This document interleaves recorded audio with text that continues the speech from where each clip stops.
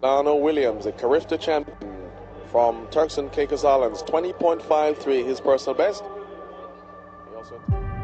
Before the lights, before the records, before the roar of the crowd, there was a starting line.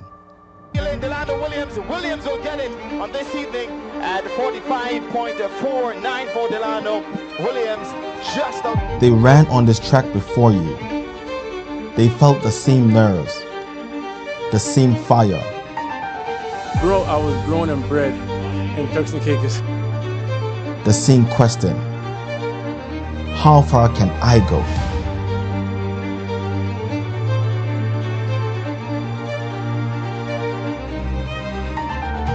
Records were set. Legacies were written. Names were etched into history. Because every generation carries something forward. Not just medals. Not just times. It's a good feeling to put even Turks on the map, because not a lot of people know about the country. But belief. And now it's your turn. To run faster. To jump higher.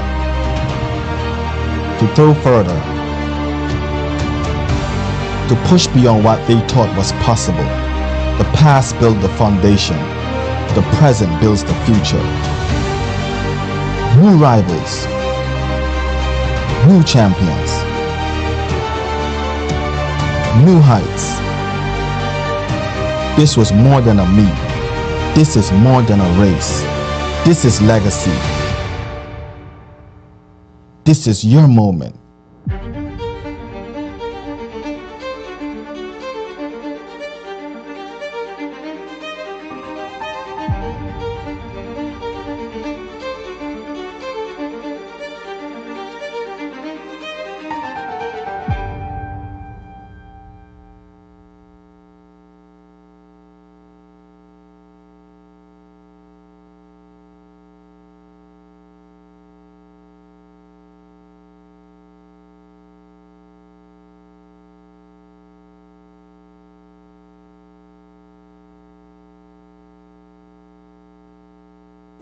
Ladies and gentlemen, welcome to the final day of the Inter-High School Track and Field National Championships. I am your host, Leo Lightman, joined by our national treasure and former district commissioner and community activist Sinclair Musgrove, along with our superstar football athlete, Ashley Brooks. Welcome to today's coverage of what has been a phenomenal Inter-High School Championships. What you are seeing on the screen right now is the finals of the 200-meter under 13 girls taking place. Coming off the curve, we have the athlete from Wesley Methodist, that's Tian Hanfield, who is the granddaughter of Karina Walken, the lady that the stadium is named after, and Miss Walken takes it. Wow. First place, winning the 1 and the 200, bringing glory to her family's name. That is legacy. That is legacy. Her grandmother, Karina Walken, she was the first recipient of a gold medal for the Turks and Caicos Islands. And here we are, years later, her granddaughter winning not only the 100, the 200 meter, and she wins it decisively every time. She delivers for her school. She has tremendous talent, Mr. Man, Brooks. that was an incredible race. She was in control from start to finish, and she came out. You can see she was determined. Absolutely. Like when we spoke to her yesterday, she already had that in her mind what she wanted to do. So she came out here and she delivered at 10:30 a.m. in the morning. In the morning. Wake up and chose violence. Let's go. Last thing yesterday and first thing in the morning. That's consistency. Absolutely. And she has a game plan. When Exactly. you speak with her, you realize that Exactly. she is not going on just raw talent. No. Yes, she has raw talent, she has ambition, she has drive, and she has that legacy that she wants to continue. She actually tells her grandmother, I will continue in your footsteps. Absolutely. Powerful. Right now we are looking at the finals under 13 males. At the line we have in lane 1 Kevin Hall of British West Indies. Lane 2 Dominique Gartner of H.J. Robinson. Lane 3 Roshano Cox of Raymond Gartner. Lane 4 Rose Cox of Eloise Garland High School. Lane 5 Caleb Laurent of Precious Treasures. Lane 6 Likio Capron of Eloise Garland. Lane 7 Aaron Stahl of H.J. Robinson. And lane 8 Delron Williams of Wesley Methodist. The fastest time coming into this race is Rose Cox, running a time of 25:37, and he's right next to Caleb Laurent, running a time of 25:48. So both of those athletes, lane 4 and lane 5, will be the ones to watch out in this finals. Yeah, Mr. Rose, we know what he came and did yesterday, so he obviously is the favorite in this race. But these young men are all, deserving of being here in this final. So absolutely, it's definitely open to anyone to take. So I think that, like I was saying yesterday, it was important who went home and recovered the most last night, got their legs as fresh as they could. That's going to be the people who are going to do well this morning and today. But let's talk about Rose Cox. He also comes from a legacy family, similar to the young lady Tianne Hadfield, who just won the race. The name Cox. It's running a genetic component to running. It seems there is genetics involved, of course. Some people are taller, longer limbs, bigger boned, bigger muscle composition. So that does play a factor. Obviously, for it depends on the sport, of course. Taller people tend to be better at basketball. So there is an opponent, but I think more so it's just kind of it's in your blood kind of thing, like it's almost like you were born to do this. And you gotta want it. Yeah. You have to want it. Yeah, for sure. So you have two Cox in this race. Not like the Saint Fleur twins, but nonetheless two cousins in this race, and both of them are very fast athletes. Yes, Roshano is promising, yes. Absolutely. He is. So the guys are down.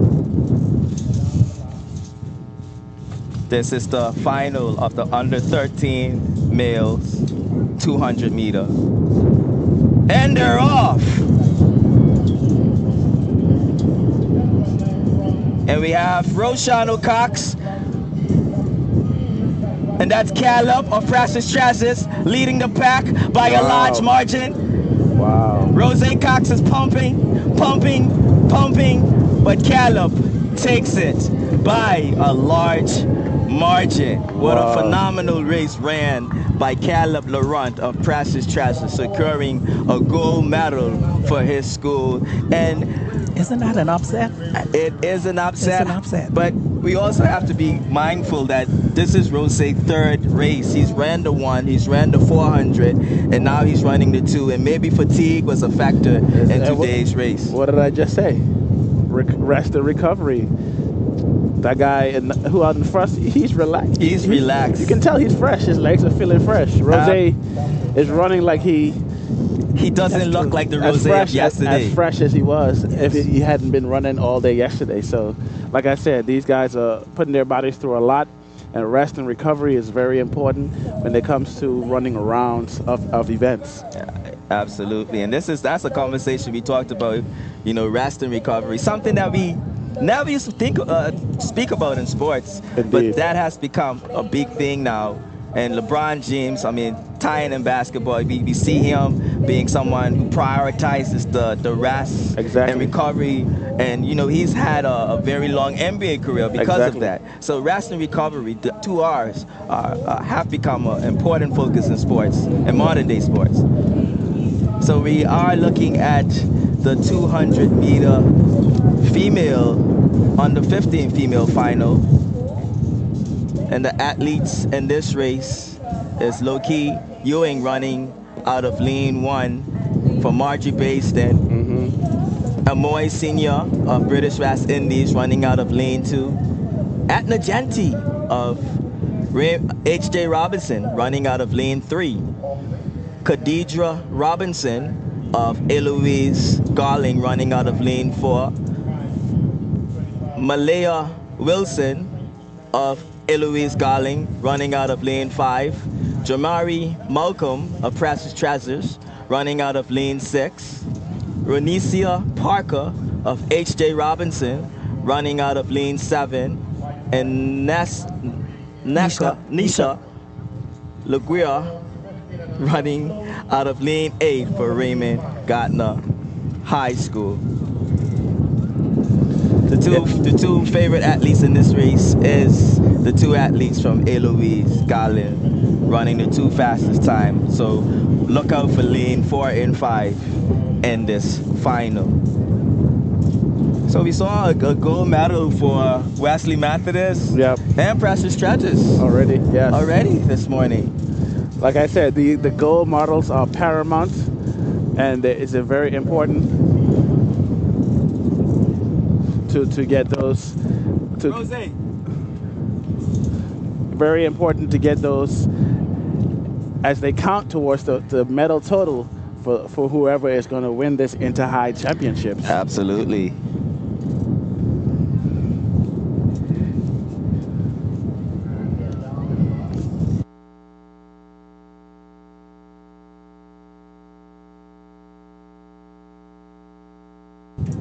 Yes, ladies and gentlemen, we are at Venetian Road, Providenciales, at the Karina Walken National Stadium. This is the place to be. This is the place to be. The day 3. Final day. And don't forget, when you come, bring your noisemakers. Absolutely. That is important. We want to rock this stadium. Rock it. Raise the roof. Indeed.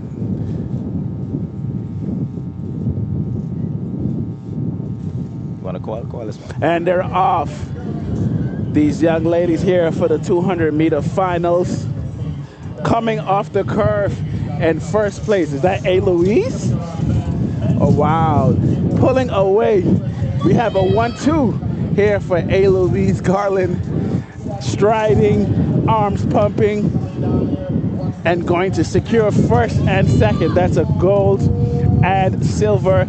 And in third place, we have Edna Genti. So congratulations to Eloise on securing first and second in this race. Third place, H.J. Robinson. So Eloise, once again, adding to that medal count. Adding to the medal count. I'm telling you, they have been very dominant in these championships. They have been consistent, yes. They consistently delivering the hardware. And there we have it, the 1-2 finish from the 2 athletes from Eloise Garland.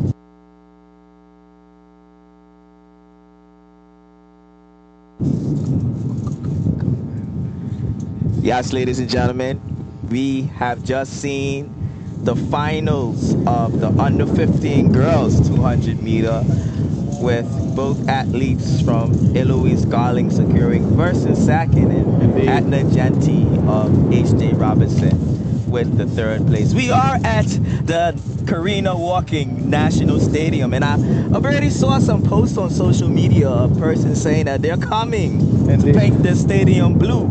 But don't let those people beat y'all too. Exactly. We need everybody here represented. Well, I saw some green in the stadium today. I saw some green. So we got blue, we got green. Yes. What other colors we orange, got out here? We got orange out red. here. I see some red shirts out in the stands too. So yes.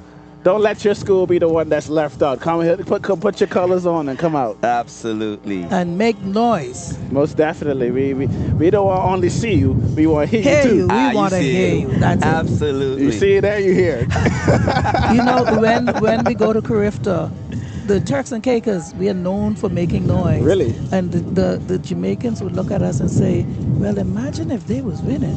We're making so much noise. I'm saying that to say national pride. You can make noise. Absolutely. Okay, national don't pride. wait for a reason, make noise. And that would encourage your athletes.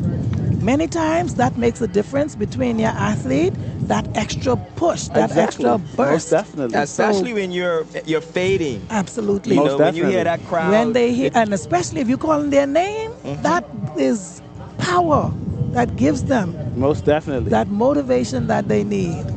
As we wait on the boys 200 meter finals for the under 15 boys, I would like to bring you an update on the medal count.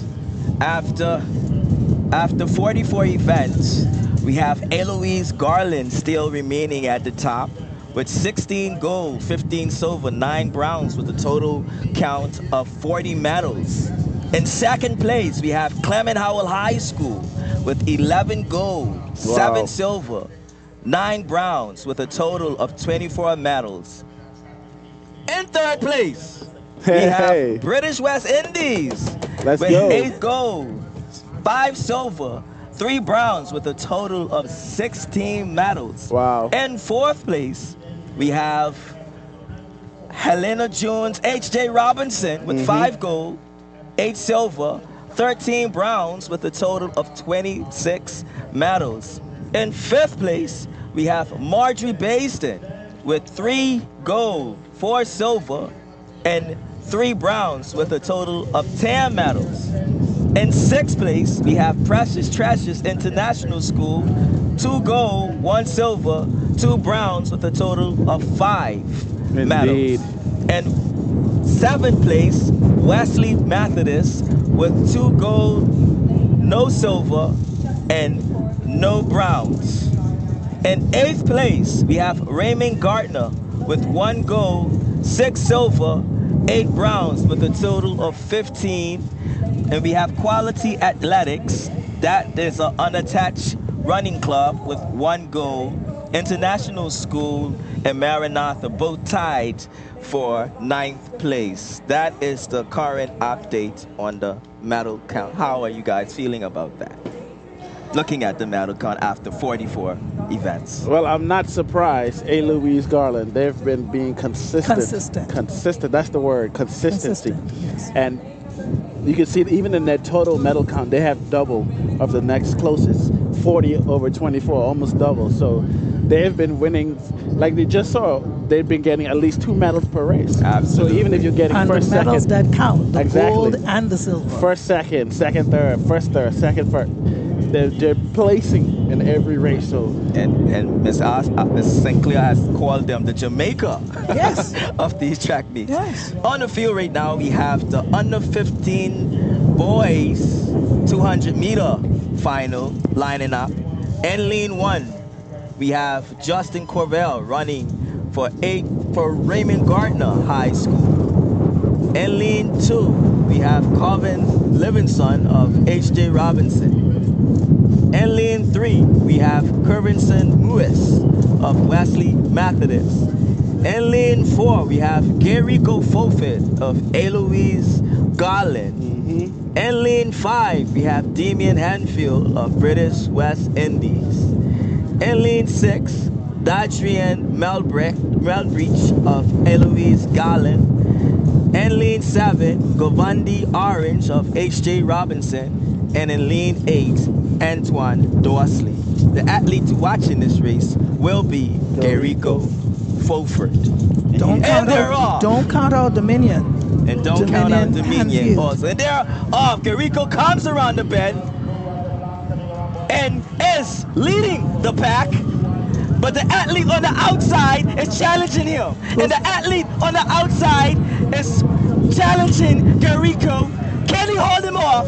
Can Garico hold him off? And we have the late surge of British West Indies. And Garico wins the 200-meter final, being challenged by the athletes on the outside lane.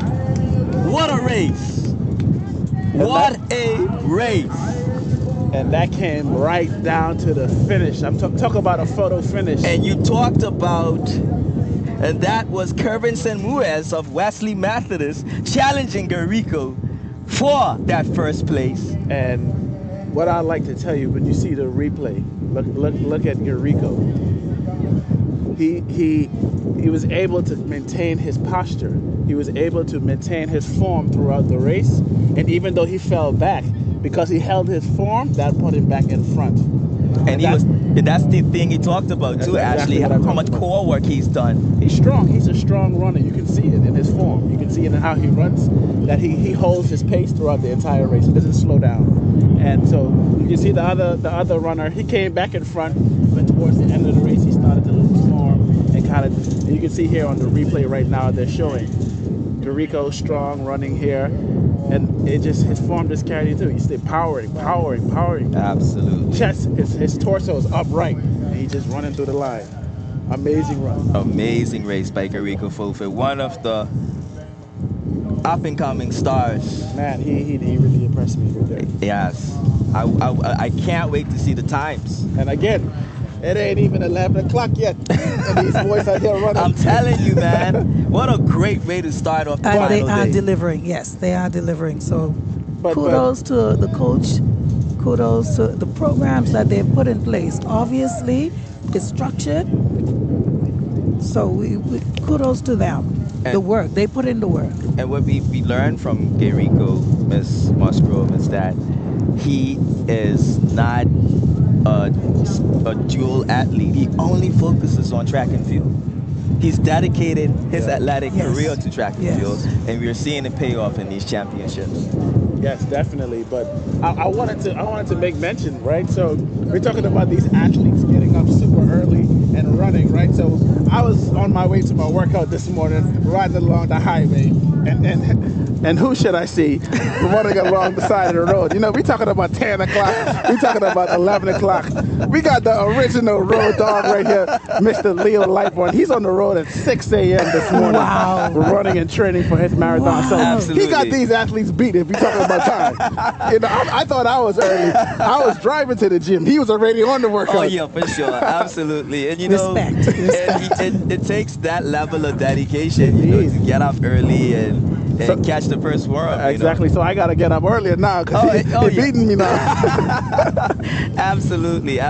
No, but it's impressive, and you know, Ashley, you know this more than anyone. Being a high caliber athlete, it becomes a lifestyle. It does. Yes. It doesn't feel like you're doing something out of the norm when you get up that early in the morning. It's literally, it's a part of it's like who breathing you are. now. And that's what I encourage people to do. You know, a lot of times people talking about going on a diet, but a diet is temporary. But if you make a lifestyle change, it just becomes routine. You know, eating healthy, working out on a regular basis, it just improves your overall quality. And it's not just a temporary thing. Because, you know, if you think diet, okay, it has an end point. But if you just say, man, I'm going to eat healthy for a living, you know, and you portion everything. It's a lifestyle. And like Leo said, it doesn't feel like you're doing anything out of the norm. Not at all. I mean, 4:30, 5 o'clock feels like a 7 o'clock to me now. Yeah. But you know, you said something, Ashley, just briefly I want to say, I think we need to term our fitness terms differently now. Instead of saying I'm going on a diet, let's start saying I'm making a lifestyle change. Indeed. I think that's a stronger word for it now. Because as you said earlier, the diet is temporary.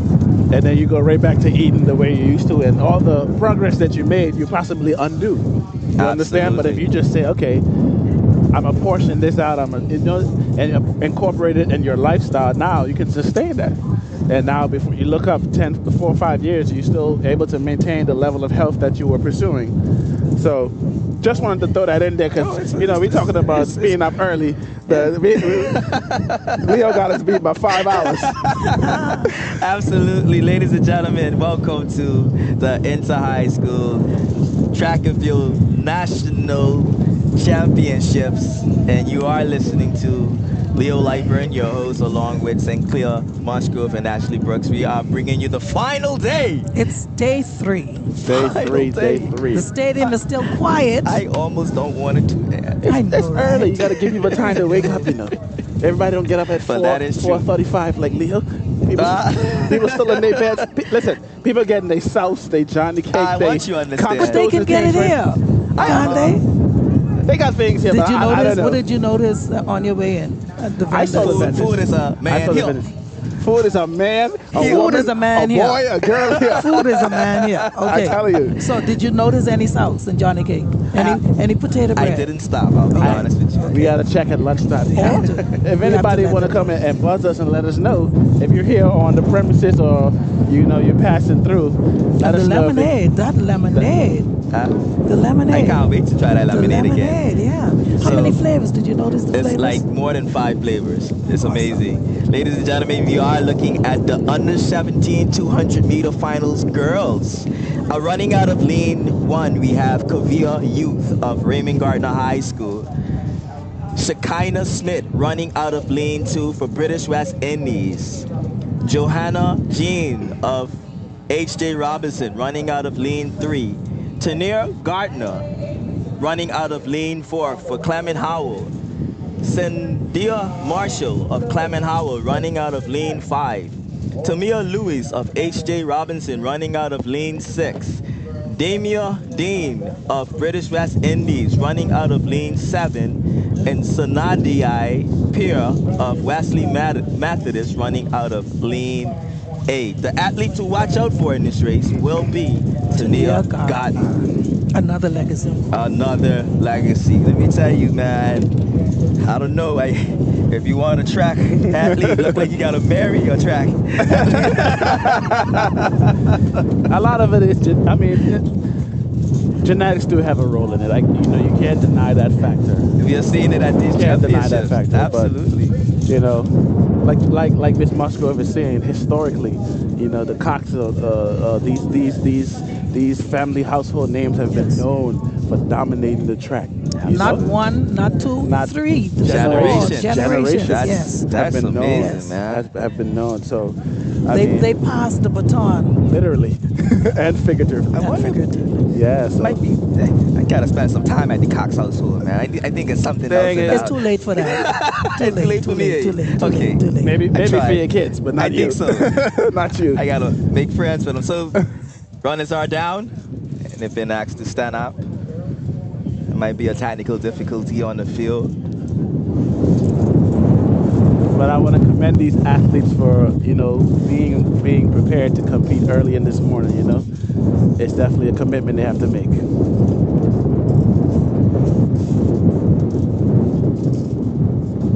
White flag is up, set, and they're off. So, we have some passes early on. The two in yellow are coming off the curve, storming. As we get off the curve here, we're leveling out. Now we have two. Is that A. Louise again? No, that's Clement Howell. Clement Howell, the 1-2 in the yellow here in the front. They're battling, but I think that lane 5 is going to win this. We have a 1-2 for Clement Howell, and in third place we have H.J. Robinson, and the rest of the field here finishes right after.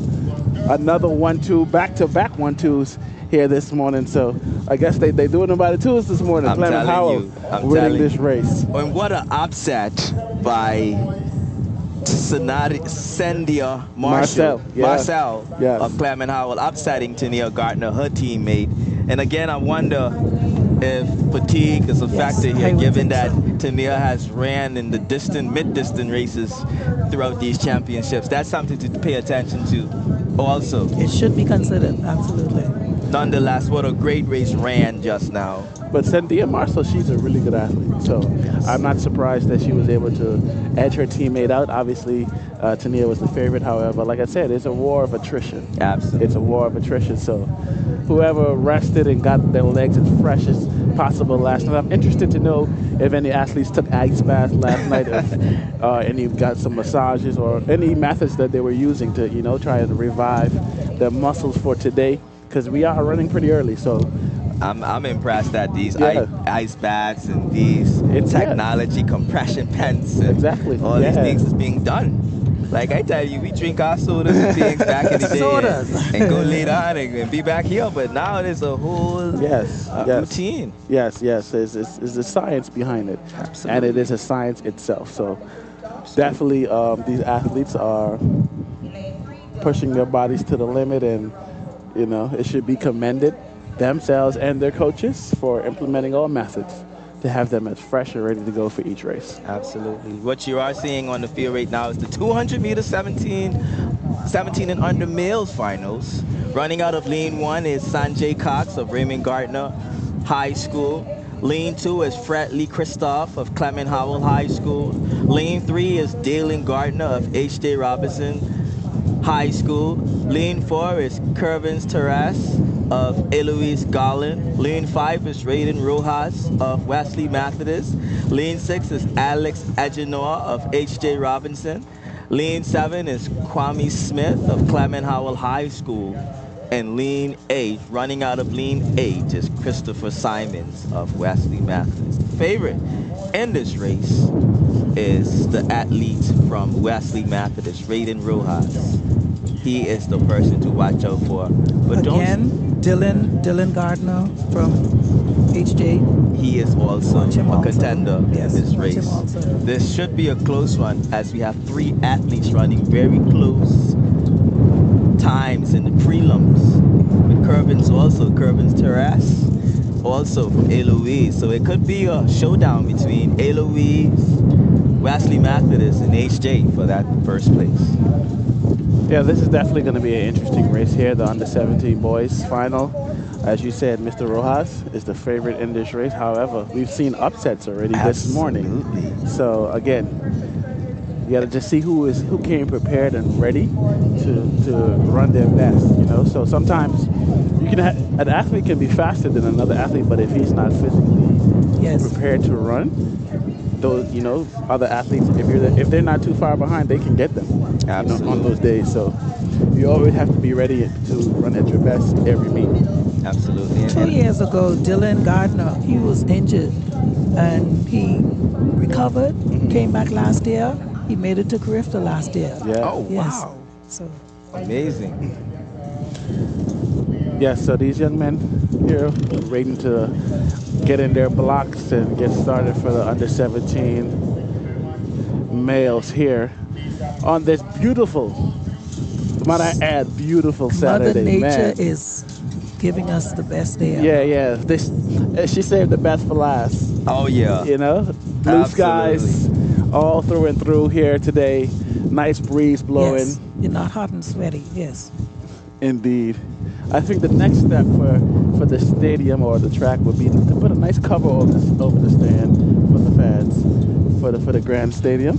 As we prepare for the next Carifta. Absolutely. We got to speak these things. Yes, not when, as we. Because we have a cover on our stands in Grand Turk, so erecting the cover over here so folks can feel more comfortable. That's the next step. Absolutely. Maybe expanding the stands too, bring more stands out here. Yes, indeed. Because when we have the next Carifta, we will need more stands. Yeah, we got hotels. Absolutely. We got hotels, so we got the capacity. Hotels is a man here. There's a man here. Absolutely. You are watching on the screen right now the boys under 17 200-meter finals getting ready to start. We have umbrellas out here, but you can also bring your own. The National Stadium on Venetian Road is the place to be right now. We have the 800-meter finals also today, and later on this afternoon, get ready for the most exciting part of these championships, the 4x1 relays. The relays.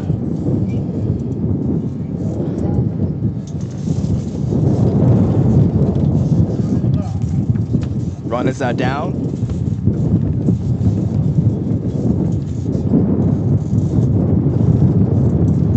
Watch out for lane 4, 5, and 6 in this race. Keep an eye out on 3 of those athletes. Either one of them can walk away champions of the 200 meters. They're up. They've been asked to stand up.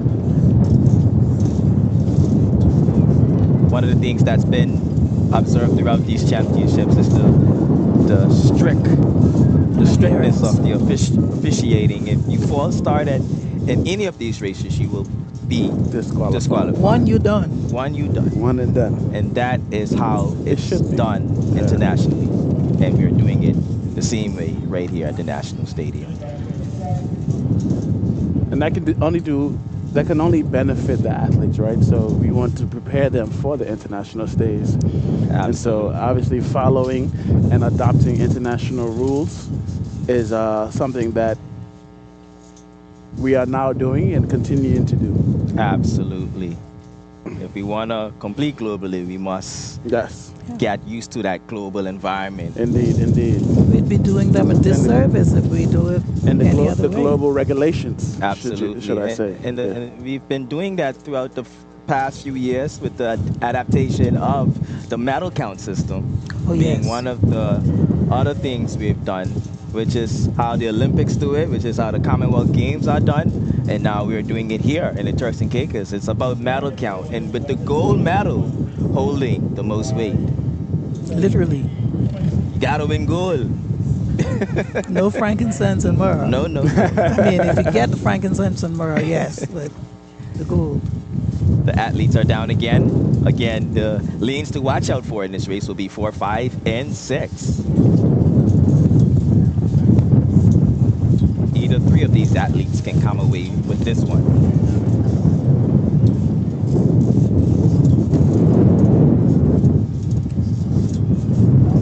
Runners are set. And they're off! We have Eloise Garland making way on the curve.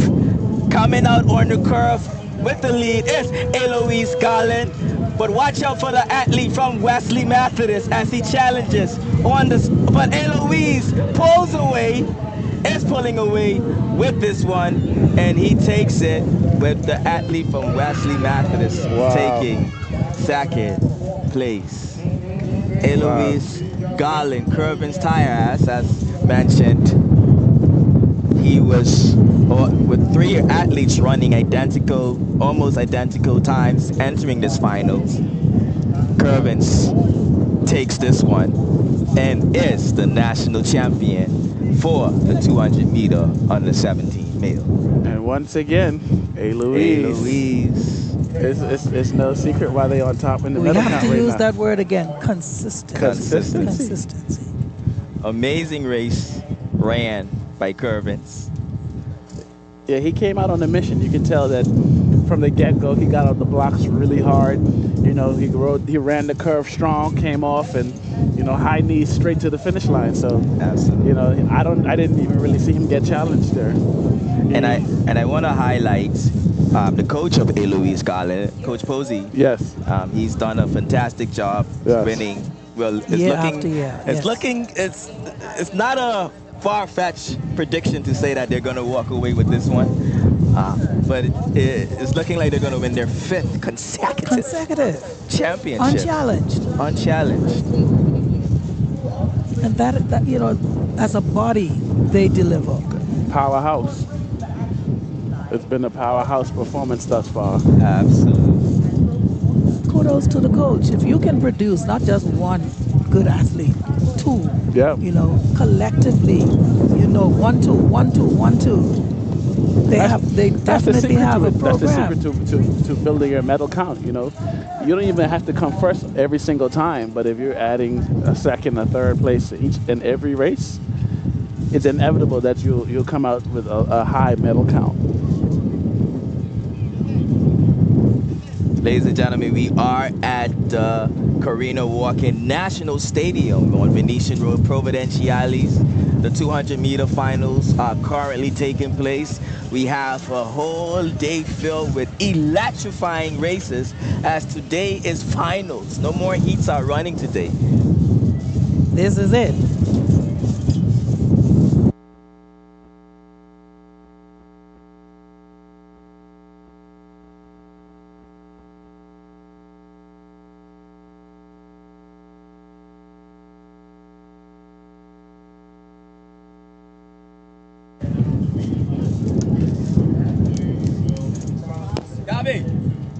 Gabi.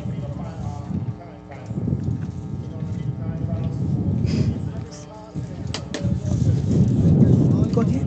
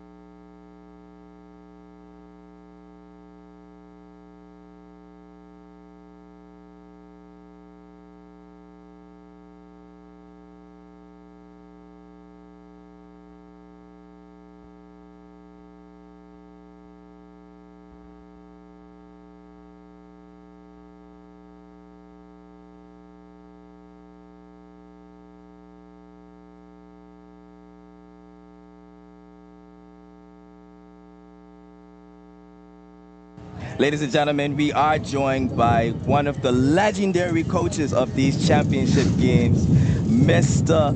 Garvey. Mr. Garvey, Yeah. welcome to the broadcast, man. Thanks, man. I appreciate it. You've been a part of these national championships for well over 2 decades. Yeah, 25 years. What are you most impressed with throughout the development of these national championships? The facility. The facility here in Providence is extremely good.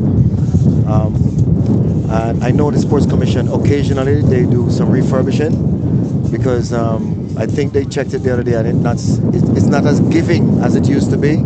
So I think they're planning to check it out again. But the facility is awesome.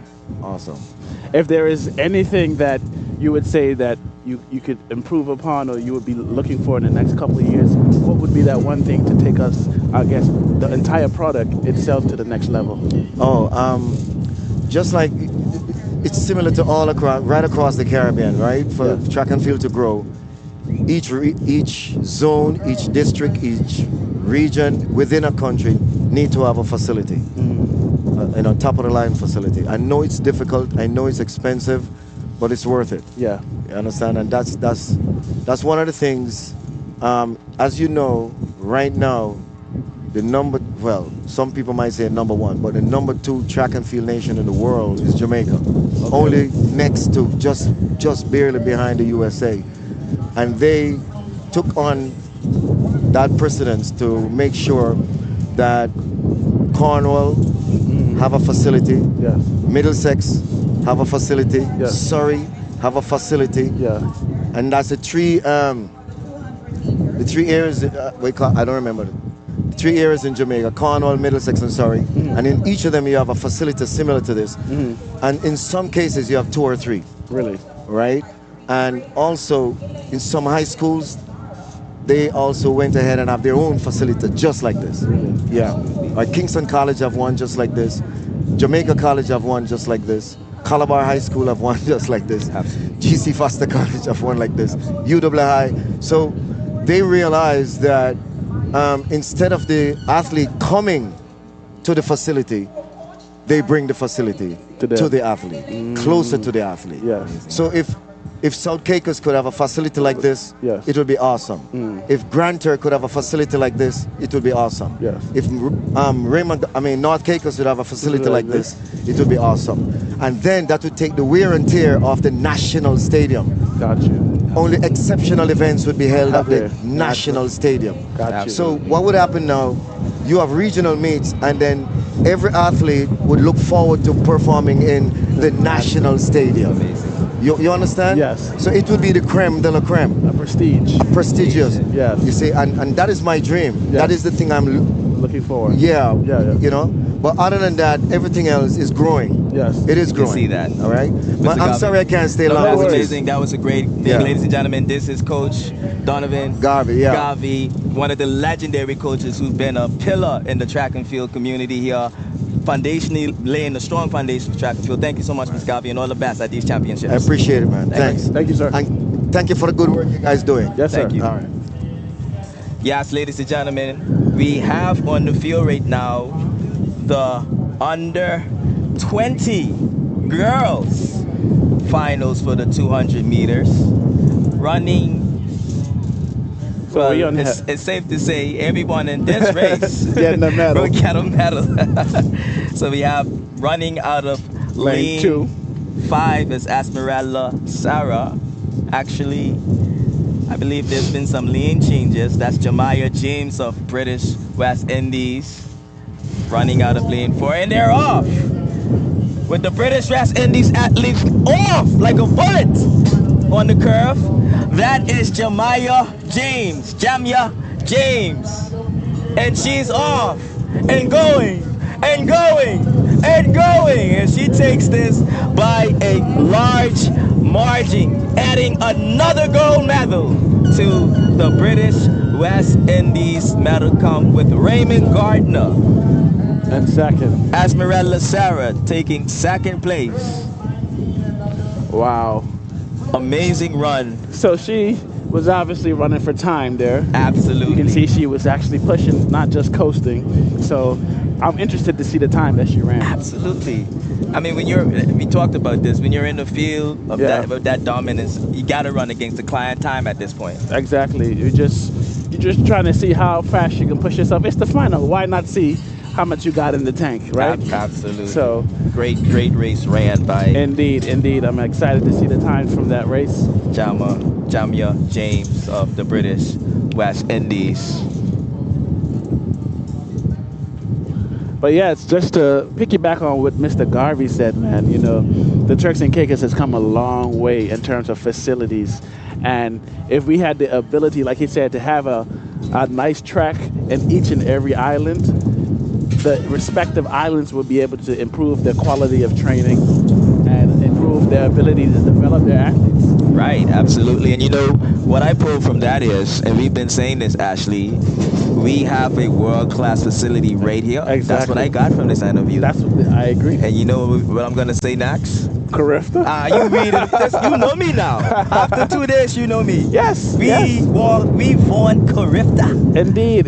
We have this is, man, listen, if you haven't been out here, if you live in Provo, you ain't came down to the stadium to check out this production, man, you're missing out. Like, it feels like we're in another country. Listen, they have this place outfitted for everything you could possibly need for a major track meet. Absolutely. Everybody's in place. We have everything that you would need: food, paramedics, entertainment. You know, we have VIP for our prestigious guests. Absolutely. Quality results coming out on time. You know, the track nicely taken care of. Everything, like you said, like this is a world-class facility. This is a world-class facility.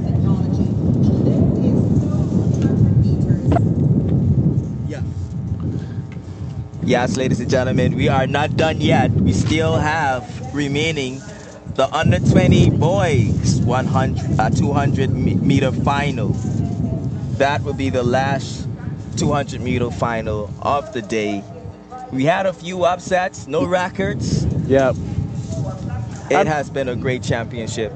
Yeah, like I said, I'm not super surprised because this is the third day of running for these athletes. So muscle fatigue is setting in, because the thing is this: even though you might have a full night's rest, you might not feel tired. Your muscles are still tired. Yes. So absolutely. It's a difference of not feeling physically tired, but like your muscles are still sore. Like just like going to the gym or training, you know, the runs that you do. Sometimes when you push yourself, you feel it the next day. So it's the same thing with these athletes. They're running incredibly hard, you know, over these distances and over a short period of time, multiple times a day. So that's why the training is important. That's why in training you simulate these same things. Like you do multiple runs of the same distance to build that callus and that strength in your muscle. Absolutely. Absolutely. And if they haven't gone through a proper rest and recovery, yes, it's going to be difficult for them. It's going to be difficult for them to access all their strength from their muscles, because they're going to be, you know, fatigued and sore. So that's why you see all these methods employed: ice bath, heat, massage, stem. All of these things are employed to help break up that scar tissue, move that lactic acid around, and just help you feel like as normal and as close to 100% as possible. Absolutely. Ladies and gentlemen, you are seeing right now our final 200 meter final of the under 19 boys. Running out of lane 1 is Cayman Clayton of Clement Howell High School. Lane 2, Loreno Missick of British West Indies. Lane 3, Jalen Rogers of Wesley Methodist. Lane 4, Christopher Joseph of Clement Howell High School. Lane 5, Janelle Eginor of Raymond Gardner High School. Lane 6, Jovenis Perales of Raymond Gardner High School. And running out of lane 7 is Samson Williams of British West Indies. If I'm not mistaken, and if I can recall yesterday, yes, Loreno Missick will be the person to watch out for in this race. Yes, he did have a phenomenal day yesterday, so we're expecting some good times in this race. But specifically a good performance from him. Absolutely. So we keep an eye on him in this race for sure. Running out of lean 2. But as we all know, anything can happen. Anything can happen. We've had some upsets this morning. It's been very interesting to see. Absolutely. You know, we had projected winners coming into today, and like I said, you know, every day you got to prove yourself. Absolutely. Just because you was the champion yesterday, that ain't got nothing to do with today. It's a different day. You gotta show me. You gotta show me every day. So and that's the thing about sports. And I want the audience to know that this is not their final chance to make it in these categories. Because there will be a Carifta trials happening. Indeed. Shortly after these games, so these athletes will have a chance to properly recover and really specialize in races shortly after these championships at the Carifta trials. Indeed, indeed. And the runners are down. This is the under 19 male 200 meter finals. And they're off. It looks fairly even coming off the curve, but as predicted, Lorino Mizik is leading the pack. As predicted, he's pulling away, and Lorino Mizik is going to take the 200 meter under 19 championship. Amazing running by the athlete from British West Indies. Wow. Talk about a dominating performance. And I don't know if you saw, he came across the line, he gave him the shh. Somebody must have been talking. Yeah, silencing the critics. Wow. What an amazing run by Lorino Mizik.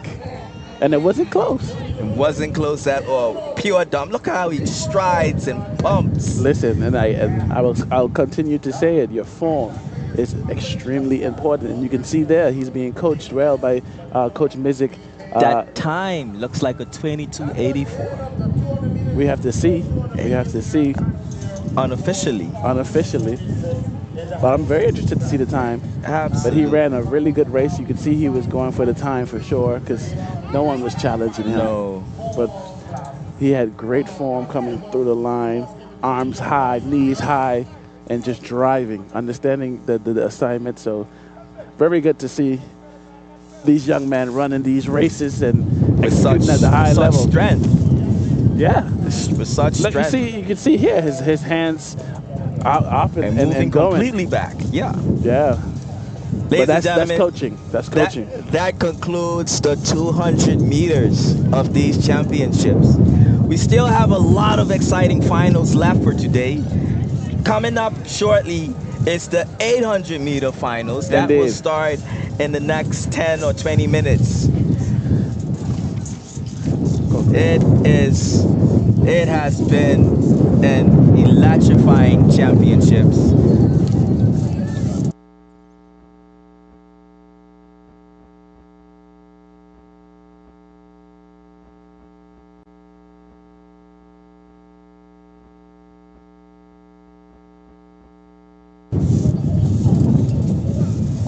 Yes, ladies and gentlemen, the National Stadium on Venetian Road is the place to be. Most definitely. So I know all of you are worried about getting your salsa, your conch stew, and all of this stuff. You can get it, but come down to the station with it. We have everything you need here. We have a good crowd here so far. The races are underway. We just concluded the 200 meters. Some really good races taking place. So definitely today. Yeah, we got an interview. This is the place to be here in Providence Islands, Interhide. Yes.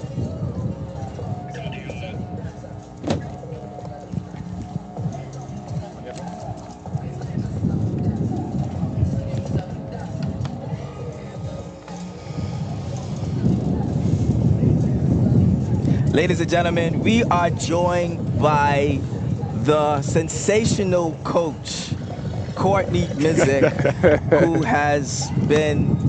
whose name has been the topic of discussion, sung throughout this broadcast. Courtney, what a phenomenal job you've done at these championships. And I want to put this to perspective. Last year, British West Indies had 0 gold medals in the championships. as it stands right now, as we look at the medal count, we have British West Indies with 8 gold. How did you go from 0 to 8 real quick? All right, so we had, my voice is a little bit going from, cheering on my athletes and everything for the last 2 days. So we had a lot of talent that has been nurtured and harnessed in a sense. Yes. I spotted a lot of talent early. However, I still spotted a lot of talent late. But with that being said, that has me excited for next year. We were supposed to be at more than 8. However, some mishaps, some persons that won at development meet, some persons that were expected to bring in some gold. Things happen on the day and they underperform. I'm still proud of them because at the end of it, this is their first time competing at that level. This is their first time at Inter-High and, actually being in the mix of everything. Yes. The one thing that I struggled with was motivating them, getting them to believe in themselves. And with all athletes, that happens. It's 2 of my athletes that come across. 2 gold medals. That pushed us to 10 just now. By the end of the day, we should be at a little bit more than 10. Yeah. Hopefully 15. I'm not sure where that's going to place us, but I'm still looking forward to top 3 finish. Anything right now is a massive achievement for the school and myself, because I actually left a dominating team. Yes. And went into a school that everybody looked at as just a academically inclined school. I believe now they see that, hey, the school is not just about academics and more about all around. You understand? Because we have the talent. We might not have the quantity like the other schools where we have a lot of kids, because we have about 200 students at that school. Yeah. And the amount of talent I found in a short space of time is unbelievable. All these medals you see putting up is their hard work over the years. Me being out here from Monday to Thursday, sometimes on Fridays, in the afternoons from September, from it started. I started out with three of them. Yeah. 3 of them before I got to the school, because they were training along with me and the Hawks. So with that being said, I got a full year of training with them from last year to September, and then that's when I got into the school and found the others. The 2 that just won gold in the 100 and 200 meters, they were the ones that I started working with first from January last year. And last year the girls secured 2 silver and the boys secured a bronze. Now you can see that both turned into triple gold medalists and double gold medalists and a silver medal for them. Triple gold medalists for both of them, and then silver medal along with the triple gold medal for the girl. I'm excited to see what they can do next year. I'll have a full year full year of work with them. Yeah. What I love about this championship right now is that it's motivating the rest of teammates to believe in themselves. Simply believe in themselves. They were doubting themselves a lot coming into the year. You wouldn't believe the amount of motivational speeches I had to give, man. I'm tired. My voice is going from giving motivational speeches and gassing them up and getting them to believe in themselves. And at the end of the day, it's showing right now. The hard work is there, the talent is there. I'm motivated. I'm young. I'm just having fun right now, man. With everything. So my question to you, like you were saying, having to motivate them a lot, and being an athlete myself, I know how it is to go from down here to going to be competitive at least. Like what would you say had been the biggest physical development you saw? Was it their commitment to training? Would you say it was their stamina, their strength? Like, was there a specific thing that you were like, okay, this is the reason we're different this year? All right. With BWIC, they are disciplined, man. They are disciplined. Like, you can give instruction. They make my coaching life really easy. Really easy.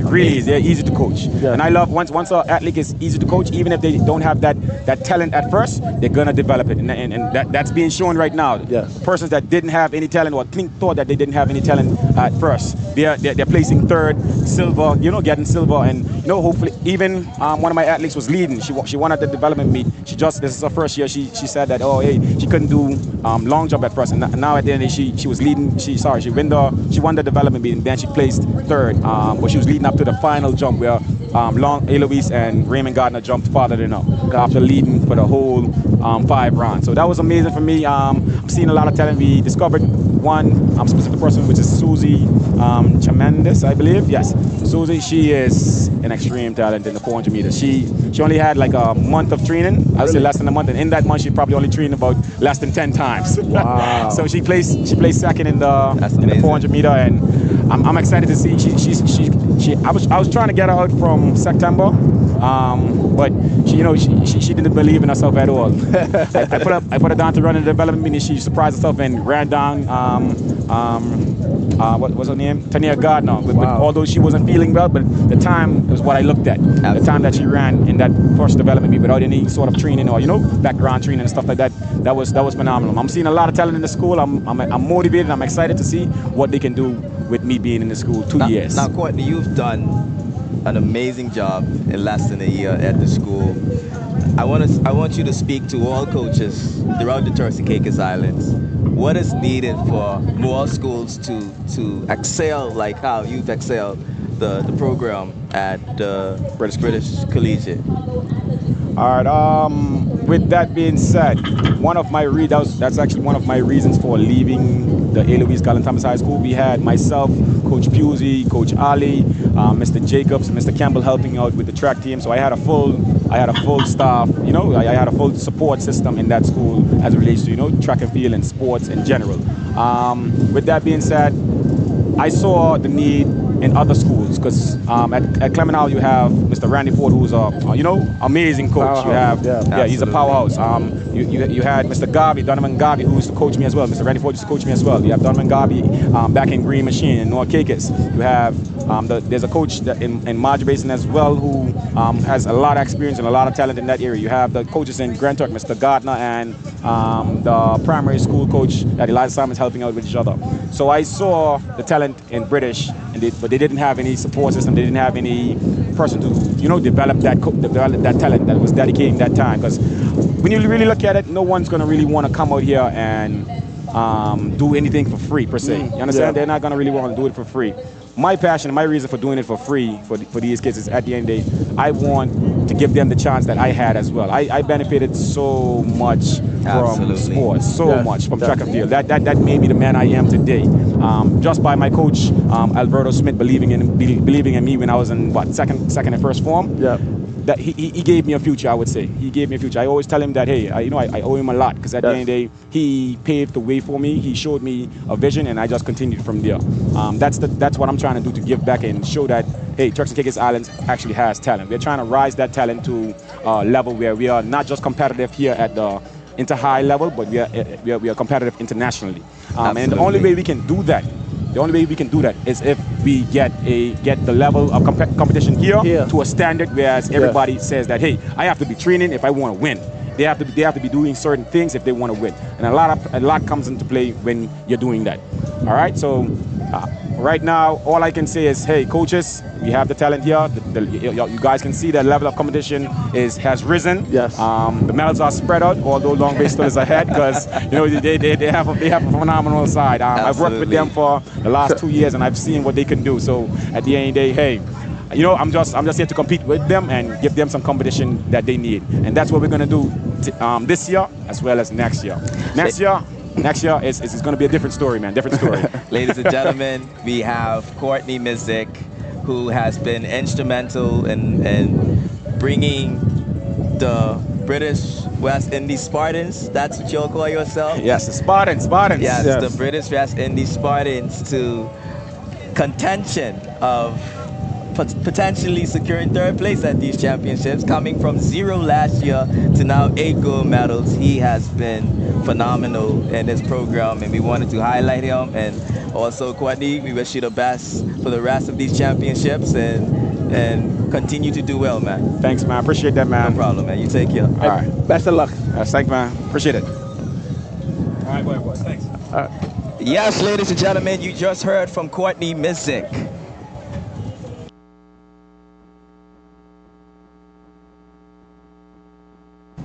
Yes, ladies and gentlemen, as you are looking, as you can see,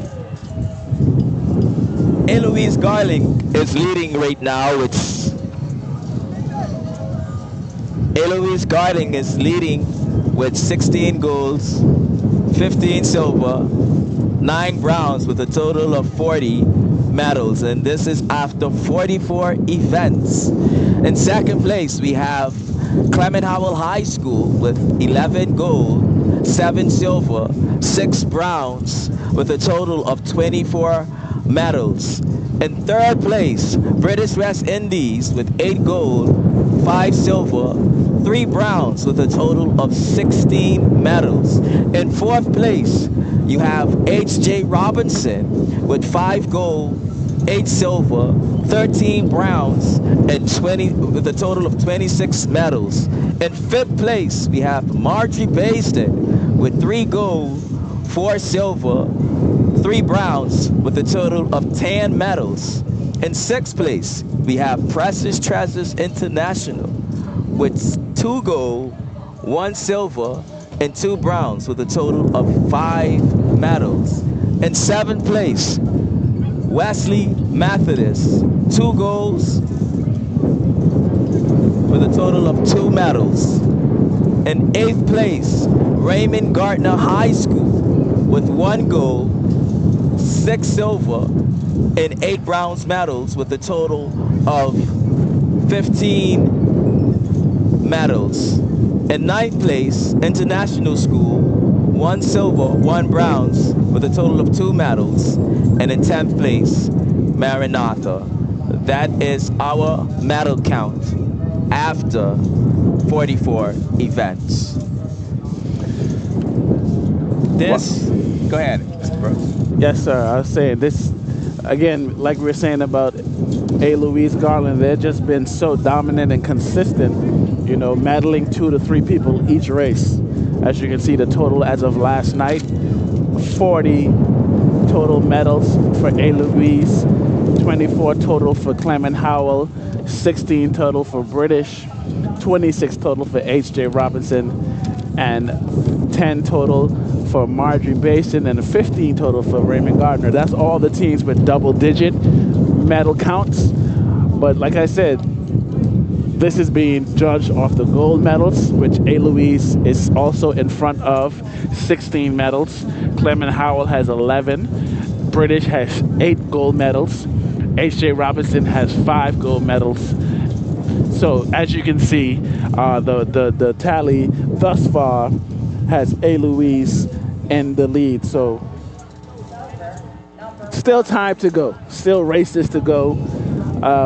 It's not over till it's over, and we want these teams, these schools, these athletes to continue to compete at a high level nonetheless. But we like to see everyone here supporting, all the fans here supporting. So if you see your school, rep your school, regardless of the medal count. We want to support everyone and encourage everyone because, like I said, Leo, today this is the best level of performance and just overall environment and production I've seen at Inter High. It's been amazing. And everybody is talking about it. It's noticeable. It's noticeable. Have excelled. And, you know, I'm from the Big South. Yes. We got to do it big. So the next step is Carifta. I could keep singing that song. Until it happens. Until it happens. I believe in speaking things, and we can speak things. Carifta, we ready. Imagine, we had Carifta here without this level of production. Now, we have this level of production. We can do bigger and better, Carifta. Exactly. We are ready.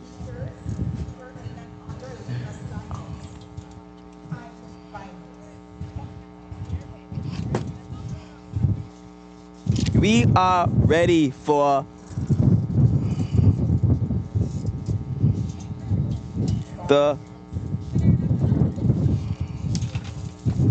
the Carifta Games. Ladies and gentlemen, we are at the Karina Walken National Stadium right here on Venetian Road. The Karina Walken National Stadium.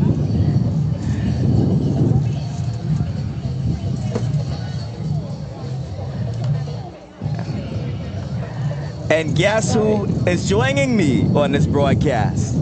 The legend herself, Miss Karina walking along with her championship granddaughter, T.A. Hanfield. Welcome to the production brought to you by Flo. Thank you. Miss Walken, how does it feel to be a part of what you're seeing out here today? Okay. Can I make a correction? Yes, ma'am. It's Karina Capron walking. Karina Capron walking. Yes, ma'am. I feel great. Great. Especially to see it is my granddaughter tearing up the track. I had to pass it to somebody. I'm telling you. When you look at track and field development in this country and how far you've came, what comes to your mind? Well, it's long overdue. We've come a long way, and we still have a long way to go. And I would like to see us take us to the next level. Absolutely, and that's something I've been talking about. We've been talking about. We want to see Carifta. Yes, it happened once. It could happen again. Absolutely. Ms. Hanfield, you just secured a second gold medal. How does it feel to be continuing the legacy that your grandmother has built in track and field? I feel happy to continue on her legacy because the stories that I've been told from young about her track and field legacy, it's something that always inspired me from the time I was very little. What are some of your goals in track and field? What are you aiming for later on in your track and field career? I'm aiming to be recognized for my athleticism, and not only that, in other areas that I'm interested in my lifetime. I'm mostly interested in track and field because that's where I realize that's my strongest area right now. Absolutely. Congratulations. And you still have one more event, right? You're going for that triple gold today.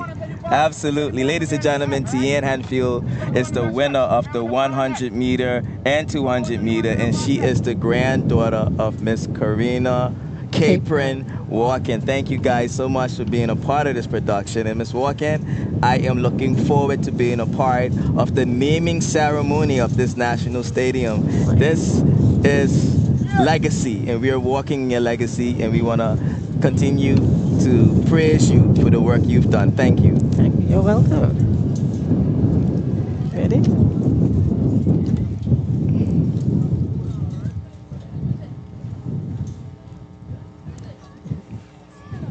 Ladies and gentlemen, you are looking at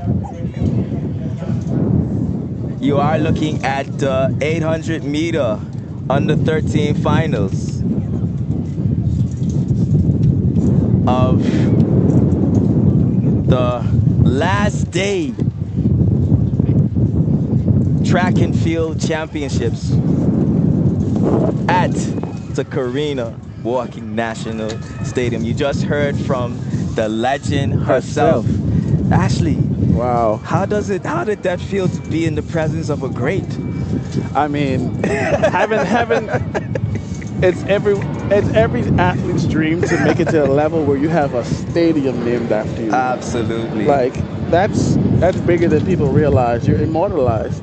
You understand? Like what you've done can never be forgotten. Absolutely. So it was an honor to meet her. I've never met her before, so it was an honor to meet her and her granddaughter who was competing. So she comes from a great lineage. Absolutely. She has no choice but to be great. Absolutely.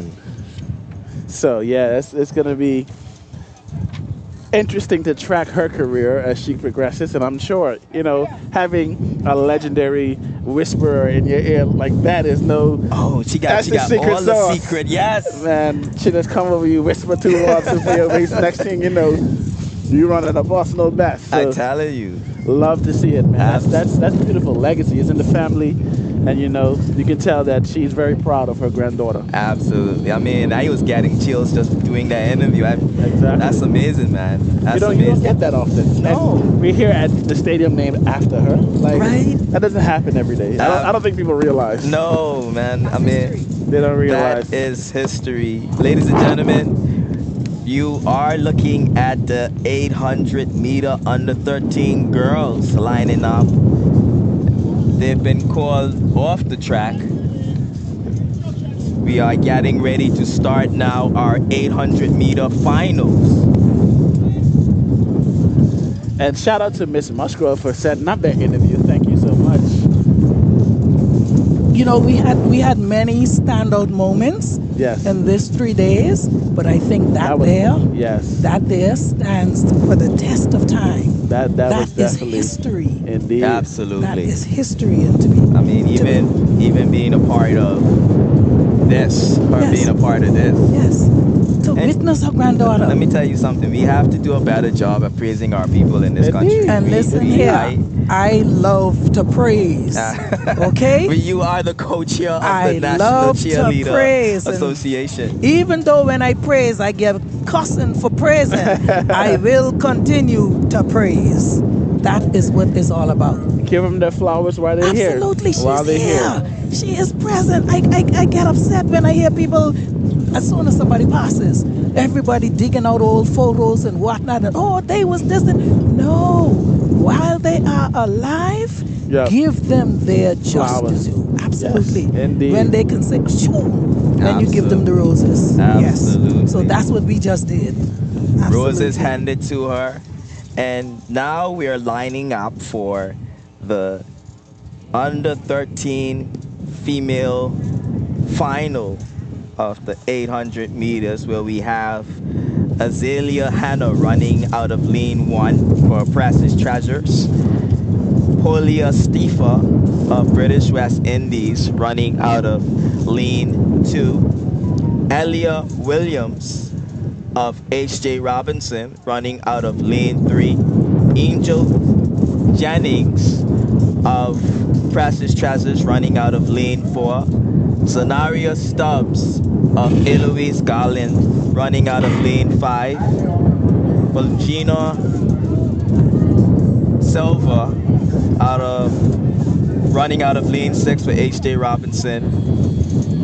And the runners are off. This is the 800-meter finals of the under 13 girls.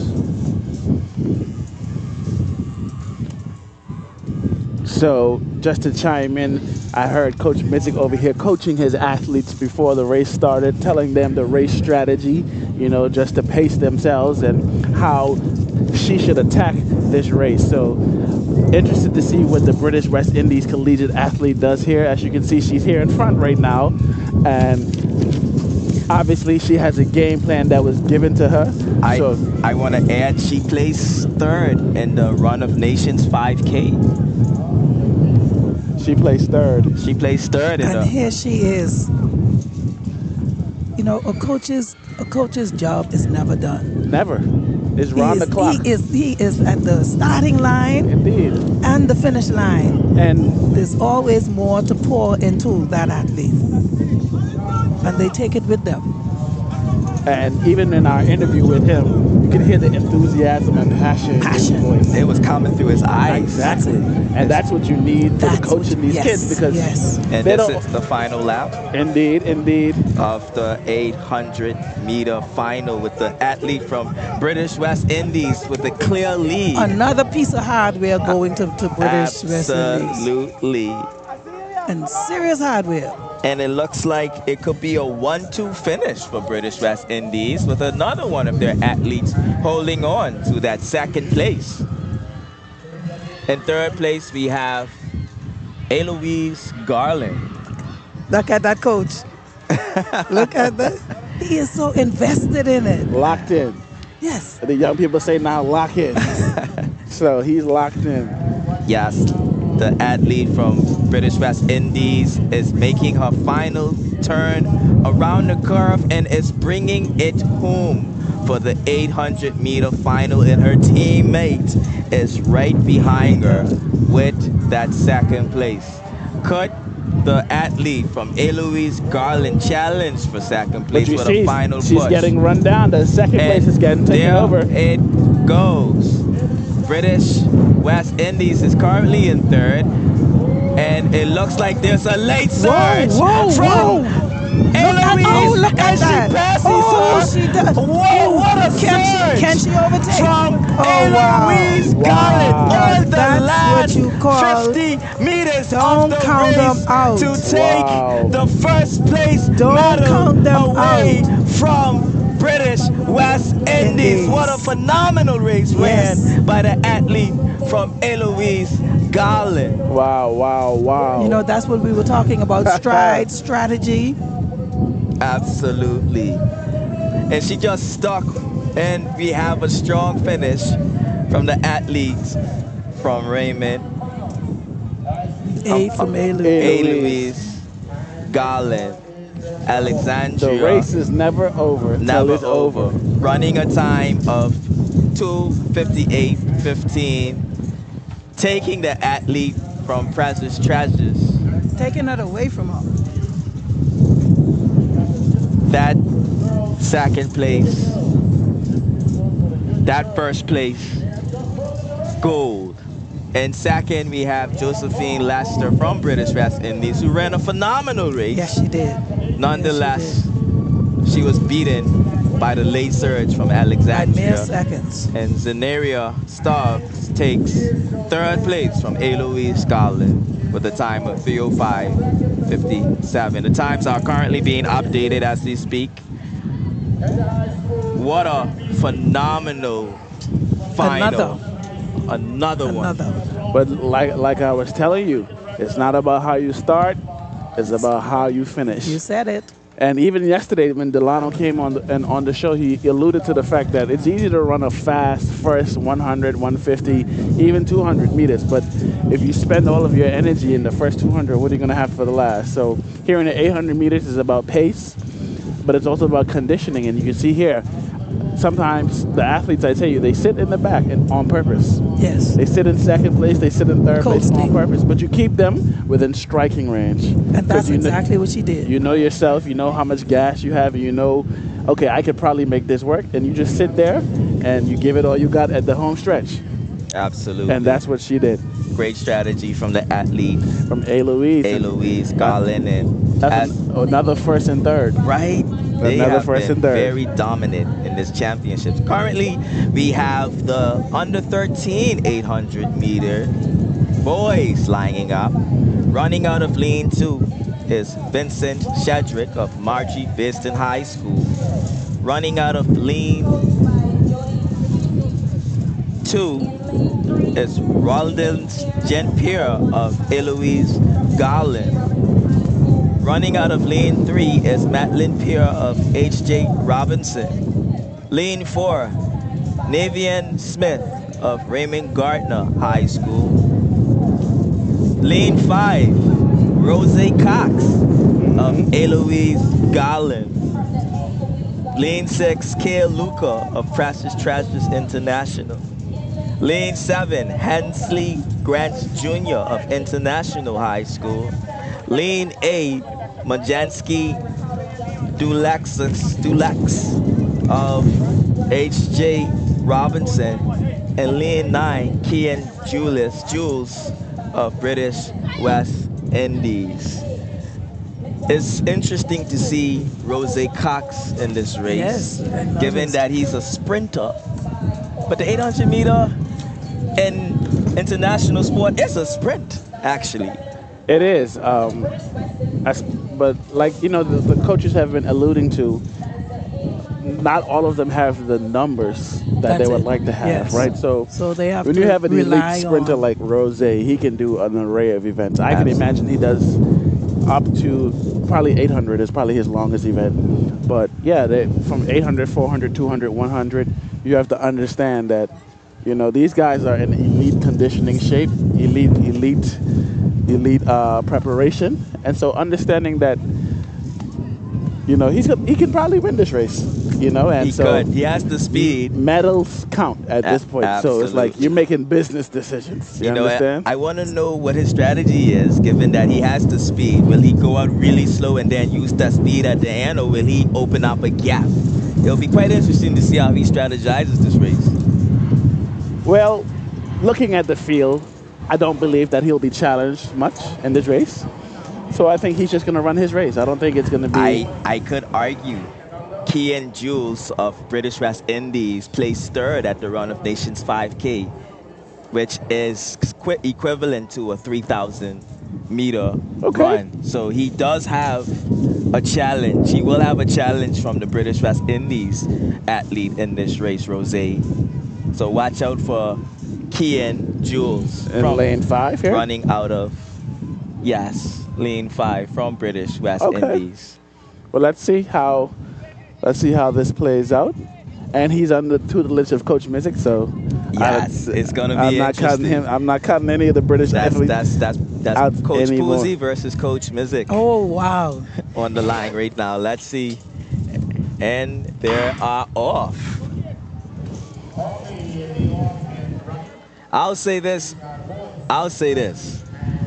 I don't think the British West Indies athlete wants to have Rose on his tail for the final 200. So yeah, most definitely not. But like I said, as you can see, everyone is pacing themselves right now. Everyone is pacing themselves. They're not pushing the pace too fast. As you can see, Rose here sitting right behind in a strategic second to third spot, letting the other guy set the tone. And believe it or not, I'll share something with you guys. When you have races that have two of the same schools in, so you have two from A. Louise, sometimes they use one guy to push the pace and make the other runners run faster than they want to, and the guy behind on the same team waits until they tire out, and then he laps them. So I don't know if this is their technique here. You see A. Louise out in front. He could be just pushing them, trying to lure them. And Rose is in the back just waiting until he tires them out, and then he comes by and takes the lead. Absolutely. That's a strategy as well. This is the final lap of the 800 meters, and we have the athlete from A. Louise pushing the pace. However, British West Indies looks very comfortable coming around the curve with Rose staying within close proximity. Exactly. It will be quite interesting to see how the final 200 and the A. Louise athlete continues to push the pace. Can he maintain this push coming into the final 300 meters of this race?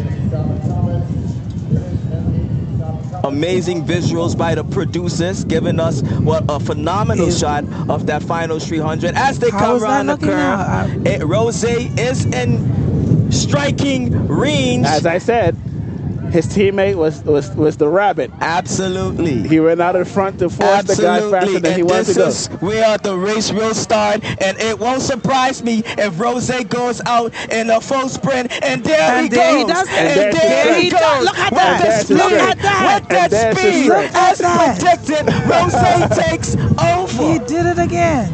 That cock speed has kicked in, and he secures another gold medal in these championships. Amazing job by Rose Cox, putting on a legendary performance at these championships. Not only showing speed in the early races, but also dominating in the mid distances. And what did I tell you? I truly believe his teammate was the rabbit. Wow. You have a guy. If we know our best guys in the race, yes, we're going to use our other teammate to push the pace. He's instructed to stay back and just let him tire out the people in front. Strategy. Keep in striking distance, move up incrementally. Absolutely. And then when you get down to the wire, give it all you got. Full throttle. Full throttle. And you know, that can throw off the race because you're not even paying attention to Rose, who was just in the decoy. He's the decoy. His teammate is the decoy. His job is to push the pace, make the other guys run faster than they want to, tire them out. And then Rose just in the back conserving his energy, and then when time to strike for gold, that burst. Let's go. Yes, Coach Posey putting on. No, that's not. I can't say that was their strategy, but that's what it looked like. It's not textbook, but that's what it looked like. That's what it looked like. Yes. Amazing race ran by Rose Cox, who has been a superstar. Yet another one in this championships, losing the 200-meter earlier. In second place, he comes back and secures a gold in 800. Talk about the level of fitness you need to still have legs after running the 200 meters and come back.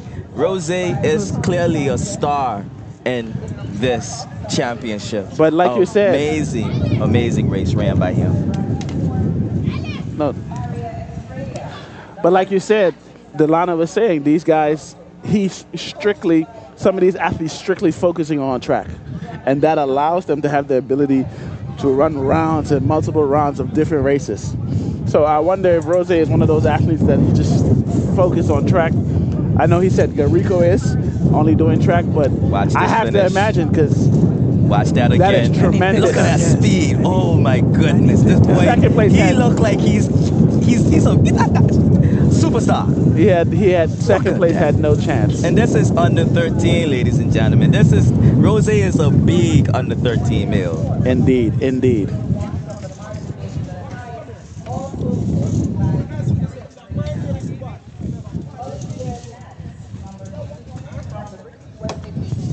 Yes, please. Ladies and gentlemen, we are at the Karina Walken National Stadium, Venetian Road, Providenciales, on the final day of the Inter-High School National Track and Field Championships. This has been a phenomenal championships, and one of the things we continue to hear throughout our broadcast is the quality of production. The execution of these championships has been at a world standard. Indeed. And we have to commend everyone who's involved in this. This has been truly inspiring, being a part of this and seeing this level of production right here in the Turks and Caicos Islands. As you can look, and the sponsors, we have some open spots in the stands, so you can still come on down and enjoy the afternoon as we have the 4x1 relays waiting to happen. I don't see a strong blue or a strong orange or a strong plenty red. Green. Plenty green is I there. even see plenty green in the Oh, stands. plenty green. I saw plenty green. Okay. People who not even green today. Don't know what. You know what we're gonna ask production to do later on? Send the drone over to the stand so we can get a visual. Yes, we need that. Absolutely. Yes. And see, we can get the colors. So you have time. If you're on your way, you have time to bring your green. Wear your green. We're gonna do it. We're gonna do a roll call. We're gonna send the drone over by the stand. Absolutely. And we need you to wave at the camera. Absolutely. Absolutely. Ladies and gentlemen, you are looking at the under 15 girls 800-meter finals taking place. Shout out to our sponsors. They make this possible. Absolutely. Our platinum sponsor is Inter-Caribbean Airways, who has been on board, a long time supporter of these championships. And I'll say this, we have ran this production throughout the day on time. We've been on time. Delivering on time. On time. On time service. Absolutely. That flow. And of course, the production that you're seeing today would not be possible without the internet service of Flow TCI.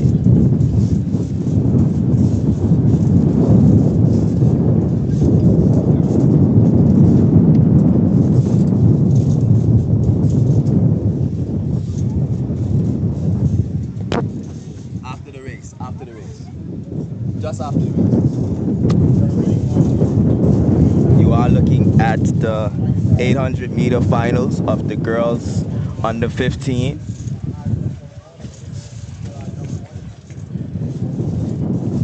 This is day 3, and they have been added. Day 1, day 2, day 3. Our athletes have been delivering consistently. Indeed. And as you said, some of the smaller schools, they have to use their athletes for track as well as field. Mm-hmm. You had some, they were called away from the field. In order to take part in track, and then they went back to, so we have to give them credit for that. The dual sport athletes. Yes. Because of the number of the athletes that are in the school. Which is highly impressive to still perform at an elite level. Absolutely. Doing multiple events. I want to also highlight our silver sponsors, J&W Construction and Grace Bay Communities, who is also providing hydration. Yes, they are instrumental in keeping these athletes hydrated throughout these championships.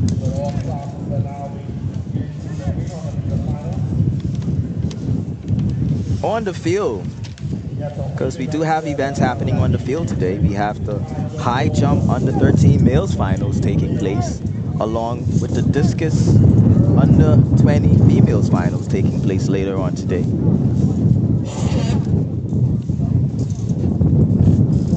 Ladies are at the line. And they're off. So I want you to watch the young lady from H.J. Robinson in second place right now. She is a phenomenal distance runner. So we're going to keep an eye on her. And as I said, the strategy in these races is you want to stay right in the middle, right in that sweet spot between second, third, fourth, right there. You let the people go out in front, set the pace, and you just sit in that pocket and you just travel. So you want to do that up until there's about 150 meters left. So we'll see what the strategy is for these runners in this race. Absolutely. We have the athlete from Eloise Garland leading the pack currently. That is Willenia Vargas currently leading the pack. And they're staying fairly close. See, this is the situation where nobody want to leave nobody. Everybody trying to gauge, okay, who's gonna break first? And so you just kind of checking yourself, checking your energy reserves. You know, you're looking at the people in front of you, you're feeling the people around you, and you're just kind of, okay, we're just sitting in this pocket. And you can see the people who are going to compete, they're still in the front right now. The people who are dropping back are probably not going to be in the top finishers, but the competitors, they're right here in this bunch right now. So by the 150 mark, we're going to know who's going to go ahead and start to compete for medals. This is the final lap of the 800 meter with Willenia Vargas still leading the pack, and they're still in a pack. Let's see how it plays out in the final 300 meters. A bit of a bump between Margie Baston and Eloise. Margie Baston still seems to be pulling out in front.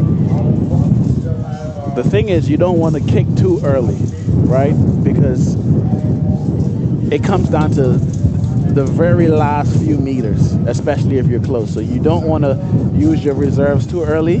So you see them here still pacing, still trying to be smart about it. Daphne Joseph of Eloise makes a move. But you see they're not letting her get away. They want to keep her in striking distance. And we have, and Daphne is pulling away. But the athlete from Margie Baston is right with her. Daphne and Margie Baston. This is going to come down to the line. And we have HJ making a surge. HJ is making a surge. HJ takes I told you. What a race. I told you. What a race by HJ I told Robinson. Amazing run as called by Ashley. That is Asia Williams of HJ Robinson with an amazing surge at the end of that race to take first place away from Margie Baston and Eloise. And that is what has been happening. They have been taking it away. I told you. I told you. It was at the last minute. I told you. I mean, before the race started, I said, watch out for HJ. Because she's good at the distance, and as you saw in that race, her strategy executed. I told you, sit right in the second, third, fourth spot. You just want to stay there in that sweet pocket because you know that the lead is not too far away from you, right? So Asia Williams winning with a time of 2 minutes and 50 seconds, 13. Great race ran. Daphne Joseph of Eloise Garland takes second place with also a time of 2:50.69. As you can see, it was a very close finish. Yes, nail biting. Margie Baston would have secured. As I indicated, she executed that flawlessly. Absolutely. That was mastery right there at execution, and like I said, it comes down to the line. I don't mind if you're in the lead for 799 meters of the 800 meters. But that last 1 meter, you take goal is goal, and a win is a win. So she executed that perfectly. A win. So great coaching there, because those coaches have to inform these I'm not athletes. sure if that third place on the screen is accurate, because as we can see clearly here, Margie Basin would have secured third. So I believe there's a slight mishap with the placement on the screen. Actually, Margie Basin came in second. So I believe we are still getting a final confirmation with the times. Nonetheless, again, as predicted by Ashley, a great run by Asia Williams of H.J. Robinson and the girls under 15 800-meter finals. Ladies and gentlemen, if you are looking for a place to be on Providencia Islands, that is at the Carina Walking National Stadium. The on Carina Capron Walking. Capron Walking, correction. National Stadium on Venetian Road.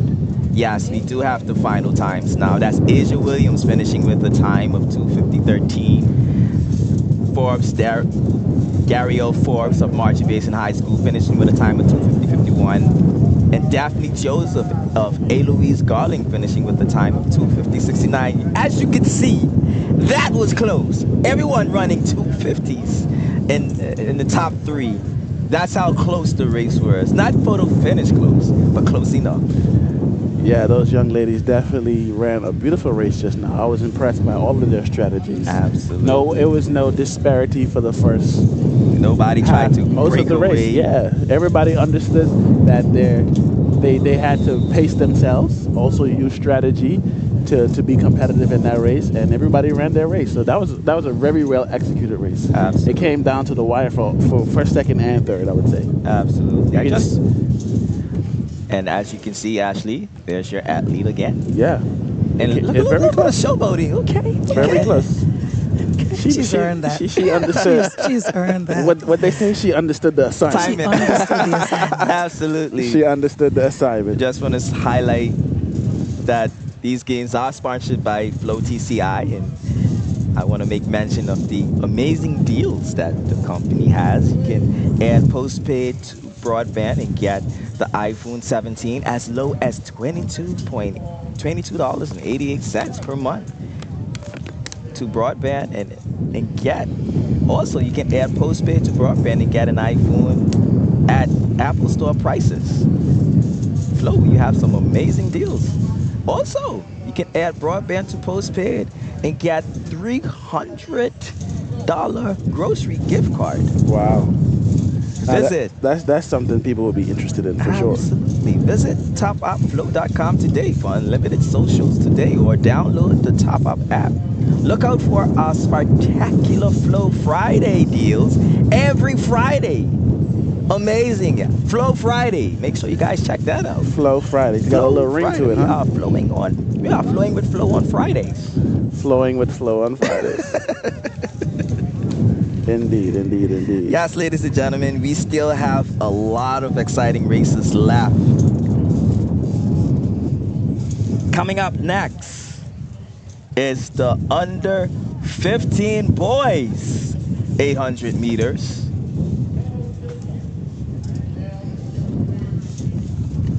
That should be an interesting race as well. The athlete to look out for in this race is Kyron Thomas, who has been running exceptional championships thus far. Another athlete from Coach Posey. Indeed, indeed. These young men and young women are not playing today. They came in out the gates firing on all cylinders, understanding, like I said, the assignment today.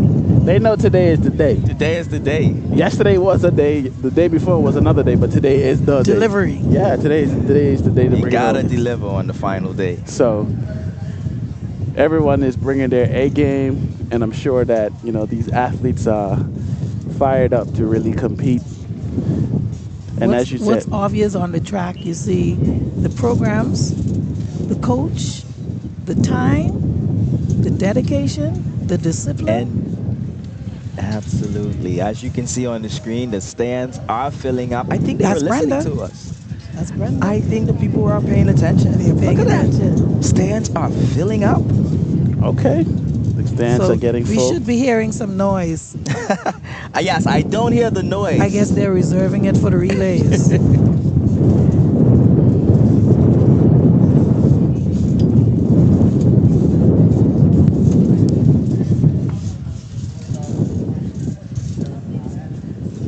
All right, let us know.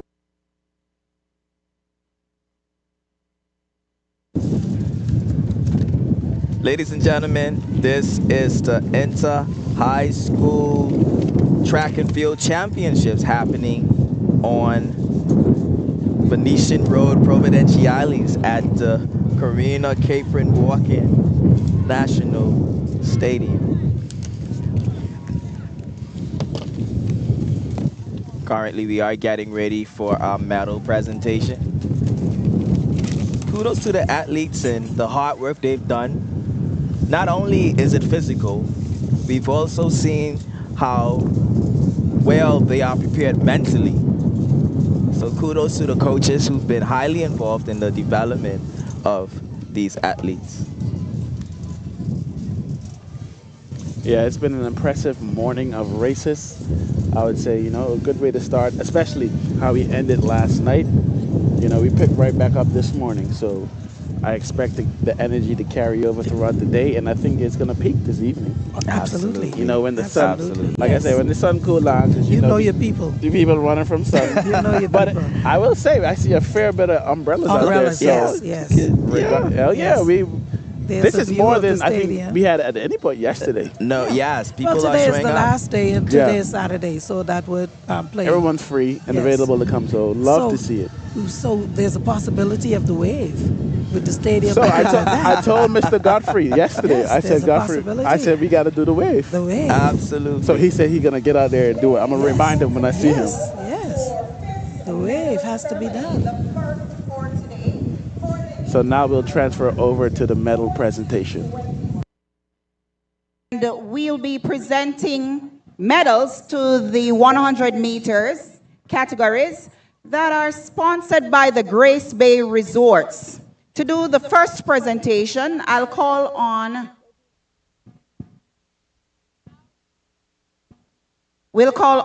Georgette Davis, Director of HR for the South Bank, Iberly Abreu, the Purchasing Manager, and Crystal Malcolm, the Reservation Manager, all from the Grace Bay Resorts. Please give them a rousing round of applause, please. And we'll begin with the first, being the 13 and under 100 meters, receiving the bronze medal. Girls, receiving the bronze medal is Amaya Clark from the A. Louise Garland Thomas High School. Cheer her on.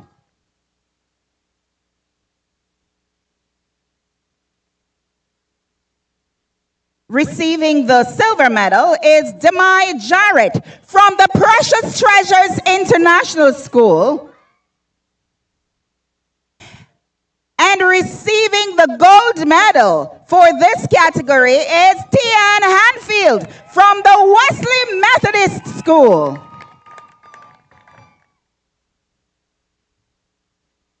The medalists for the 13 and under 100 meters. And then we'll move to the second presentations. The 13 and under 100 meters boys, all sponsored by Grace Bay Resorts.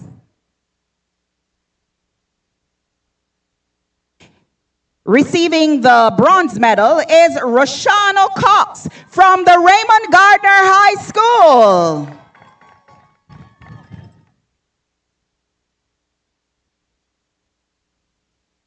Then receiving the silver medal is Marvin's Joriskar from the A. Louise Garland Thomas High School. Keep the chairs going, keep them going. And receiving the gold medal for the 13 and under boys 100 meters is Caleb Clorent from the Precious Treasures International School.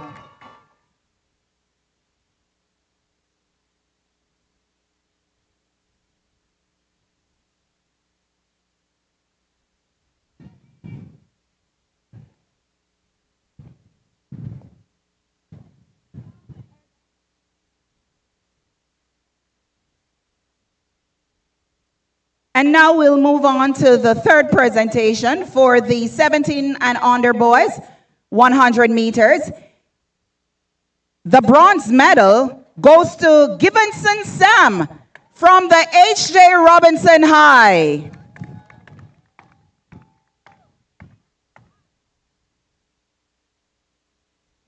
Receiving the silver medal is Dylan Gardner from the H.J. Robinson High. I'm sure you can do much better than that. Cheer them on. Thank you. This is the final day. All right. And receiving the gold medal is Raiden Rojas from the Wesley Methodist School.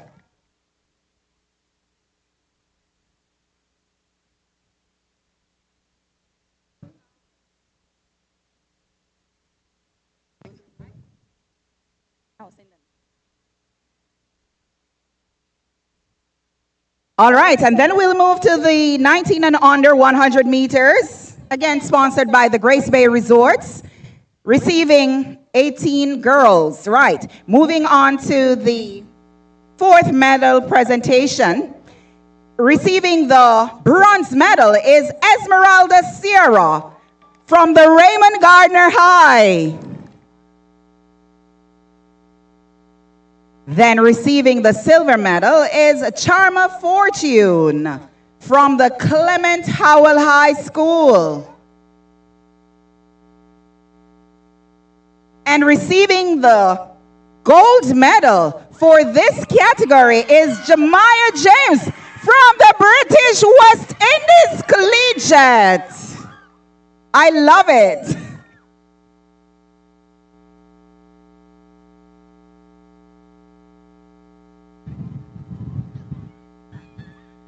And our final presentation for this first presentation for today is a 19 and under boys 100 meters.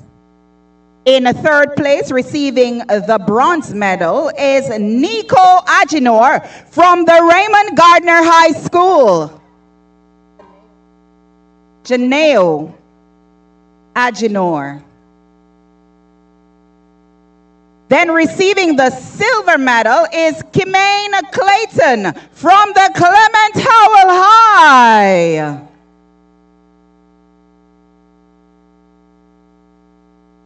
And next, receiving the gold medal for the 19 and under 100 meters boys is Lorano Messick from the British West Indies Collegiate.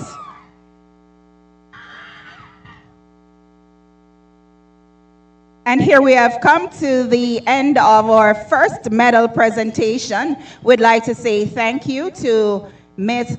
Georgette Davis, Iberly Abreu, and Miss Crystal Malcolm from the Grace Bay Resorts. Thank you.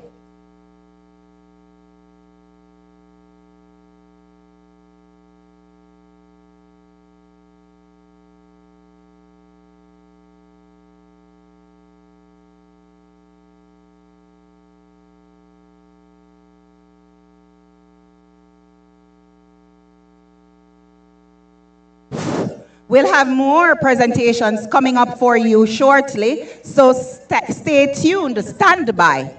Thank you.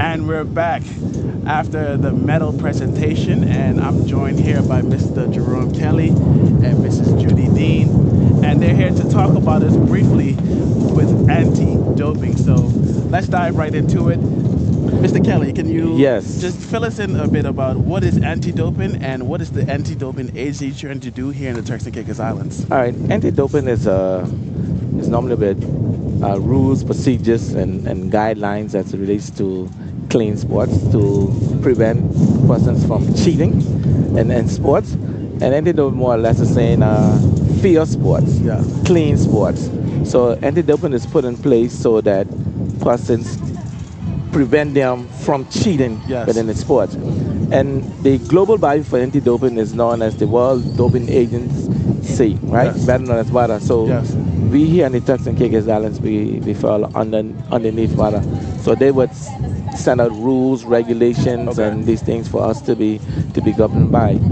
And we in the Turks and Caicos Islands, what we are trying to promote now is trying to promote and educate our athletes about clean sports and the importance of not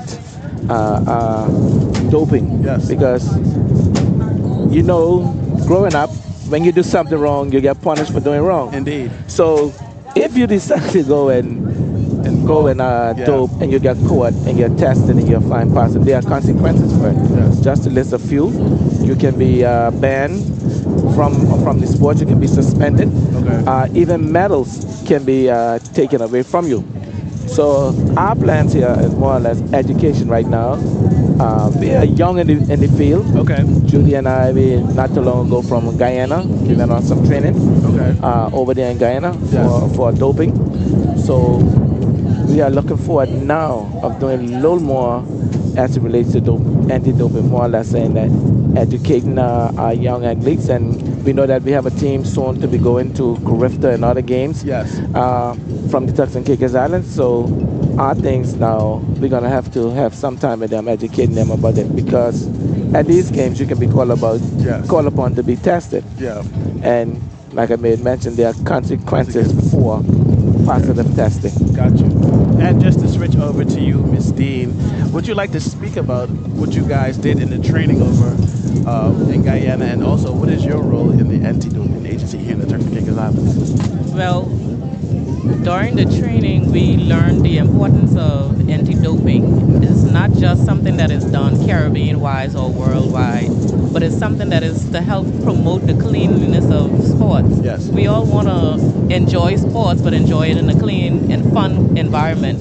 So when my partner here spoke about the consequences of being fined positive when you're, tested for anti-doping, we are from a Caribbean country where we love our bragging rights. So we want to continue to ensure that the rights that we have is not taken from us. And that is why, we went forth with going on this training to ensure that we can now educate our young athletes what it is and what the world is looking for when we're looking for persons to represent our country. And Turks and Caicos is our beautiful by nature, and we want to keep it that way. So if we don't educate them, then they wouldn't know what it is that we're looking for. But for us here in the Turks and Caicos, the samples that we would be using is the urine samples. And of course, that would be sent off for testing. So whenever we ask that this person be tested, we would be the ones conducting all the necessary testing for them. We are looking to start in the near future where we would have our own kits and everything here that we can do it, because who knows, in the near future we can host some sort of games here. And that, of course, once we're hosting international games, we are going to have to test these athletes that's coming from around the world to come here in our beautiful by nature. So if we are going to test them, we need to know what we're doing, because we can't go and just test somebody and then we're not sure what we're going to do with it, because we don't want to, and what we don't want is a case where we are defaming someone. So we have to do everything by the books, and it has to be done right, because we are talking about athletes' titles. It's not just your name, it's the title that is won for your country. So that is what we are all here about for the World Anti-Doping in the Turks and Caicos Island, which falls under the Commonwealth Games here. Well, thank you so much for sharing that. So, Mr. Kelly, you said that you guys are pretty young in doing this. So I guess my question to you would be, when do you guys plan to start piloting that here in the Turks and Caicos?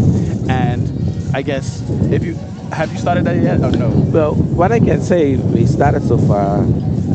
Doing the sports now, we started giving us some pamphlets. Just to show you some, we gave out some of these to our schools. We also have some posters we gave them. So that we like I said, we're young, start to educate. So this is our starting ground right here. Okay. And looking forward to improve on this. Okay. I mean, as you go and you learn and you improve on things. So as time go by, I can guarantee you that we will get better and you'll see more of us. This is just a starting ground for us. And so we are thankful for this time that we end up getting started with something. Indeed. But it will get better. Okay.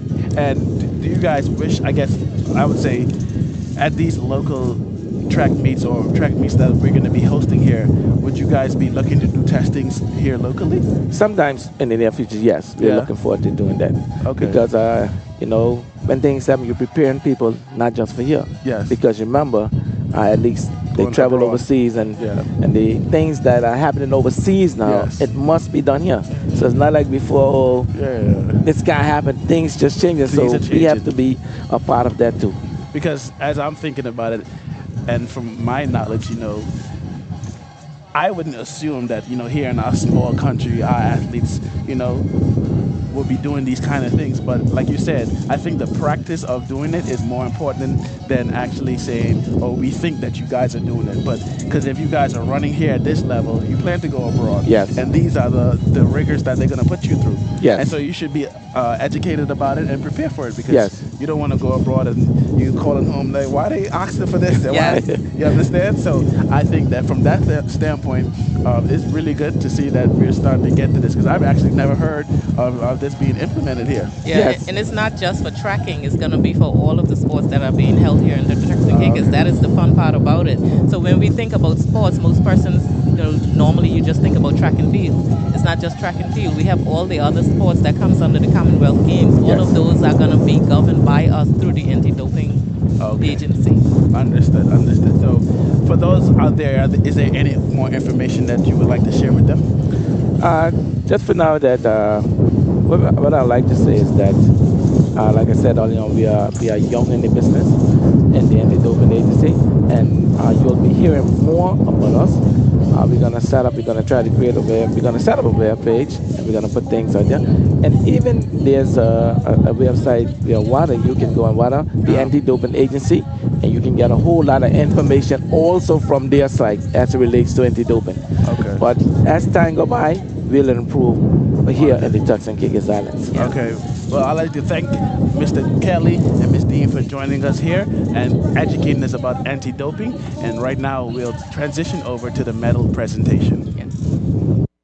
Please cheer her on.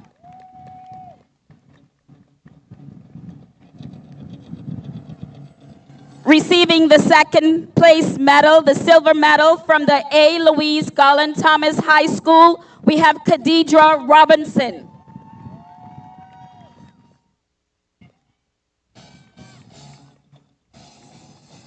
And in first place, receiving the gold medal, A. Louise Garland Thomas High School, Malaya Wilson.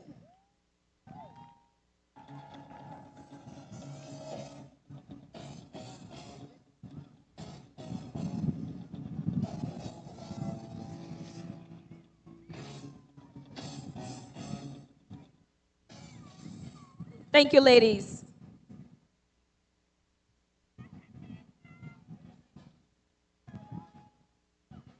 This presentation is the 100 meters finals, boys 15 and under, receiving the bronze medal from the Maranatha High School, Jamari Heath.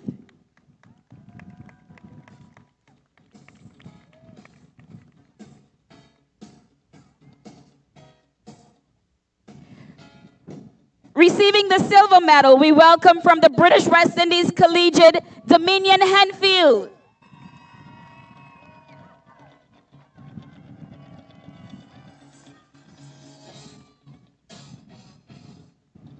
And the gold medal for the 100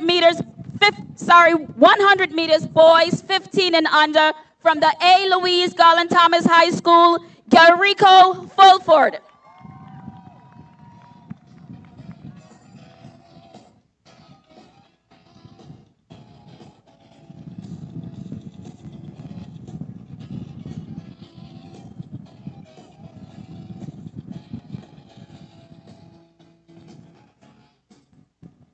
Thank you, gentlemen.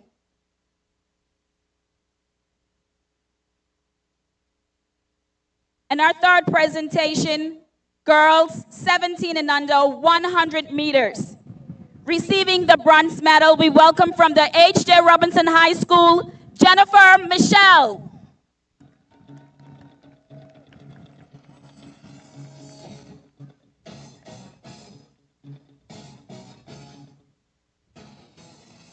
Receiving the silver medal from the Clement Howell High School, Yanira Roberts.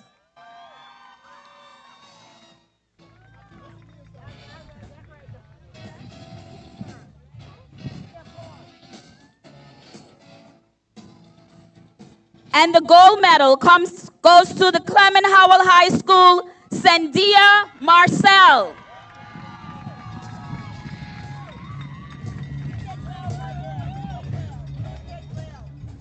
Ladies and gentlemen, this was the second presentation for today. 100 meters, boys and girls 15 and under, and our girls 17 and under. Thank you to our representatives from the Grace Bay Resorts.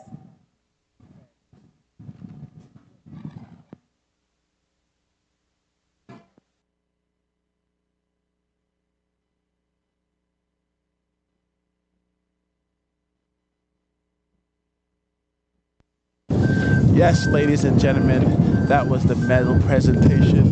We would like to thank all of our sponsors who have been involved with giving us these resources to execute today, and to all our athletes and coaches for a phenomenal job thus far. We're here at the Venetian Stadium in Providenciales. I'm your host, along with my co-host Leo Lightborn and Mrs. Musgrove, bringing you the Inter-High 2026. Man, it's been an amazing 3 days here, and we're here at the final day, Saturday. The stands are filled, as you can see. This is even more people than we had yesterday, so definitely a lot of support out here today, and we love to see it. We love to see people supporting our local athletes as they achieve and attempt to achieve all of these athletic feats. It's not by any means an easy thing to train extremely hard and get these things done. I want you guys to know that, especially as an athlete, being myself, I understand the dedication and the commitment it takes to be able to perform at these levels, you know, understanding that there's a lot of late nights, a lot of early mornings, turning down your plate, as the old people would say. But nonetheless, we want to recognize all the individuals that are a part of these great games today and over the past 2 days. So next up right now on track, we have the 1500 meters.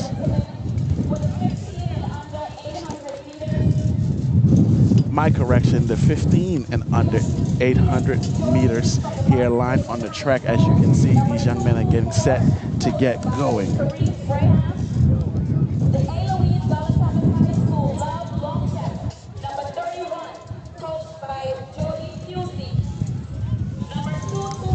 So we are here waiting for these young men to get set here.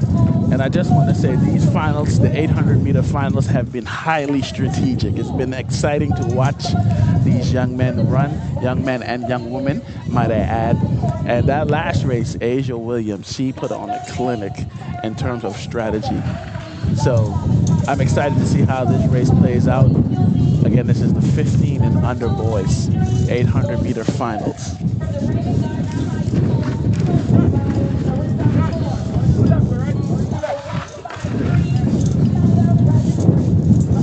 Yes, ladies and gentlemen, live and direct from the National Stadium here in Providenciales, Inter-High 2026. We're getting set for the 15 and under boys 800-meter finals on this beautiful Saturday. If you're in Providenciales, you have no reason not to be here at the stadium, man. It's packed, the energy is high, we got food, we got drink, anything that you can need is here, and the athletes will absolutely appreciate your support. We have white flags here at the line. So here we have the lineup: Felix Jonesy, Love Longchamp, Jacinth Leonardo, Scott Kamaplade, Kyron Thomas, and they are off. Getting out early and fast is A. Louise Garland. HJ holding the pace on the outside. But we have on the inside here, the young man taking the lead in lane 1. And it's a steady pace. It's a steady pace. As we were talking about in the last race, these races come down to strategy, understanding that you can't spend all your reserves early on in the race. So they'll be holding this pace. And as I noted and indicated earlier, the coaches are an instrumental role in understanding and developing what the plan and strategy is going to be for these races. So it's up to the athletes, of course, to execute this, but you never know how the race goes. So here coming along the straightaway, and front we have the green machine. Second place we have H.J. Robinson, and in third place we have A. Louise just trailing. I had told you that third place position is the sweet spot. So let's be on the lookout. They're holding the pace pretty good right now. British is here.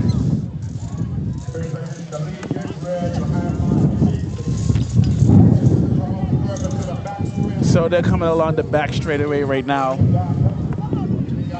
Raymond Gardner is still leading it. He's pushing. I hope he doesn't run out of gas here, but he's going strong here in the back straightaway. He's slowing up. And there you have it, folks. I told you, you have to be careful with your reserves. In that third spot, I told you, Louise Garland is coming around now. He's making a move. He sat in that spot, but HJ and A. Louise is making a move, and they have passed the green machine. So coming now, they're starting to pick up the pace. Still a long way to go.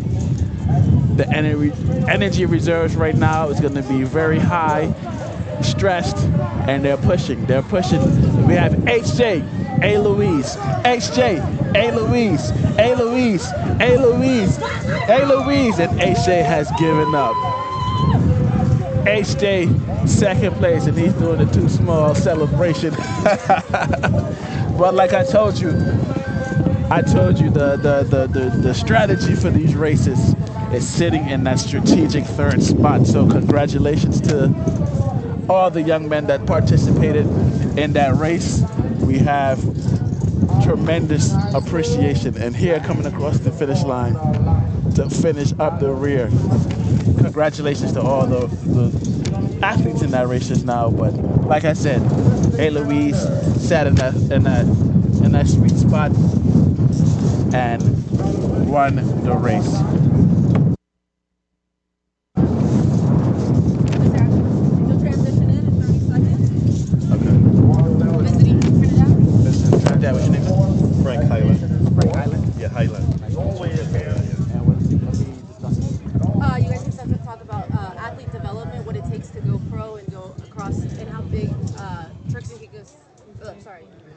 Track and field is in the Caribbean, as we mentioned. So. Pardon me? Highland. Frank Highland. Frank Highland, all right. You can also let him introduce himself.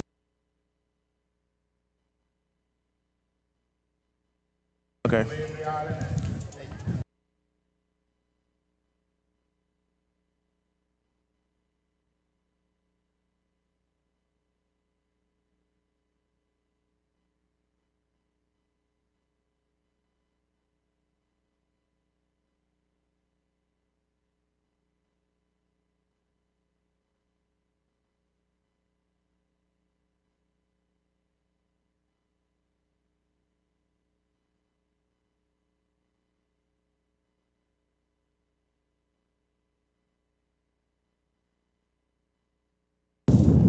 So, yeah. Bring me back on. So as you see here, we had A. Louise here taking the win over HJ. It came down to a battle of attrition. And as I said, that second and third place is a sweet spot. But I'm joined by Mr. Frank Highland here. Yeah. He's visiting from Trinidad. Well, I'm originally from Trinidad, but I'm visiting from North Carolina. North Carolina. Yeah. And so today we just wanted to briefly get your input on what you're seeing as far as the development of track and field in in the Caribbean and how it has grown over the years? Okay, so what we're looking for, I'm a collegiate coach at Fayetteville State University on NCAA Division II, and one of the things that we look for is the developmental of the young people, the young youth. So that's why we're here for this meet to see, what the future will bring for the sport, for definitely for Turks and Caicos, yes, and what it will take to get them to the next level, because preparation is the key for them. Indeed. Preparing them for international competition, U.S. competition is very crucial. So the fundamentals, the technique, all that stuff has to be enriched in them early in the stages. Awesome. And you say you're coming over from Carolina. That's where you're currently located? Right. I'm in North Carolina. I'm here with a colleague from Claflin University as well, Coach Watts, and we're both here recruiting to kind of see what kind of talent Turks have. And that's extremely interesting that you say that, because myself, I went to school in Dallas, Texas. Okay. So I've had exposure in the U.S. in terms of athletics and understanding the disparity that is sometimes between the Caribbean and outside of the U.S. So in terms of, I can enlighten you myself. Living here in the Turks and Caicos, this level is far beyond what we used to be in terms of production, preparation, recovery for the athletes. Right now, currently, I'm playing American football, so I play overseas in different countries, and what I get to see is the differences in terms of standards of athletics. So, and I believe that in the USA, they probably have the number one in terms of sports performance, recovery, just overall the science of athletics, and that's what we're seeing here now being implemented just meticulously coming down into the Turks and Caicos and in the Caribbean in general, just understanding the importance of recovery, understanding the importance of training consistently, understanding the importance of nutrition. And I know in collegiate athletics especially, you guys have resources available to you that are designated to those things. So coaches can focus on coaching, recruiters can focus on recruiting, but you have a whole sports performance team that takes care of these athletes. And I think that's kind of the gap we're trying to bridge here in the Caribbean, getting to that next level. But obviously, Jamaica being the sprint capital of the world, what do you think are areas that can be improved in the Caribbean in terms of bridging that gap to get closer to being top performers and producing better athletes? Well, the key thing is consistency, just like you mentioned earlier. We have to start earlier. The uniqueness of the Caribbean, the special secret sauce of the Caribbean, you could train all year long. In the States, you cannot train all year long. You have your winter time, your summertime, whatever. But here, you could train all day long. So the key is starting early with these young people and making sure that they consistently train all season long. I mean, because track is not just temporary. You have to do it all year long to be consistent. So being consistent, teaching the fundamentals early, teaching them the little things like, hey, look, your diet matters. What you eat is what you are. So it's important for them to understand that from day one. And of course, they're going to have those freak of nature athletes that could do anything and still get up and beat everybody.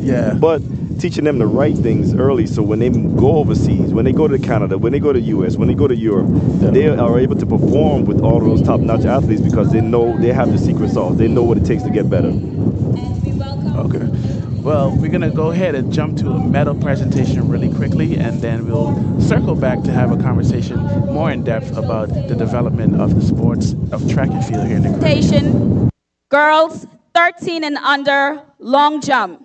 Receiving the bronze medal from the British West Indies Collegiate, Sydney Brisbane.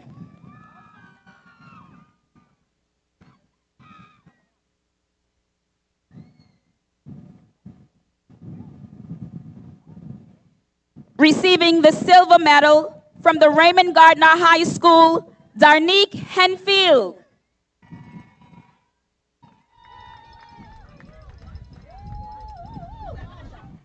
And receiving the gold medal, Alexandria Salandu from the A. Louise Garland Thomas High School. A representative will be collecting on her behalf.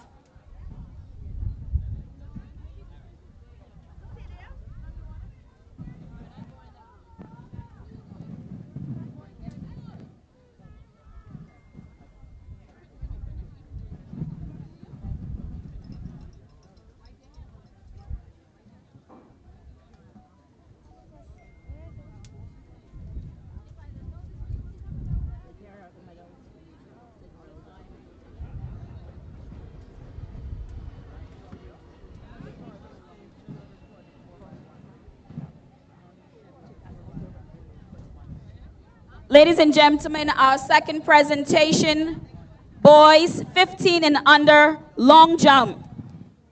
Receiving the bronze medal from the H.J. Robinson High School, Adrian Butterfield.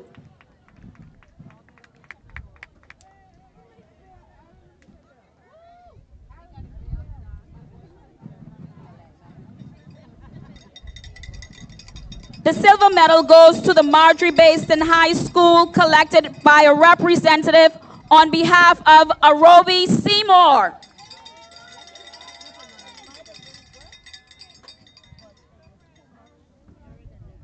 And the gold medal is presented to the H.J. Robinson High School representative, collecting on behalf of Taekwon Williams.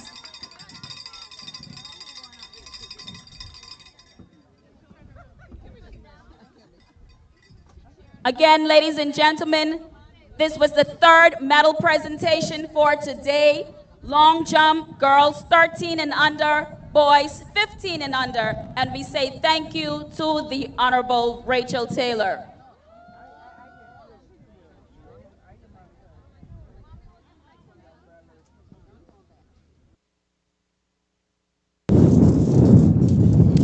Yes, ladies and gentlemen, that was the medal presentations done by Honorable Rachel Taylor. We'd like to thank her and our sponsors for sponsoring these events. So just want to dive right back into the conversation before we broke for the medal presentation. Have you seen any talent out here so far since you've been watching? Oh my God, the talent right now is really what we have seen so far. Yes. On the 13, on the 15, on the 17. It's been amazing, man, and there's so much potential here in this little island, this little area. Really? And so we're excited about, getting in contact with the coaches, linking up and start to follow these young people. So very excited about this.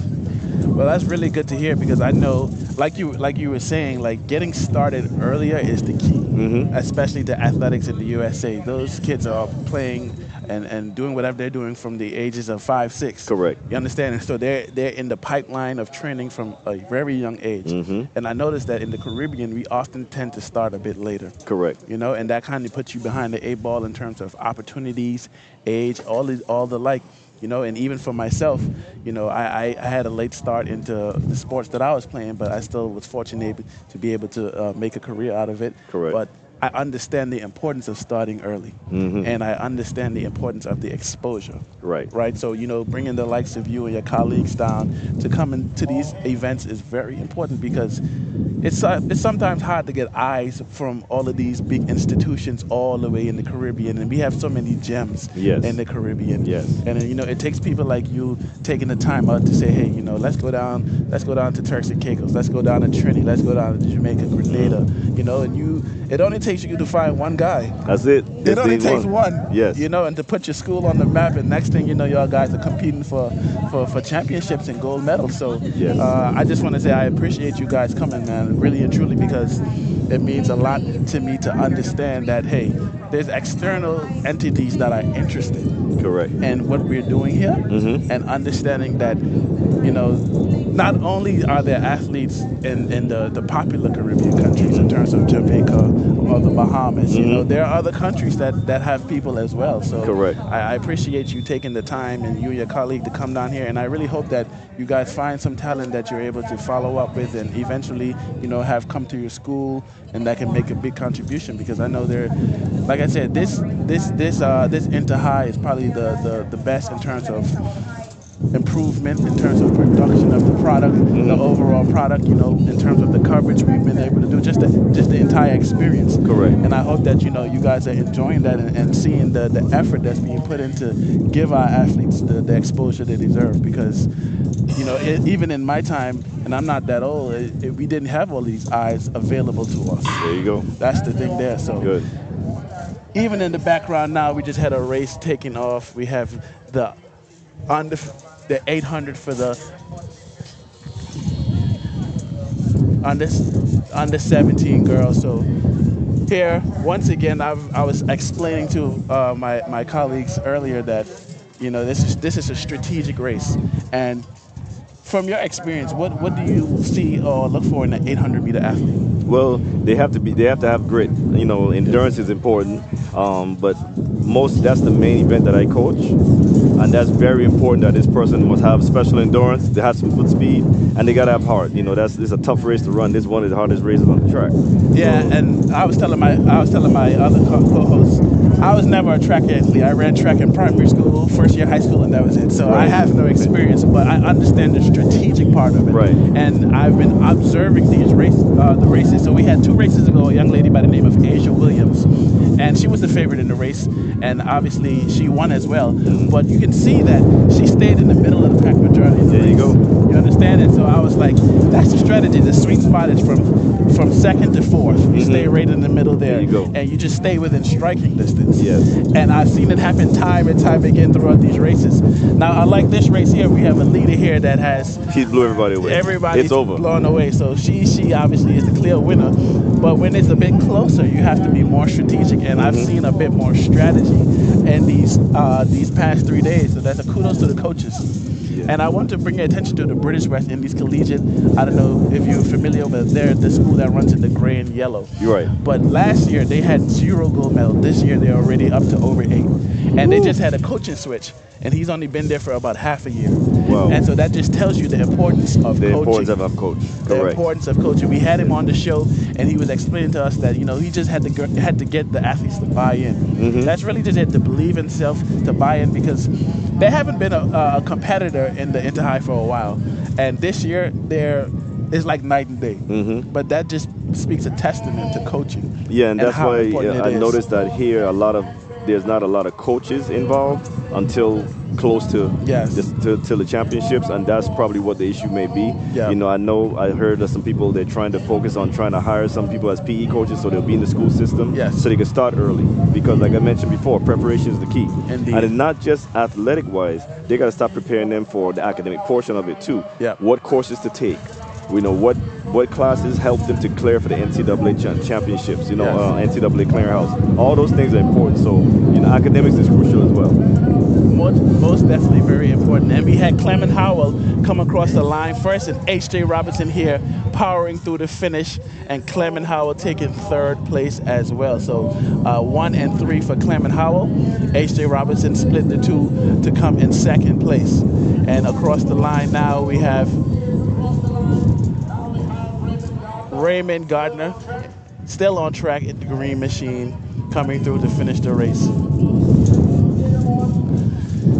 Yeah, so just once again, we would like to take a moment to extend our thanks to you guys for coming down. It's been extremely gratifying to know that, you know, we have international eyes on us, because these athletes have been doing a phenomenal job. I want to let you know that you can see that even between last year and this year, you can see the growth. That's good. And I hope that, you know, you guys stay interested and continue to want to come down and check us out throughout the year. Like you said, you know, we're going to be doing Carifta trials here in the next 2 weeks, getting ready for Carifta, and we also have developmental meets. So I know that you'll be informed about all of these things once you make your connections and stay down with us. So just want to take a moment and say thank you, and I hope that you continue to enjoy the rest of the games today. Today's going to be really exciting with the 4x1s this evening. Yes. So it's going to be a lot of entertainment. But I appreciate it. Thank you for the opportunity. No problem. Thank you again, sir. Thank you. My name is Ashley Brooks, by the way. I know you. Thank you, sir. Thank you. I think you're going to come over here. Come on, young lady.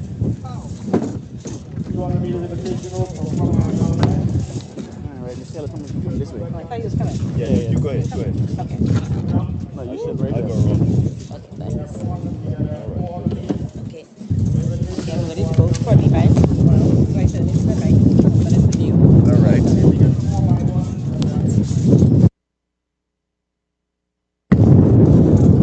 Up there. So I thought this was the same thing.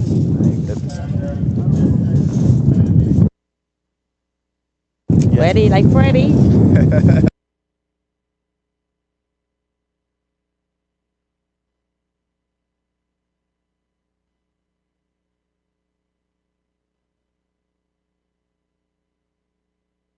Yes, I am now joined by the Honorable Dr. Rachel Taylor, the Ministry of Education, Health, Youth, and Sports. How are you doing, Honorable?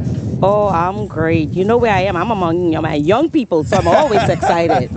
Always. And one thing I love about Honorable Taylor, she brings the energy. She brings some more energy than me sometimes, and I've had to check myself and be like, man, listen, Ashley, get yourself together because you can't be getting outdone. So thank you for joining the show. How are you enjoying the game so far? Oh, I'm excited. I was actually here from Thursday, and I couldn't sleep last night, so I was here from 8 o'clock. Oh, wow. Excited to be here among our athletes who are doing well. I always say, in spite of, they do well. And I think as Minister of Education, it's important for me to be able to actually be immersed in what's going on so you can see for yourself what the challenges are. But you don't even have to come to national champs to know what the challenges are. But the key thing is for us to put measures in place so that our young people can learn to grow and thrive in the area of sports. I know you did a walkthrough earlier. What was the energy you're feeling from the teams? Oh, yeah, they're excited. When I went down to British West Indies Collegiate, they're doing well this year. Yes. So they were quite excited, but there's healthy competition, and that's what I like about the athletes. And that's one thing that I will piggyback on, healthy competition. Yeah. Everybody is competing, but you can tell that there's camaraderie amongst everyone. Yeah. Because I believe that, the better that the Inter-High does, the better product we can put out for Carifta. Definitely. You understand? And so I think that, to your point, healthy competition has been prevalent through the games these 3 days. So in terms of what you hope to see next for the development of sports here in the Turks and Caicos, what is your vision for that? Actually, the vision of the government for the Turks and Caicos, because we were quite intentional to incorporate that in our Vision 2.1 plan. And the vision is to ensure that we maximize the talent of our young people, but it has to be through coaching.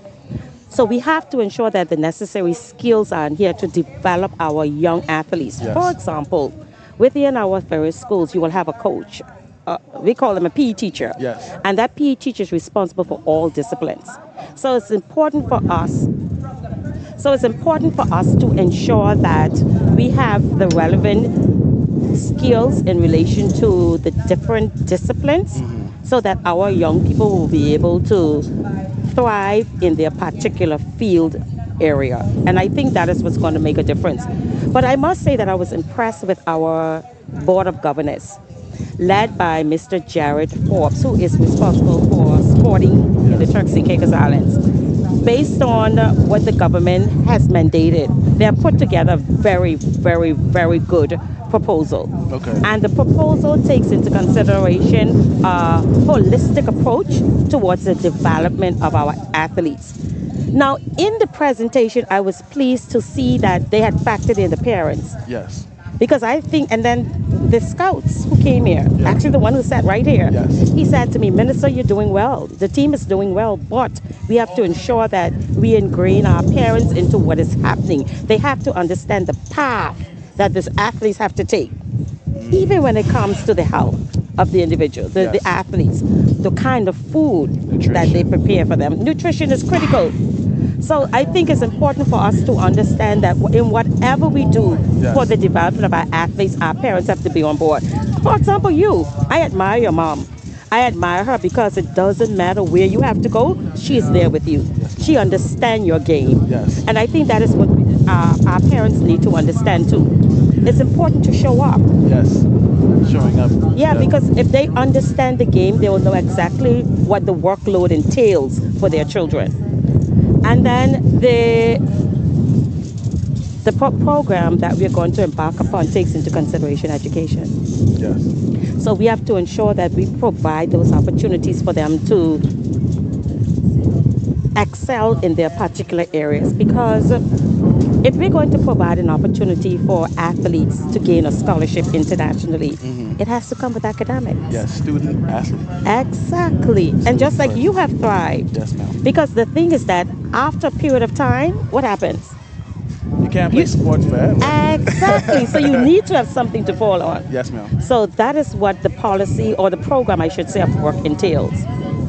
Well, it's really good to hear that all of that has been included, and you made so many good points. I don't even know where to start, but I think it's just it's a gratifying feeling to know that the government has taken notice of the importance of the sports and how much it affects the community. I've always felt like sports is such a good outlet, and a lot of issues that can stem from, juvenile delinquency, crime. A lot of these young men, they don't feel supported, or they maybe didn't feel like, their talent was recognized early on. So I think something as simple as someone saying, man, I think you can do well in this event, and just give them that extra push, and to see the support from the government to say, hey, we support you in the endeavor that you guys want to do. Definitely. And we hope that you take this opportunity. So all the young athletes out there, the government is involved there. The government is investing. It's upon us to go ahead and take our step. Yes. And you can see here we have a tremendous display of athleticism here. That's Mr. Malco. Yes. We had another photo finish here. I believe that was the under 17 boys 800-meter finals here. But back to what we were saying, Honorable, I just want to say again, thank you for giving us privy to that information about, just what the government has been doing in the background in terms of sports, because there's always a lot of talk around it, and we don't always have the resources or the information readily available to us. But I think that, you've been doing a tremendous job in including the relevant people to disseminate this information, to say, hey, we hear you, we see you, we understand what's needed, and we're taking steps in that direction. And again, from myself as an athlete, I just want to say thank you, because I know how much this means to all of these kids. Yes. And then you know what? We want to take this opportunity, when I say we as a government, as a people of the Turks and Caicos Islands, to say a special thank you to our coaches, to our to the Sports Commission, to the various federations who played a critical role. Now, I think it's important for us to ensure that whatever it is, whatever it takes, we put out our full effort. And it's quite exemplified today. Look at our volunteers today. And you know what I like about the volunteers is that we see the same ones every year. Yes. But I want to be intentional as a minister. So very soon we will see the voluntary policy come to fruition. Nice. Intentional. Before students complete primary school, high school, as well as TCISS, they will have to put in so many hours. And this can be an avenue for them to partner with TCI Sports Commission, to volunteer, get involved. Yes. It matters. And to your point, we have just recently, the Radio Turks and Caicos has just recently implemented media clubs. Exactly. And that has been so cool to see. I'm telling you. Like the things that they're putting together. And who better to entertain the young people than the young people? That's right. Those of us who are getting older and have different generations of entertainment, we don't know what they're exactly listening to or what kind of things they're getting involved with. But the media clubs have been putting together some amazing content. And I thought, wow, why were we doing this 10 years ago? And you know what? I was sharing, because anything in relation to youth sports culture, I just share. I was looking at those photos last night. Yes. And I was like, wow. And then this morning I learned that it was the media club. Yes. Now, when the proposal was put forth to the Department of Education, we were able to run with it quickly. The reason why is that we have an after-school program built into the system. So therefore, they were able to run with it. And then I saw them this morning. Oh, Minister, we need some additional resources. I say, that's okay. The money is there. Yes, it's Ask there Ms. Kadine, and she would ensure that you get the resources, because it doesn't matter. It doesn't make sense to have a club without the resources. So definitely, I'm excited about that. Yeah, it's been a great initiative, and I'm excited as well to see how they continue to develop and progress, as even they bring in different types of clubs, you know, so you don't only have media, you have music clubs, you have obviously your track clubs and any other extracurricular, because I think that that's one thing that I've always wondered about here in the Turks and Caicos, because if you go abroad in different countries, you see all kind of clubs available to the young people, and again, that is a way to keep them engaged. Those safe spaces. Steer them away from things that they don't need to be involved in. And because it creates a domino effect. You start being delinquent in high school, that leads to you being delinquent in junior college and in undergrad, if you so choose to do so. And then that becomes someone in the community that could be problematic. But if you intervene early enough, that's right, and give them, give them the exposure and just the attention. Yes. A lot of the times they just want somebody to say, hey, I see something in you. That's right. I believe in you. Here, take this this invitation to go and join this club. Join this club, and do something with the God-given talents that you have. Yes, because based on the data that we have, because we are trying our best. Well, you're working with us now in the policy and planning every 5. You're working with us in the policy and planning units, and based on our statistics coming out of youth, it has shown where a large proportion of our students are unattached. They're not attached to anything after school hours. Yeah. So that's why it was quite intentional for us to develop those programs. And so that after leaving high school, they will be more inclined to say, let me see if I can join Rotary, or those other entities, to continue to engage them and socialize them. But to be honest, a lot of times when we speak to our young people after they've finished high school, the reason why they would always want to study abroad, because they say they don't have enough opportunities for socialization except for the bar room. So that's what I think we need to do as not just as a government, but also within the Department of Youth. Yes. How can we create those opportunities for more impactful socialization, those safe spaces? And I can definitely attest to that, because as a young person myself, I understand the challenges of wanting to socialize but not having the areas and the spaces to do so that don't involve things that I don't want to be involved in. You understand? So I think that that's a great initiative, and I hope that I think that if we put that charge to the young people and say, hey, let's collaborate and create. Yes, that's right. Collaborate and create. Collaborate and create these whatever it is you guys want to see here. What we want to do here is available to us, as long as you have the backing, which we do. Yes. You understand? So the sky's the limit. I don't think that anything is too good for Turks and Caicos. I don't think that anything is off limits because of our demographic or our geographic. That's right. It doesn't really matter. So I think that the future is bright. The future is very bright. I've been very pleased. This is actually only my second time coming to Inter High. Okay. So it's been a long time. And you sound like a pro at it. I came one time when I was in first one. I was still a wannabe athlete, track athlete, I would say. And then I haven't been back since. So to see the level of just attendance, production, quality work being done, I have been blown away each and every day. So yeah, the logistics. I was saying to Jared today, I was like, the logistics behind this, I'm telling you, is outstanding. It's everything is flowing so smoothly. Exactly. And then sometimes the people don't see the work that goes behind the scene. Indeed. So we need to commend the team for the effort that they continue to make. Every year they just up their game. And shout out to all of our sponsors. So yes. We have another race here on the track, and the young ladies are off. I believe this is another 800-meter final. And safe to say, everybody in this race is going to get a medal. So we're just running for time here at this point. But Honorable Taylor, I'd like to ask, were you ever an athlete in your day? You know what? I sometimes just made up the team. So if the team had to be 12, maybe I was number 12. But you know what? I was a good cheerleader. Yeah. So I supported the team.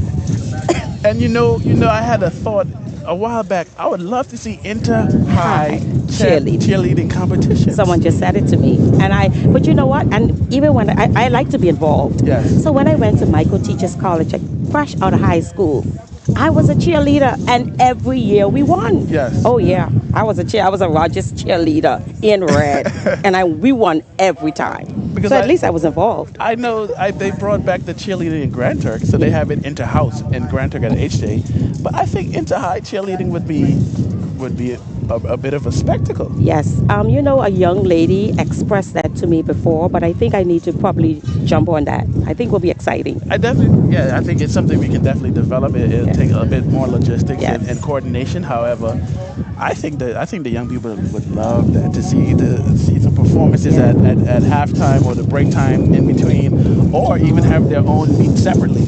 Because what happens too is that for every high school champs, yes, we have I shouldn't say champs, but every high school meet, yes, they all sports day, yes, they all have cheerleading. Yeah. So why not come together at a huge level and display and just compete? And I think that would be exciting. There'll be more work. The teachers will say more work for them to do, but I think it'll be exciting. But you know what? I think it's important for me to mention, because we talked about development of our athletes. Yes. And I think a lot of persons are looking at what British West Indies Collegiate has been able to achieve. Their turnaround has been the talk of these past 3 days. And we see and I actually said to my cabinet members, you have to come down. So a lot of them were here yesterday. And when we talk about the reason why collegiate is where they are today, because they have invested in a PE teacher, of which they haven't had for a while. And I think that made the difference. 100%. But let me tell you what I was so upset because that PE teacher, we train him, government train him. And this is what they're saying there. Oh, minister, government train Courtney Mizik, and then he going to collegiate. It doesn't matter. They are still our children. Exactly. And that's the reason why it was intentional for us to broaden the scope for the bound. With the government bound, once you go to college, you had to come back and work for government. Okay. We have broadened that. Once you come back and you're giving back to your country, that is all that matters. Exactly. But we'll try with government first. But if we can't find a job, why not go? So kudos. Like you said, they're still our kids. They're still our people. That's right. And it's actually increased the level of competition here. That's right. So now people are not, we can't, British police is not a pushover no more. Exactly. And you know what's going to happen now? The competition is stiff now, so Long Bay is going to work harder. Listen, everybody, I think this Inter-High is going to make everybody go back to the drawing board. That's right. Next year is going to be, I don't know what it's going to be, but we had Mr. Mizik on earlier. He was like, he's already thinking about next year. Because this year, he just had to get the athletes to believe and to see and to trust him. Yeah. And now that they had 0 gold medals last year. They have already over 8 this year. Impressive. And still more to go. So the power of belief, you can't underestimate it. So now that he has his athletes bought in, British is going to be a contender next year. And then I think it's all about consistency. Yes. You cannot prepare students 3 months before the events. So as soon as champ's over, you take probably a week or 2 breaks, then you go back at it. Exactly. So I think that is the difference. That is what Courtney does. Now I think other schools do it too, because what they have been doing is they've been intentional about incorporating it into the after-school program. Because we do offer stipend within the government schools for all our clubs. Good. So I said to them, why not pay the coach a little stipend? A little incentive. Just include it into the after-school program, and they can receive something. I think when you incentivize them, they're more motivated to want 100%, because time is money. Yes. And, you want to respect people. Yes, and definitely. speak people's time. So incentivizing, I think, is definitely a great way to say, at least we care about what you're doing. Yes. We recognize what you're doing. And then what I also like to, because as we continue to speak, persons are interviewed, WhatsApp messages will start to come in. Yes. And then one of my constituents said, Minister, I like what you're saying, but we want more meets. Yes. And because of the demographics of the Turks and Caicos Islands, separated by water as well, it puts a strain on us financially. Yes. But I must say that I was pleased to note that in the proposal that has been presented, it speaks more to meets. Yes. So therefore, if we can meet more frequently, the students can compete more, I think they'll be more motivated as well. And we've been talking about that the past 2 days. Track and field should not just be a one-time a year. It's a year-round sport. Right. If you go anywhere else in the world, they're competing year-round. They're training year-round. So if we can get too close to that level, we will definitely continue to see the continual climb of our track and field athletes. Definitely. And then, I was upstairs a while ago.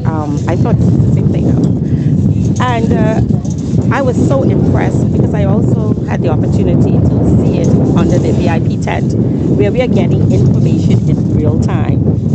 I remember a year or 2 ago, persons will be coming upstairs with the paper running and people trying to figure out who is who. But it's real time. And I think this is better than curriculum.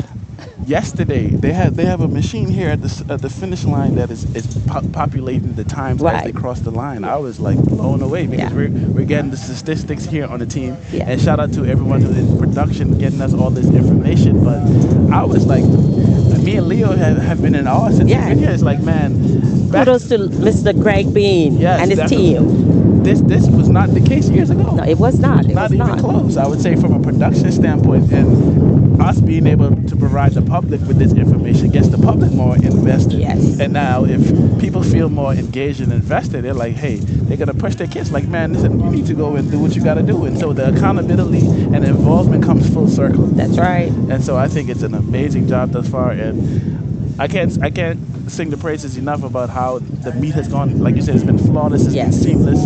The facilities have been professional. Everybody said, man, we ready for Carifta to come here now. You don't think we're ready? Yeah, 100%. We're getting there. But I promise them, as the Minister of Sports, we definitely will have Carifta within the next few years. Definitely. I think because we've hosted here before. Yes, we did. And things have gotten better since. There are some things that we have to do. Yes. And I also want to say thank you again to the Board of Governors because our plan is, just speaking with those persons who came here to support us from Jamaica, who came to support us from the Bahamas, they're like, you're ready. It's just like minor tweaks we have to do, improvements to the infrastructure. Definitely. So Jared already had a side discussion with me a while ago and said, Minister, instead of being a few $1 million that we were projecting based on what they have indicated, it will be less. But I still think that we can take a phased approach to the continuous development of the field so that we'll be prepared anytime we are called upon to host Carifta. I think we're not as far as people might assume we are. I think we're much closer, and we can definitely see that on the horizon for our athletes because, quite frankly, I think as a country, we deserve it. I think there's no reason why, Carifta shouldn't be here. So, with that being said, thank you so much for joining us on the broadcast today. I know we've been talking a lot, and a lot of great races has been happening while we've been broadcasting, but nonetheless, thank you for your insight, your information, and as always, your energy. Thank you. And thank you for joining Team Education. Yes, ma'am. Thank you. All right, bye-bye. All right.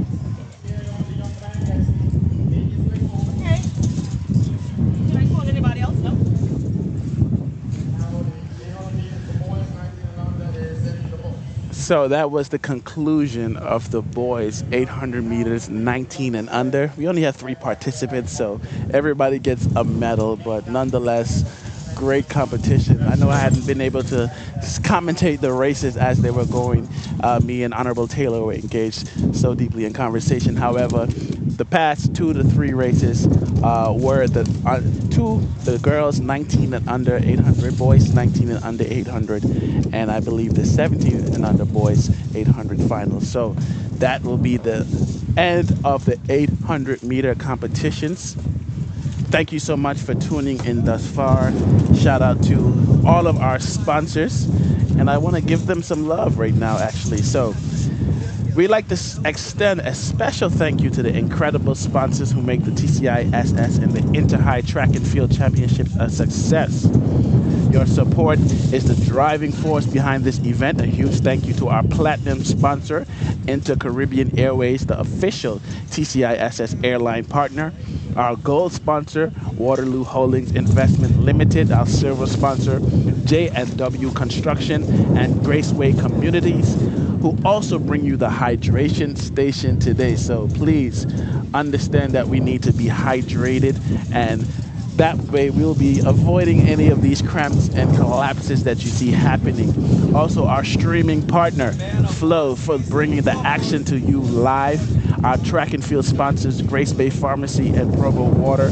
And of course, a big thank you to our name and event sponsors, Cargo Express, Flow, Rubis TCI, Grace Bay Resorts Foundation, The Gaming Commission, Rent and Event, and Grace Bay Car Rental. So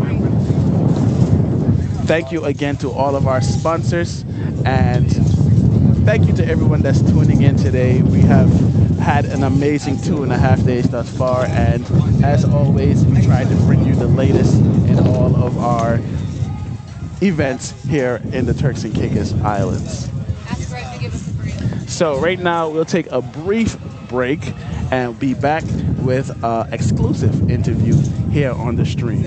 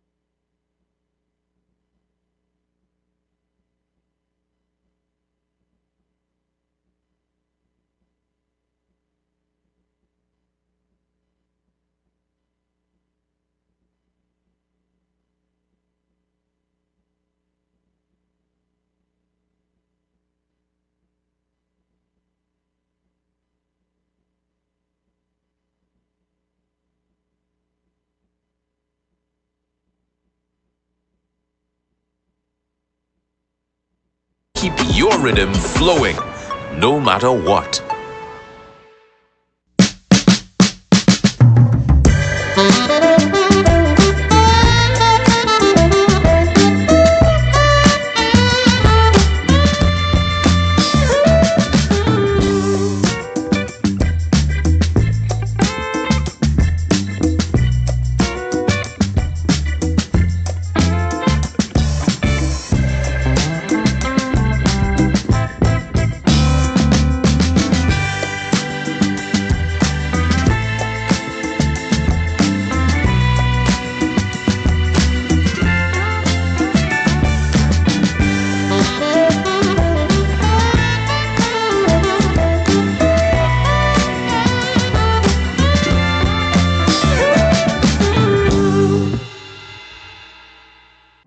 Cargo Express Services, Tropical Shipping, is the leader in quality on-time logistics throughout the Caribbean and the rest of the world. We offer twice weekly sailings to Providenciales and weekly service to Grand Turk and South Caicos. Our e-services application allows you to easily track your cargo, upload and print documents, view your cargo on hand, create or copy a booking, and more. We also offer small package and D-container shipping services to Provo, Grand Turk, and South Caicos. Need a broker, small package, pallet, or container delivered? We have a team of experienced brokers that can clear your cargo through customs and skilled truckers that can deliver your containers, palletized cargo, and small parcels to your door. For more information, call us at 941-5006 or email us at pls@tropical.com. Cargo Express Services, Tropical Shipping, proud sponsor of the Turks and Caicos Island School Sports.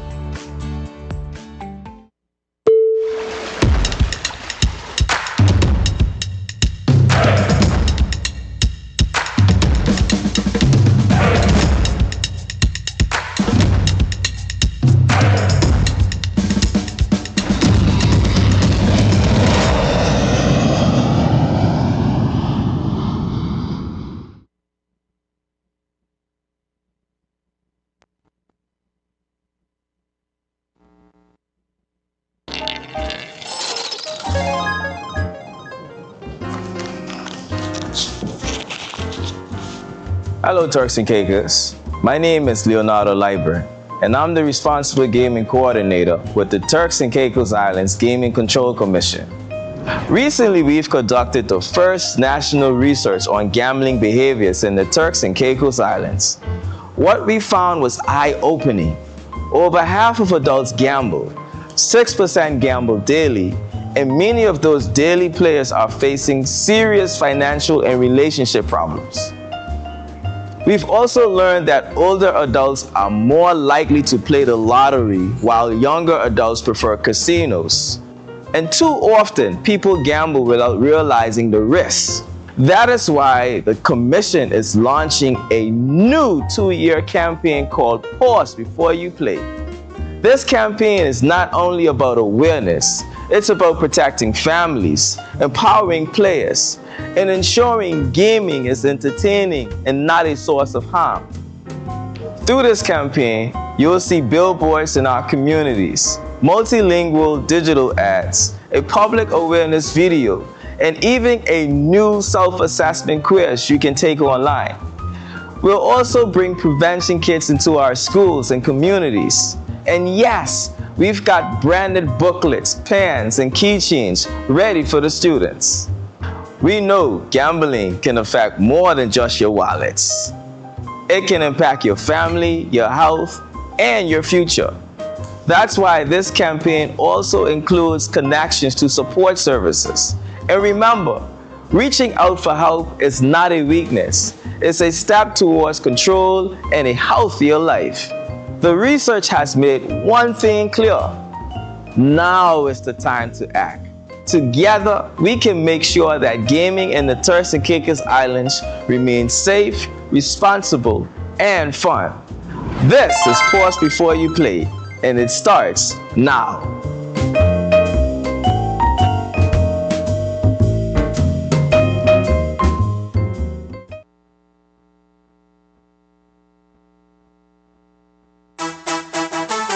Turks and Caicos Islands.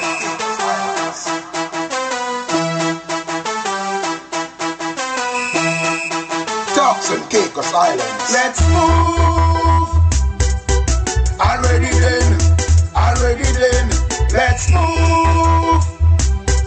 Let's move. This year, I'm moving by God's grace. I'm moving for health. God gave me strength to walk up and sweat. No matter how hard he walk, I come here to mash it up. I'm running around the track. Nobody can hold me back. Let's move. Let's move. Already then. Let's move. Let's move.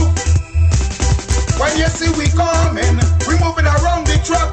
We moving non-stop. I'm moving by God's grace. I'm moving for health. Already then.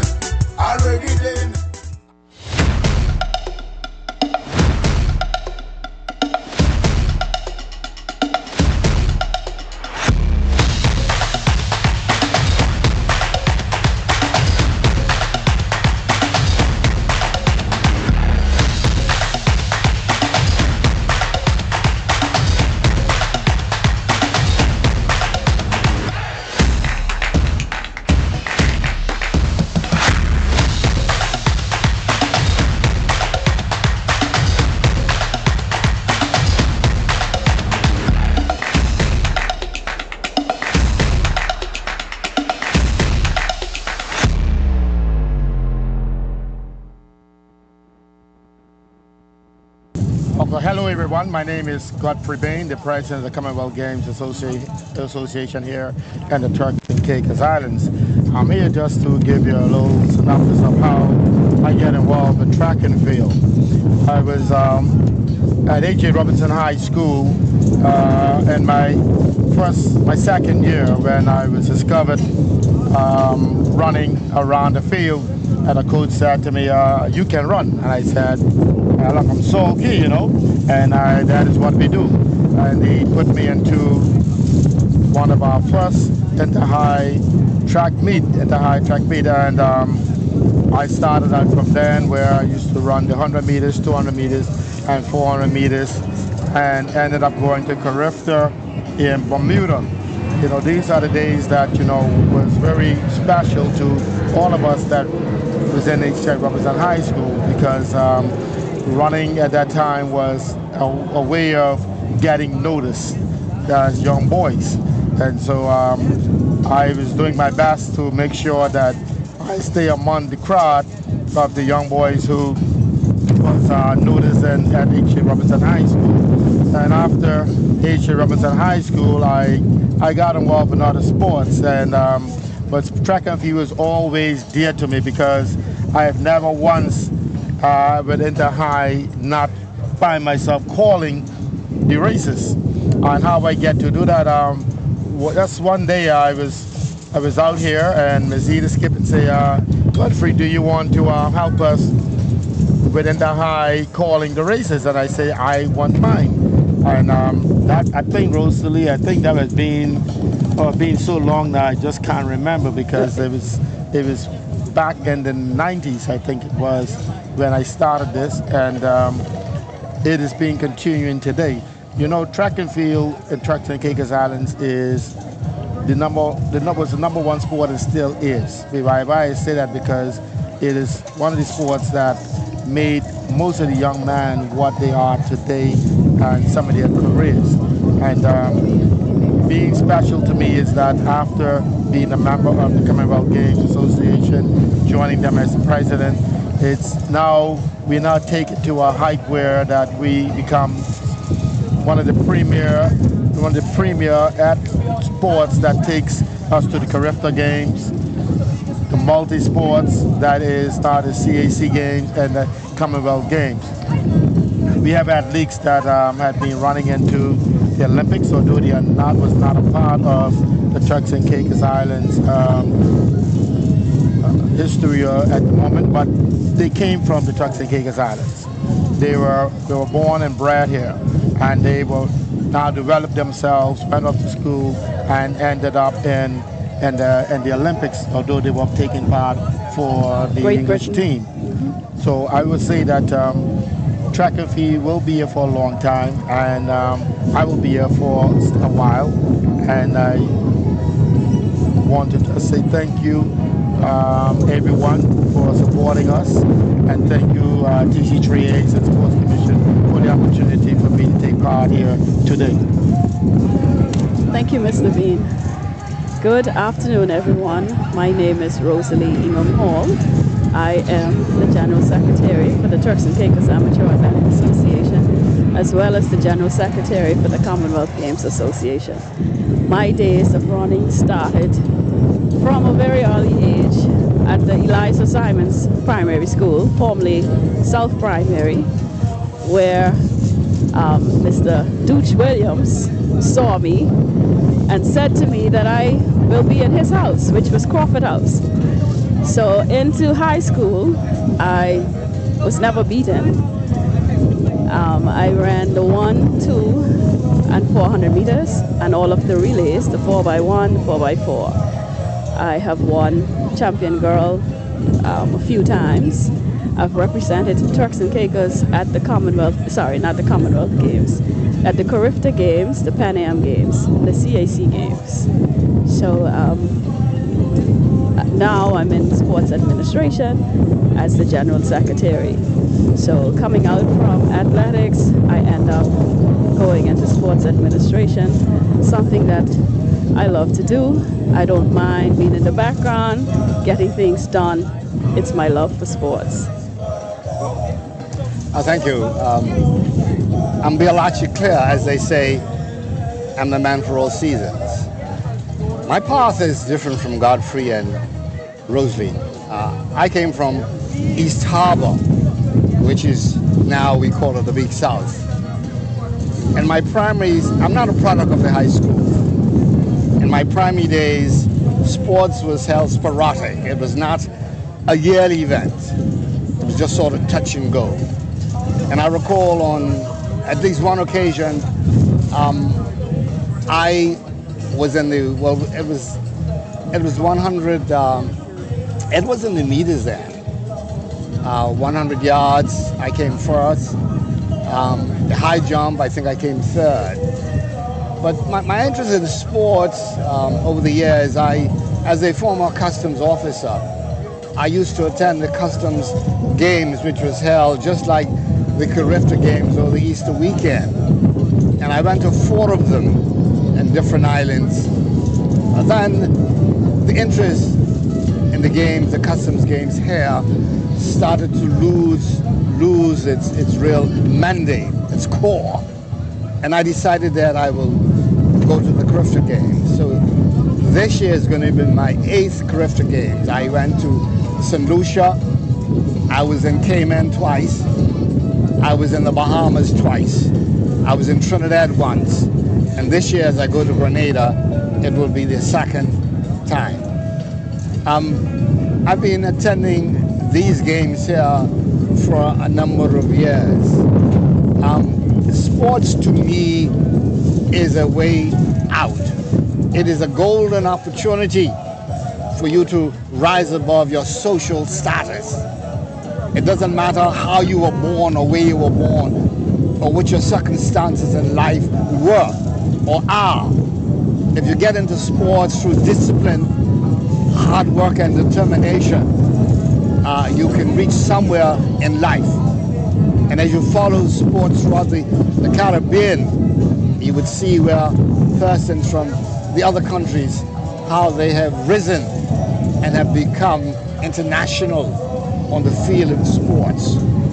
So I want to commend the government, the Ministry of Youth and Sports, and the TC3As for what they are doing in sports. It is a way out for our young people. We're from different islands. The opportunities are different. Provo is where it's at. It's the breadbasket of the islands. And I'm happy to be here today to be lending my part. As a corporate citizen, if I may use that phrase, my wife and I owns the bookstore, the only one of its kind, the New Age Book Center downtown. And for the last couple of years, I've been giving the Carifta team flags and making a small financial contribution toward it. So for me, it's a pleasure being here, seeing the raw talent that we have. It is like gold that needs to be refined, or a diamond in the rough that needs to be brought out. And so I wish everyone the very best as we come to the end of another event. Thank you very much. And also, Mr. Bean, I'm sure Mr. Clare as well can remember the days when back in Grantor we ran on the dot track. That's it. You know, our lanes were marked by tar. So at the end of the competition, you had more. Well, back then I never used to run in shoes. I don't know about you. And spikes, no, it was barefoot. But, you know, we're sitting, in our background is a lovely 400-meter certified IAAF World Athletics track. So we have improved over the years with our infrastructure. You know, we still have a long way to go, but we have started, and we look forward to many more new things within sports. We're not just showing up anymore to track meets to say that Turks and Caicos is present. We are making our presence felt. Our athletes are placing. You know, we have certified coaches, certified technical officials. So we have grown over the years. You would be surprised, but Miss Judith Robinson was one of my coaches. I was coached for a short while by Mr. Floyd Seymour, Patrick Johnson, and Mr. Wright. They were all coaches, my coaches over the years. Floyd and Judith would coach when they come home from school during the summer days. You know, so we are improving. There's much more to do, but we'll get there. With the help of corporate TCI and the government, we will get there. Yes, and I remember that Rosalie talking about tar. It was white lime for us when I started. And I remember Rosalie, there was a cashier in lane number 7. And when you're going around that bend, you had to jump over that little cashier. in order for you not to get stuck. I remember that quite clearly because that used to give me the edge on my other fellow athletes because I have to jump. And when I jump over there, if you on the side of me, then I pass you. Well, by that time, they had removed that cashier during my time. It wasn't no cashier. A little small cashier, and I always remember that. We had a dot track, and God help us if it rained. Sports had to be canceled for a little while. But it was no cashier. And I competed with persons like Candy Williams. She was an excellent runner from North Caicos. Tyroy Smith. We have to remember persons like him. He was excellent. I remember Russell and Rodney Cox. They were outstanding 100-meter runners. So and back then it wasn't called Inter-High. No, it was called Inter-Island Sports. Inter-Island, correct. So we look forward to Inter-Island Sports. Everybody look forward to it. And back then it was myself and Arthur Lightone and Alan Williams and Beads, and then we had Karina and Norma Ewing. It was a fun time, and then I remember Rosalie clearly when Beads used to be the star of the show, and this young man from Providence, Carl Bean came along, and it was like a sad day in Grand Turk when this little bony boy from Providence came along and beat Beads. So everybody said it's a fluke. It's a fluke. So I said, all right, then I get a last name Bean. He have the last name Bean. He came to me, Godfrey, man. Do you think these people is gonna? I said, no, man, I got you, man. You are Bean. Now we have no relations, but then here comes the 200 meters. This boy beat Beats again, and there it goes where the islands start to kick in. Then you have the group from South Caicos, Rodney Cox brothers, and then you had the boys from North and Middle. See, sports was not just limited to Grand Turk only. At that time, it was only us. It used to rotate. And then it came where the islands came involved, and then it began to rotate where it's coming to South Caicos and North Caicos. And we end up having inter-island in North Caicos. Yes. At a few times. I competed I don't know if you North remember that, Caicos track. Auntie. Yeah, that was it was a fun time back for us, that, and it still is. I mean, 2026, we are now broken records that is from 2009, 2018. Yeah. So today is special. This sport here today, 2026 in the high, is special to us because we have broken at least 4 records. I think it is about 4 or 5. About 4 or 5 records at this meet. At this street. And it says a lot to where we come from and where we are going. And the Commonwealth game is a big part of this. It was back in the day when Miss Rita Gardner founded this organization, and it had its challenges. And today it has grown. It has grown to the point that now we are well respected, and what Rosalie can tell you, nothing much happen out there that we do not know about. They call us and get opinions, and the CAC games, we put that together.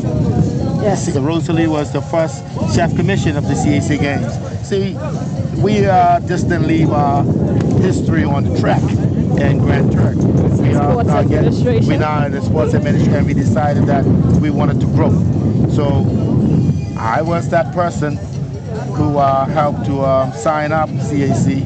She was the person who was the first chef commission, and now we are continuing with that same light and trying to put us into the Olympics. And the Olympics. As we watch some of the names today, my son Nicholas, he's running the invitational 200 meters. He ran yesterday. I'm saying that to say that persons like Dr. Gardner, Kendra Gardner, her son is also running. She ran against me. She couldn't beat me, but she was one of the good ones out of North Caicos. We had Dr. Jamaica Harvey. His daughter is out here. She's running as well. So we're passing on the legacy to our kids. Hopefully they will be able to represent Turks and Caicos as well internationally. That's correct. So we're seeing the legacy continue on. I think my granddaughter will, Kalia Missick. I just mentioned her because I need people to know that the legacy is still there for me as well. Yeah. I think one of the things that I've been reflecting on for a very long time, and maybe the time has come for us to do it. When you enter the Bahamas and you go through the corridor going through immigration, you see the wall there with athletes from different areas, different things. So true. That they did, and it's up there. We need a similar wall of our athletes, those who have done well in Carifta. We may not have very many gold medalists, but I think we need to start something like that. Correct. So that when the young people see them, they can aim, they can, oh yes, this lady did this 20 years ago. I think I can do it. Thank you very much. Thank you very much, Turks and Caicos. It's a pleasure being here and speaking a little bit of the history of the Turks and Caicos Islands, and we will continue to do just that because people need to know where we came from and where we're going. And myself and Rosalie Hall and Mr. Claire, we will do another forum where we'll go more in depth on where we come from, and step by step, and should tell you where we are going. Thank you very much. So thank you for having us. This meet would not be possible without our hardworking officials. So on behalf of my president, Ms. Edith Skippins, I would like to say a big thank you to all of our officials, our sponsors, the athletes, our coaches, most of them, this is services that they don't get paid for outside of being physical education teachers. So we owe a great big thank you to them for their service and their time with our athletes. We in the TC3As, we appreciate the sports department, the Minister of Sports, who we can say is really a great supporter of sports. I remember a couple of times going to Carifta before she was even the minister. And she had a pot with her, making the most noise in the stands. Those are the type of people that we need to support us, and we know that we have her support, and we thank her for her support. And we thank the Sports Commission, Mr. Jarrett, and all of the team at Sports Commission. And once again, to our officials, I say a big thank you.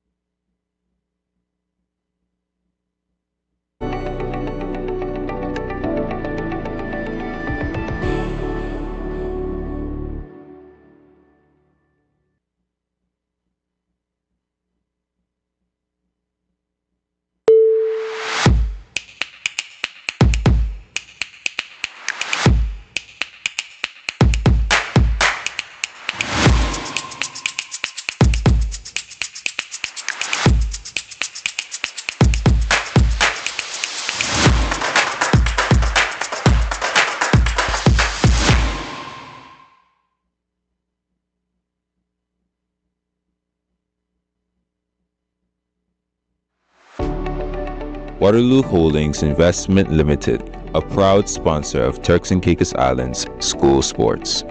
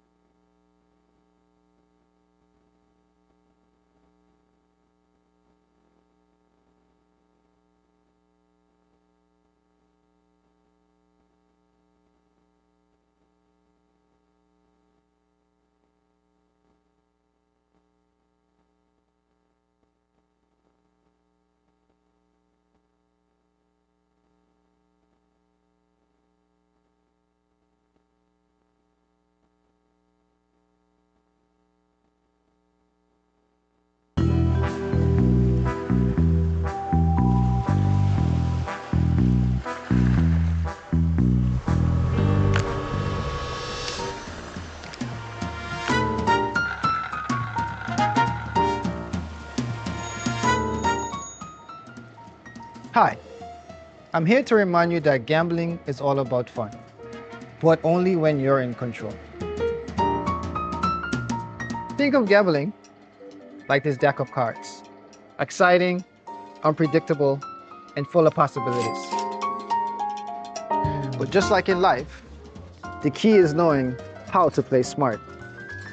Set a budget before you play and make sure you stick to it. Never chase losses and know when to walk away. Gambling should be a game and not a gamble with your future. At the Turks and Caicos Islands Gaming Commission, we're here to keep the game safe, fair, and fun. Play responsibly and protect what matters most. Play smart, play safe. Turks and Caicos Islands Gaming Control Commission, proud sponsor of the Turks and Caicos Islands school sports.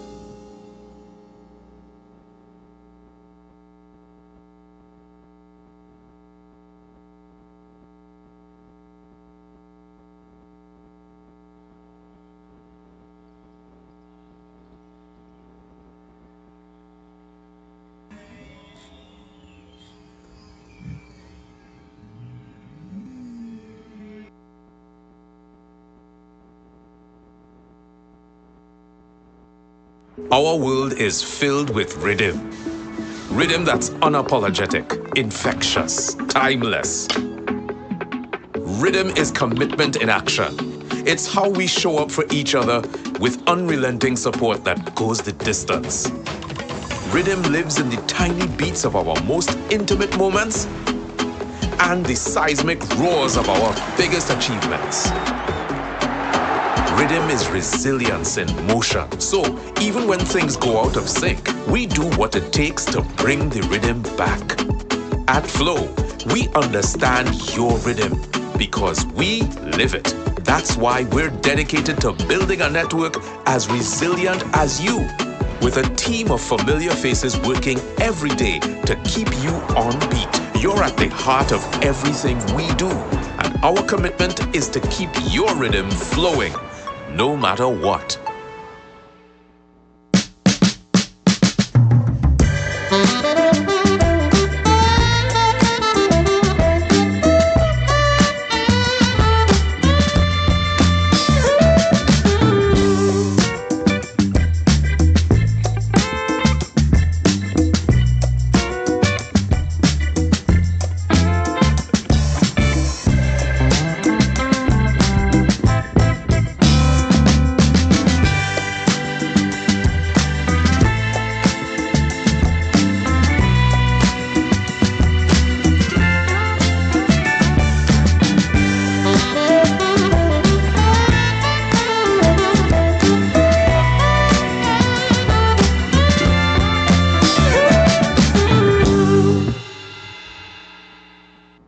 Cargo Express Services, Tropical Shipping, is the leader in quality on-time logistics throughout the Caribbean and the rest of the world. We offer twice weekly sailings to Providenciales and weekly service to Grand Turk and South Caicos. Our e-services application allows you to easily track your cargo, upload and print documents, view your cargo on hand, create or copy a booking, and more. We also offer small package and D-container shipping services to Provo, Grand Turk, and South Caicos. Need a broker, small package, pallet, or container delivered? We have a team of experienced brokers that can clear your cargo through customs and skilled truckers that can deliver your containers, palletized cargo, and small parcels to your door. For more information, call us at 941-5006 or email us at pls@tropical.com. Cargo Express Services, Tropical Shipping, proud sponsor of the Turks and Caicos Island School Sports.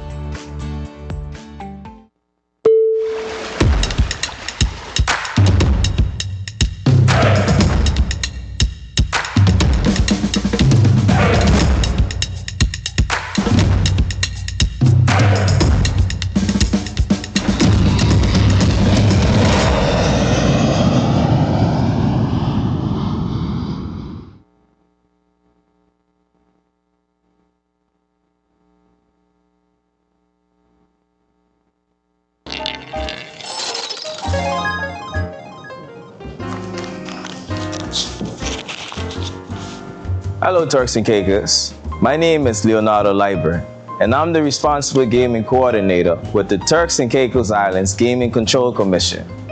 Recently, we've conducted the first national research on gambling behaviors in the Turks and Caicos Islands. What we found was eye-opening. Over half of adults gamble, 6% gamble daily, and many of those daily players are facing serious financial and relationship problems. We've also learned that older adults are more likely to play the lottery, while younger adults prefer casinos. And too often, people gamble without realizing the risks. That is why the Commission is launching a new 2-year campaign called Pause Before You Play. This campaign is not only about awareness, it's about protecting families, empowering players, and ensuring gaming is entertaining and not a source of harm. Through this campaign, you'll see billboards in our communities, multilingual digital ads, a public awareness video, and even a new self-assessment quiz you can take online. We'll also bring prevention kits into our schools and communities. And yes, we've got branded booklets, pens, and keychains ready for the students. We know gambling can affect more than just your wallets.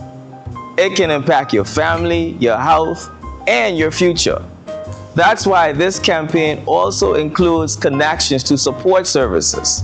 And remember, reaching out for help is not a weakness. It's a step towards control and a healthier life. The research has made one thing clear. Now is the time to act. Together, we can make sure that gaming in the Turks and Caicos Islands remains safe, responsible, and fun. This is Pause Before You Play, and it starts now.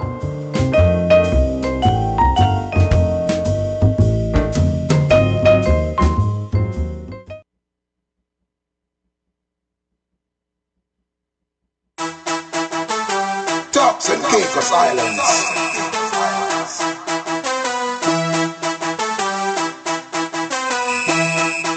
Turks and Caicos Islands. Let's move. Already then. Let's move. Let's move. This year, I'm moving like God's grace. I'm moving for health. God gave me strength to walk up and sweat.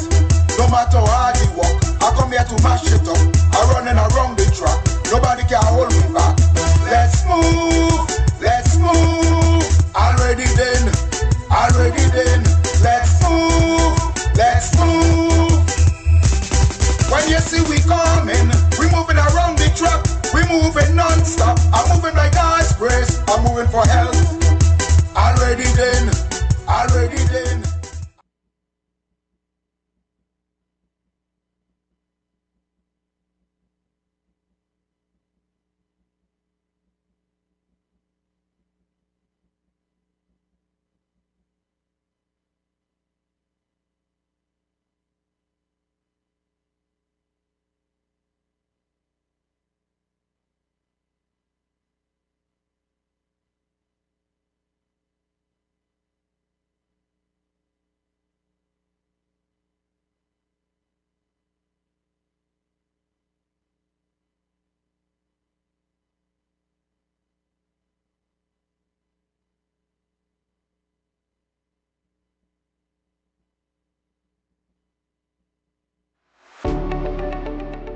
Waterloo Holdings Investment Limited, a proud sponsor of Turks and Caicos Islands school sports.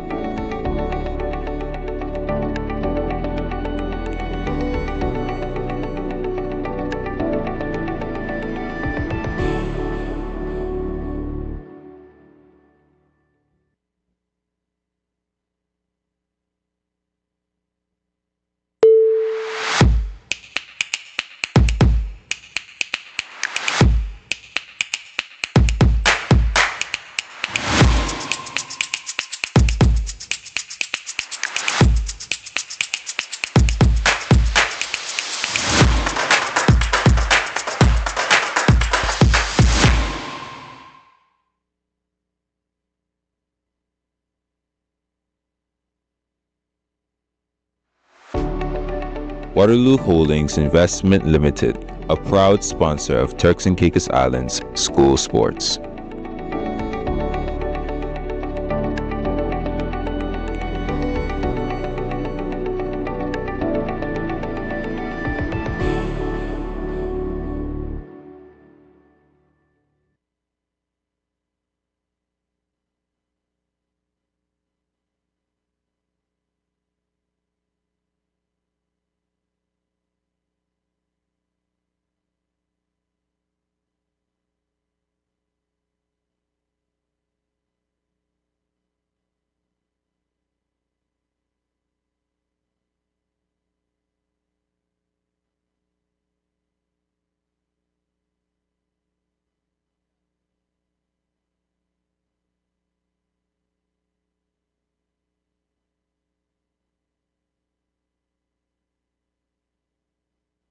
Already then, let's move. Let's move. This year, I'm moving like God's grace. I'm moving for health. God gave me strength to walk up and sweat. No matter how hard you walk, I come here to mash it up. I'm running around the track. Nobody can hold me back.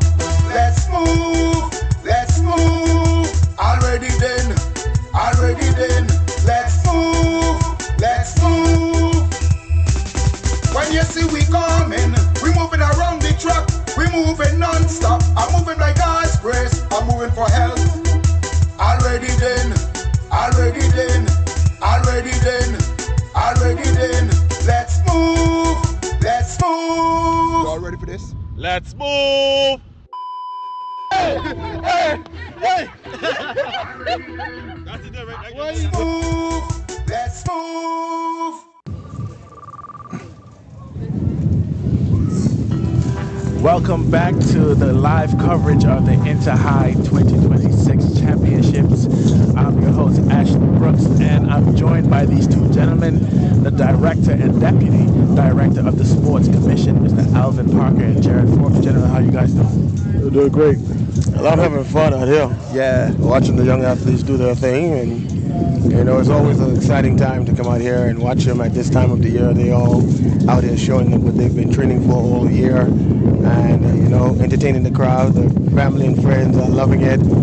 Sponsors are loving it, giving the sponsors the time to connect with the athletes. It's just a wonderful time we're having out here right now. Indeed, and these two men are some of the architects behind the production and the event that you see taking place today. And first things I would like to start with, man, everyone's been talking about how much of a quality experience this has been, I guess, compared to previous Inter-High experiences. Can you speak to some of the things that were implemented this year that you wanted to do to take the experience and the overall product of Inter-High to the next level?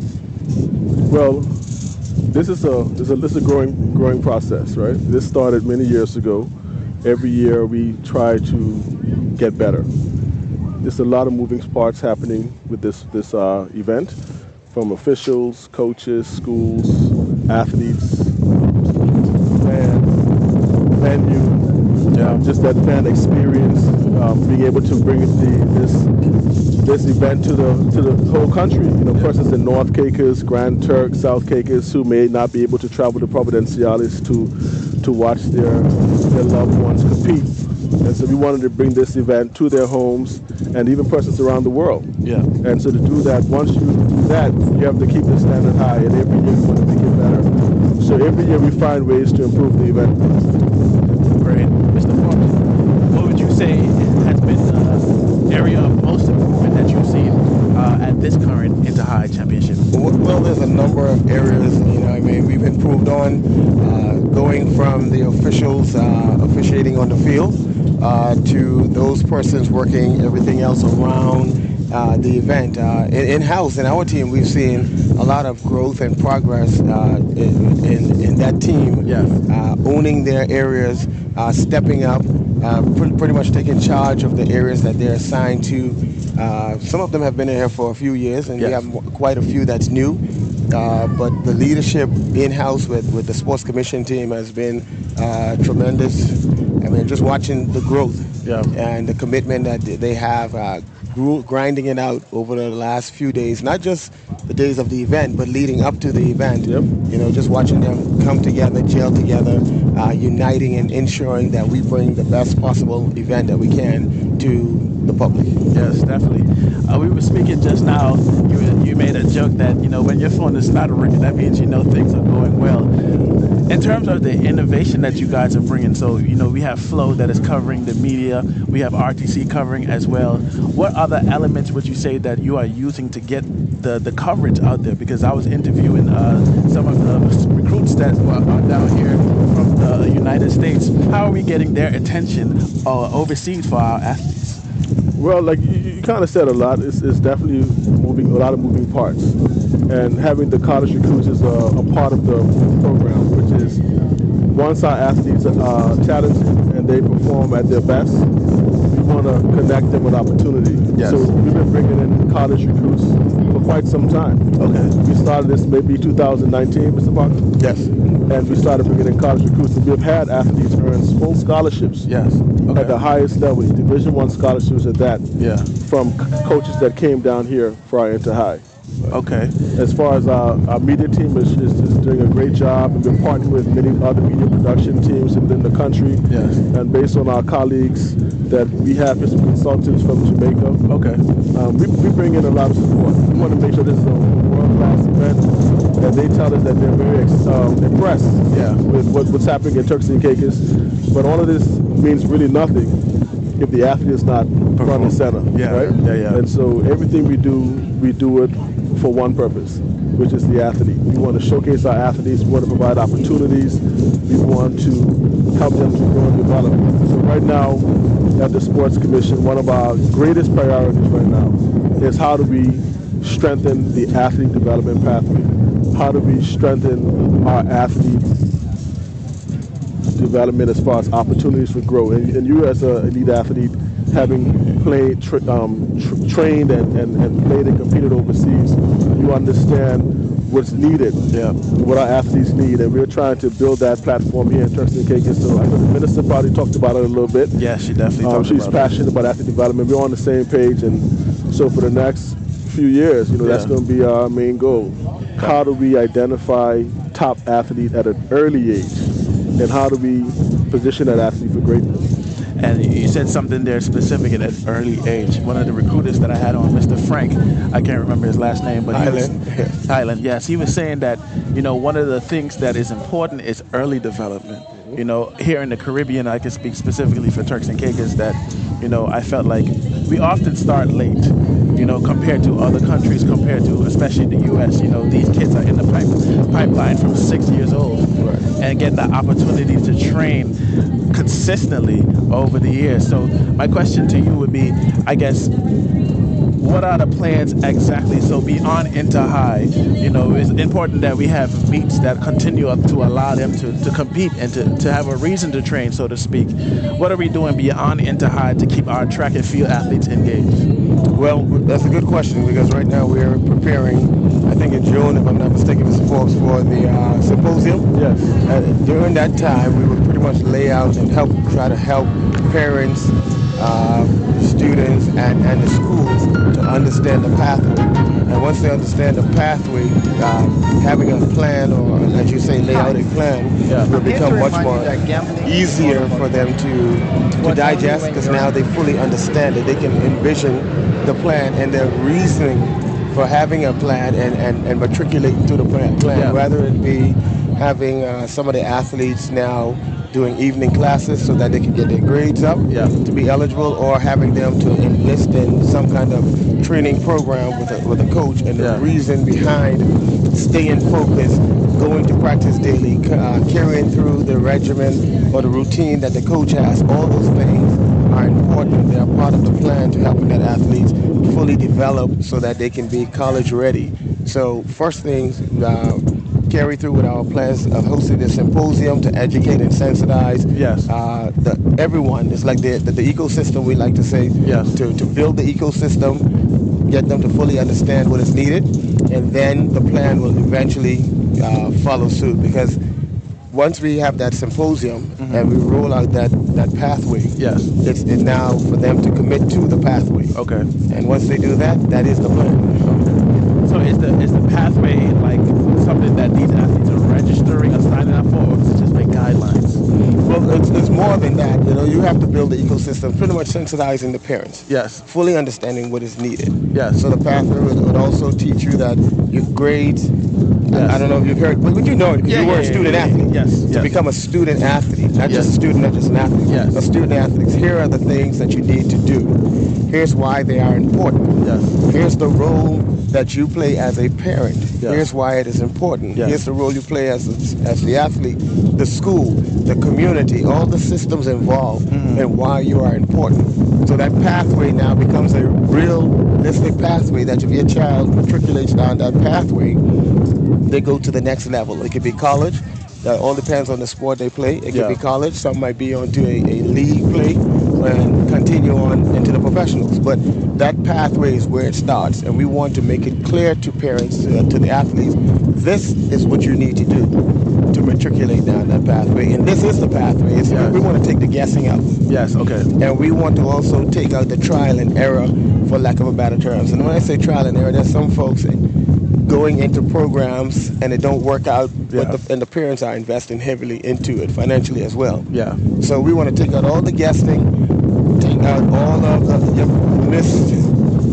the using of the funds the wrong way, the using of the time, talents, everything the wrong way, and say this is the way. And once you work that system, once you work that pathway, your child get to the next level. So basically just becoming overall more efficient in all the processes in terms of not wasting any resources, not going down a road that you don't need to go down because you thought that was what you were supposed to do. Right. You know, just giving them a clear-cut plan or a structured pathway to understand that, hey, you know, if you follow this, your chances increase. Right. And also, because it's never a guarantee. Right. It's never a guarantee to go to the pros. Yeah. But the college is different. Okay. And one thing we have to do to our people need to understand, those in the sports world, pros is a different level. And we have to take it step by step. And that's one of the things the pathway will help you to understand. Yes. You don't get to the pros just like from high school to the pros. Yes. There is, a pathway. Yeah. You have to do this, do well in school, athletically and academically, to get you into the collegiate ranks, which is the feeding ground. Some might call it the recruiting grounds of the pro teams. Sure. So you have to go that route and increase your chances. Right? Yeah. And to your point, like we were speaking earlier, these teams or these opportunities, getting involved earlier is better because a lot of guys be like, well, you know, going to the NFL, NBA, NBL, NHL, but a lot of those players have been playing that sport since the year of 6 years old, 7 years old. So, and it is not like they're playing multiple sports or playing multiple things. At most, they're a two-sport athlete, but a majority of their focus is on one thing. And if you accumulate that experience and training over by the time they get to the pros, they've already played for 15 to 20 years. But So there's a lot of education that needs to happen. Yeah. Not just with the athletes, with the coaches, the federations, the schools, and we have to. And also there are certain responsibilities that different components of this ecosystem have. For example, this may sound like a foolish question, right? But who is currently responsible for developing athletes in the Turks and Caicos Islands? So, right? It should be an easy one to answer, right? And the fact that you hesitated, that means that there's some lack of clarity. Yes. Right? Where does the development take place? Where do kids go to be refined? Where does talent go to develop? Yeah. Who is responsible for that? Do they have the resources? Do they have the skill set to develop that elite athlete? And so that's what we're working on. How do we answer those questions? How do we ensure that a kid who has natural talent is plugged in to an environment where their talent can be refined? Yes. And there are additional support systems around that child, whether it be nutrition, whether it be strength training, whether it be sport, psychology, mental health, academic support. Are the coaches specialists? Yes. In track and field is not just one coach. I think about to start this race. 200 meters. Yeah, so we have white flags up here for the 200 meters.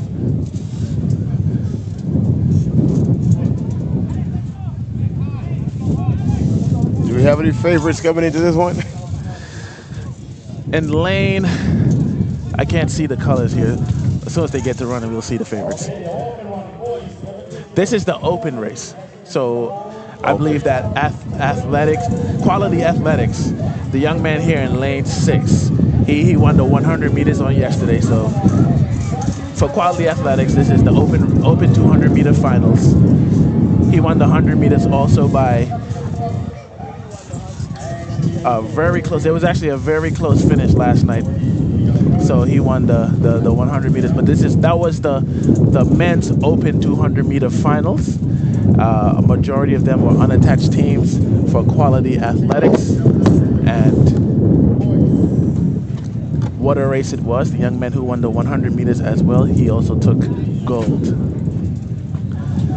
But yes, sir, going back to what we were talking about, building that ecosystem is entirely important. And you asked that question, and I did hesitate for a minute because I couldn't point to one person who is responsible for training the athletes. And like you said, specialists. You know, a lot of these athletes have general coaches or a PE coach, you know, and not to take away from any of what they're doing, but if you want to ascend and be able to compete regionally and internationally, we need to specialize. And think of Javelin. Our coaches, like many of our coaches have some in track and field exciting, yes, unpredictable. Many of our coaches have full of possibilities. some specializations, right? Yes. They may specialize just like in life, but not throws, or jumps, or long distance, or sprints. And so when you have a middle distance specialist coaching the full cohort of athletes, then of course you will see their specialization manifesting in kids who are middle distance runners. But you wouldn't see that same progression in the other kids. And so we have to really build the specialties in Turks and Caicos, and also, be able to identify talent early. Now, when I ask you the question, who's responsible for the development of athletes? Is it the schools? Is it the clubs? Is it the federation? Is it private companies? Who's doing the development?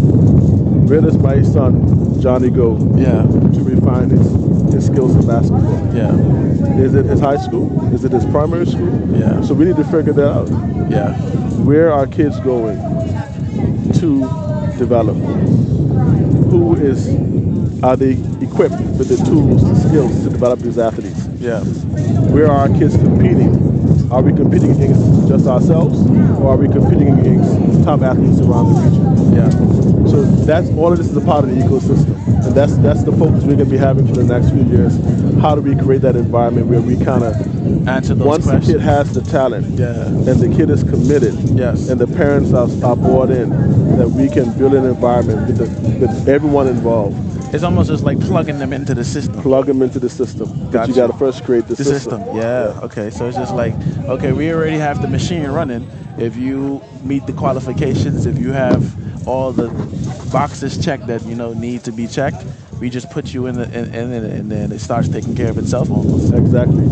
Dedicated athletes, committed coaches, supportive parents, academics. Got the academics. We have the mental strength and mental fortitude. And the sky is the limit. You take care of the rest. That's a good point, because it makes it more autonomous. You don't, like you said, if you're able to set that up, then when you ask the question like where the athletes will develop, so and so. Or this place. That kid is training with this club. This kid is H.J. Robinson has an excellent softball program. If you want to go to college, go to H.J. Robinson. Their softball coaches develop collegiate softball athletes. And I remember we had Delano on yesterday, and I believe he said that it was in North Caicos you guys just outfitted the gym. So resources are being allocated to the different islands to do exactly what you're saying. We're building the foundation. We have invested quite a lot of money in facilities. Now we need to get the coaches. We have coaches here. That can develop great athletes. But if I have a coach who specializes in high jump, why is he not training all the high jumpers? Why is he training the sprinters? Right? So that's a systematic issue. If I have a coach here who regionally he's competitive in the throws, but he's out here training distance. So we have some pieces already that exist in our country. We have to organize it. And the pieces that we don't have, we have to bring them in.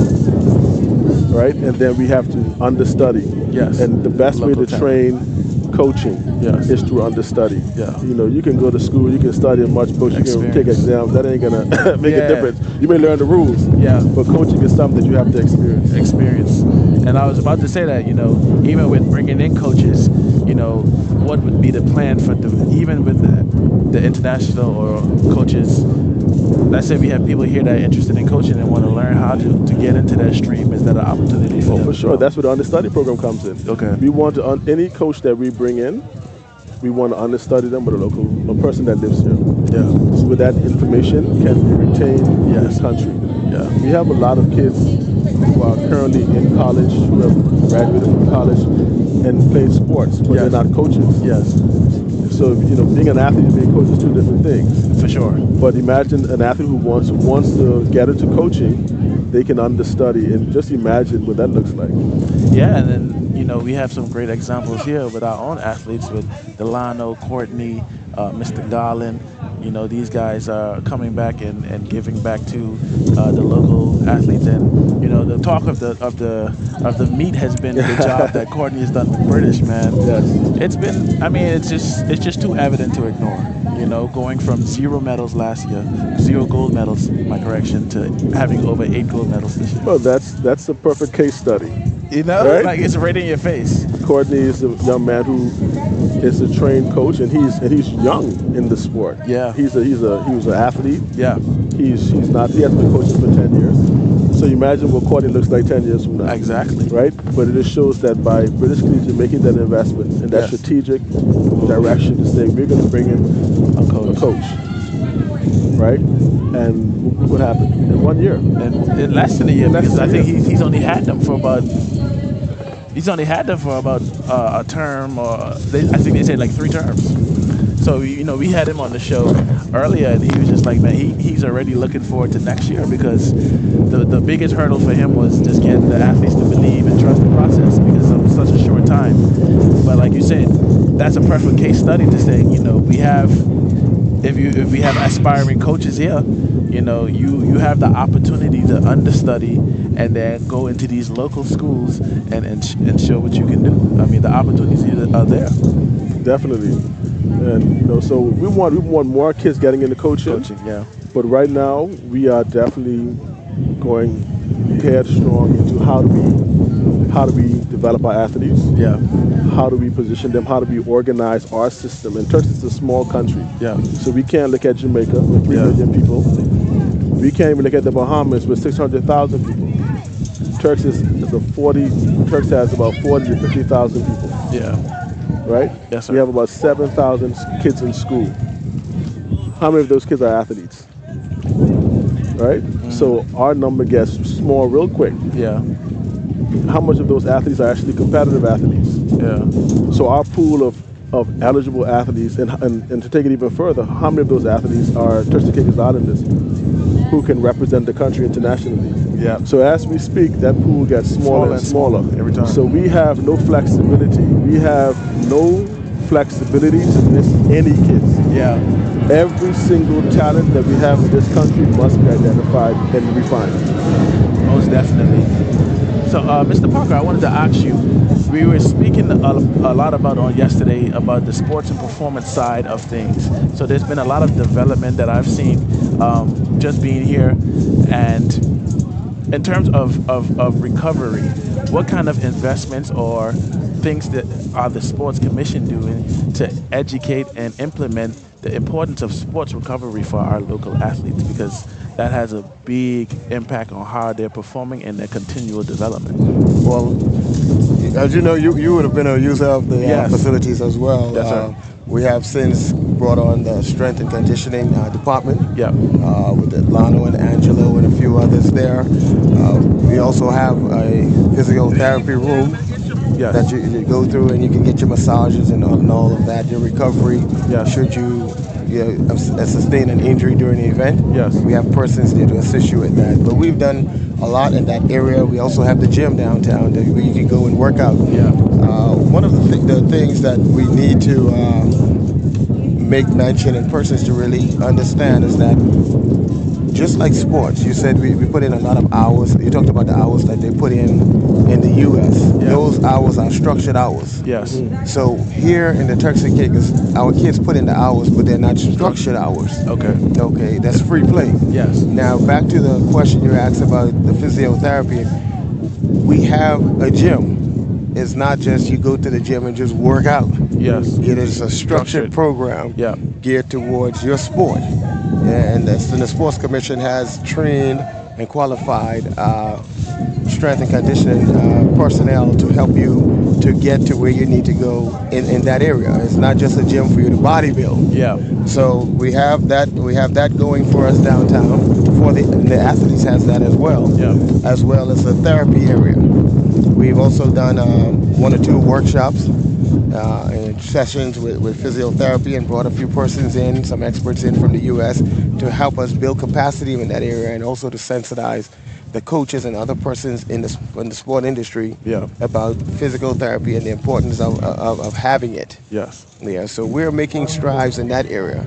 You know, we just want the federations and the athletes to continue to plug into it and to use it. It's not free play. Yeah. It is a structured environment. It's a serious environment. Yeah. It is there to better athletes. So we have a lot of things going for us. We just want to want our athletes to plug into it, our federations to plug into it, and to help them get better and be the best athlete they can. If they happen to sustain an injury, to recover properly. Not just I recover, but we want them to recover in a way where they're still competitive. And so they still can advance in their respective sport. One thing that I noticed over these past 2 days is, and I was speaking with Delano about this, you can tell the difference with the athletes that are strength training versus the athletes that are not strength training. So for example, a lot of the athletes here in Providenciales, you can tell that they are strong runners. You know, you can, and I was explaining to the other guys that, you know, a lot of that you can view through the posture of the athlete as he's running. You know, athletes are running forward like they're weary, they're tired, or their form is really bad, versus athletes who are upright and running from a place of strength. So my question would be, you know, obviously the athletes here in Provo have that opportunity. We just spoke about the fact that, you know, North Caicos was outfitted with some gym equipment. Yes.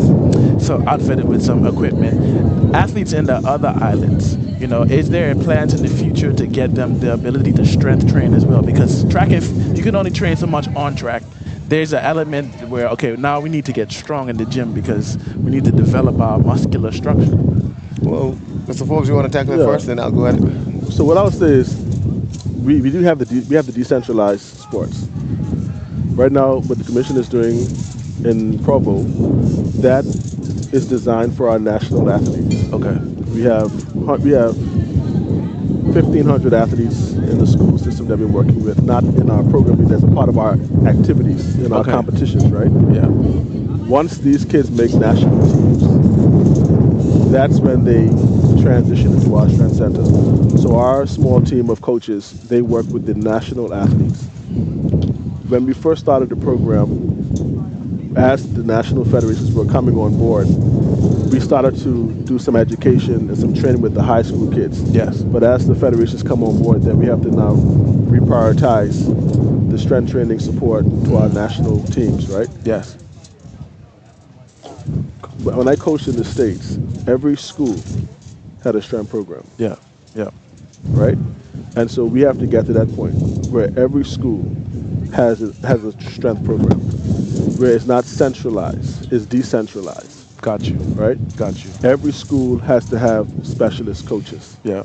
The only alternative now is a club program. So, you know, in the U.S. and in Canada and Jamaica and Europe, you either have a strong schools program or a strong clubs program. Yeah.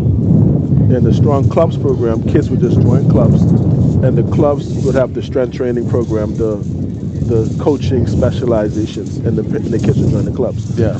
In the U.S., it's done mostly through schools. So each school it's like almost like a high-performance center, right? Yeah. And you have schools in the U.S. that produce NBA players, NFL players, Major League Baseball players. In Jamaica, it's the Jamaica Champs, the track and field. Yeah. Those schools are massive developers of athletes, right? Yeah. But not all sports. Some sports in Jamaica is more development is done through the clubs, right? So maybe football, you'll see more football development being done through clubs as opposed to through the school sports. But in high school in Jamaica, track and field, schools are pushing the track and field development. So in church, we have to determine who is training the kids, what resources they need, and plus, in sport, the sport is different. Yeah. Because in swimming, clubs. Got you. Right? Yes, in tennis, might be clubs. Yeah. But in basketball, might be schools. We have to figure out where's the training happening, what resources they need, and that includes strength training. Well, I agree, but I was going to add to it that we have a gym in North Caicos now. Yes, we do. We have one in South Caicos as well. Yes. And Mr. Forbes just laid out how you access the gym here in Provo. Yep. Occasionally, when we have our sports performance team visit those islands, yes, they would go through various, not training sessions, but various ways to use the gym for a particular sport. Yes. To kind of sensitize the teams or the athletes on that island how to use the gym for their respective sports. And sometimes they do that with the coaches so that the coaches now have a little knowledge in that area that they can continue on with when in their absence to help their athletes to get better. So we plan to continue on in that path where when you visit the islands, you share a little knowledge with the team on that side or those interested in the sports community on the respective islands, a little knowledge to help them keep things going. And as times go on, then probably they would go off and be interested in getting certified to really say, I want to be that person on Grand Turk that works or does the strength training with our athletes. And we always want to make sure that you are trained and certified before putting you with an athlete or putting you with a program and having our name behind it. So once you have sports commission behind it, we've done our due diligence and have vetted that individuals to ensure that they have the qualifications to carry out such trainings with the athletes in their community. Well, that's good to hear because I was unaware of the facility in South Caicos. So I would say, only island right now would be Grand Turk that would be on the list to get a facility. On the list, I like how you said that. Well, on the schedule, because So it went from a list to a schedule. It's getting closer. It's getting closer. Well, however you want to describe it. You from Grand Turk? Yes, sir. I am from Grand Turk. So, because that was my question, and it wasn't. The thing is, I didn't even know about South Caicos, so I wasn't even speaking just about Grand Turk. I didn't know South Caicos had their facility, so I'm happy to hear that. But yeah, I do believe that all athletes need to be strength training now because you can tell the difference between the athletes that are strength training and the athletes that are not strength training. For example, I know firsthand because I'm training a lot in Grand Turk that they predominantly do track and field workouts, conditioning, sprint training, all that stuff, and adding the weights on top of that. As both of you gentlemen know, if you go anywhere in the world, in the U.S., they have proper strength training facilities. They don't cut any corners in terms of the importance of how important it is equally to running. You know what I'm saying? Powerlifting and getting all of these things implemented into your regimen will allow you to excel to the next level. So, that's what I can say about Grand Turk does not have a facility that the commission controls. We do have one in Provo, one in North, and one in South Caicos. But what Grand Turk have that the other islands do not have is we have a strength and conditioning apprentice who is a certified strength coach, who is currently working with our sports performance department, and we are currently rolling out a strength program in Grand Turk. So we did send a number of equipment to Grand Turk that she's now developing programs, starting with the football team, and we're going to expand to track and field and other sports as well. Okay. Well, yeah, I think that definitely would be encouraging for the athletes there because they train, as all the athletes across the Turks and Caicos, training extremely hard. But we are now lining up for another race here. This is the 4x1, I believe. Yep, we have the relay lining up here. Yep, 4x1.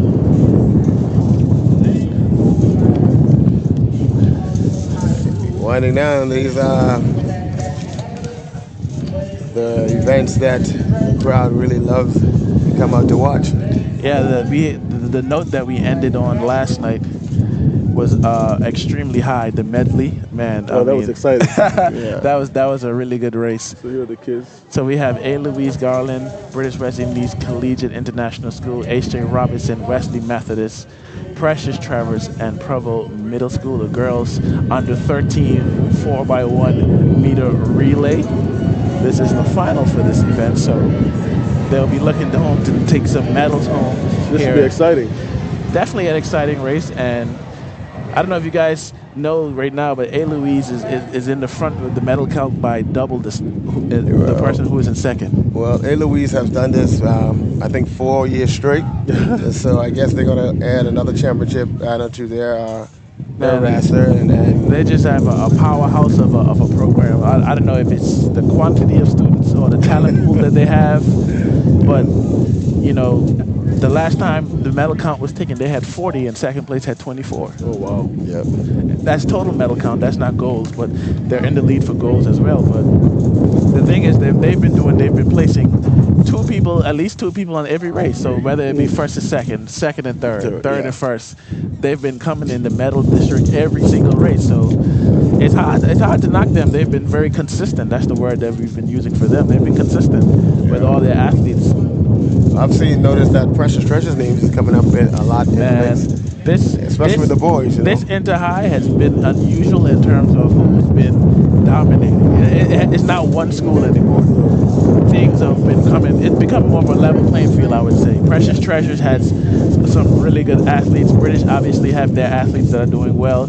You know, I think before it used to be Clement Howell, HJ Clement Howell, and everybody else just come in where they come in. But now, I think the tides have shifted.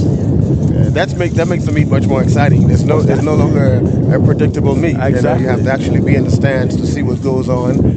We have a lot of surprises, especially in the 100 meter with the boys, like we mentioned earlier about Precious Treasures. Yes. And we see that HJ now is slipping behind. HJ has a powerhouse. They were a powerhouse. Yeah. You know, we don't know. I mean, it's like the tide. It comes and goes, you know. It comes and goes. It can't be our time all the time. I haven't heard much about Montre Basin. That as well.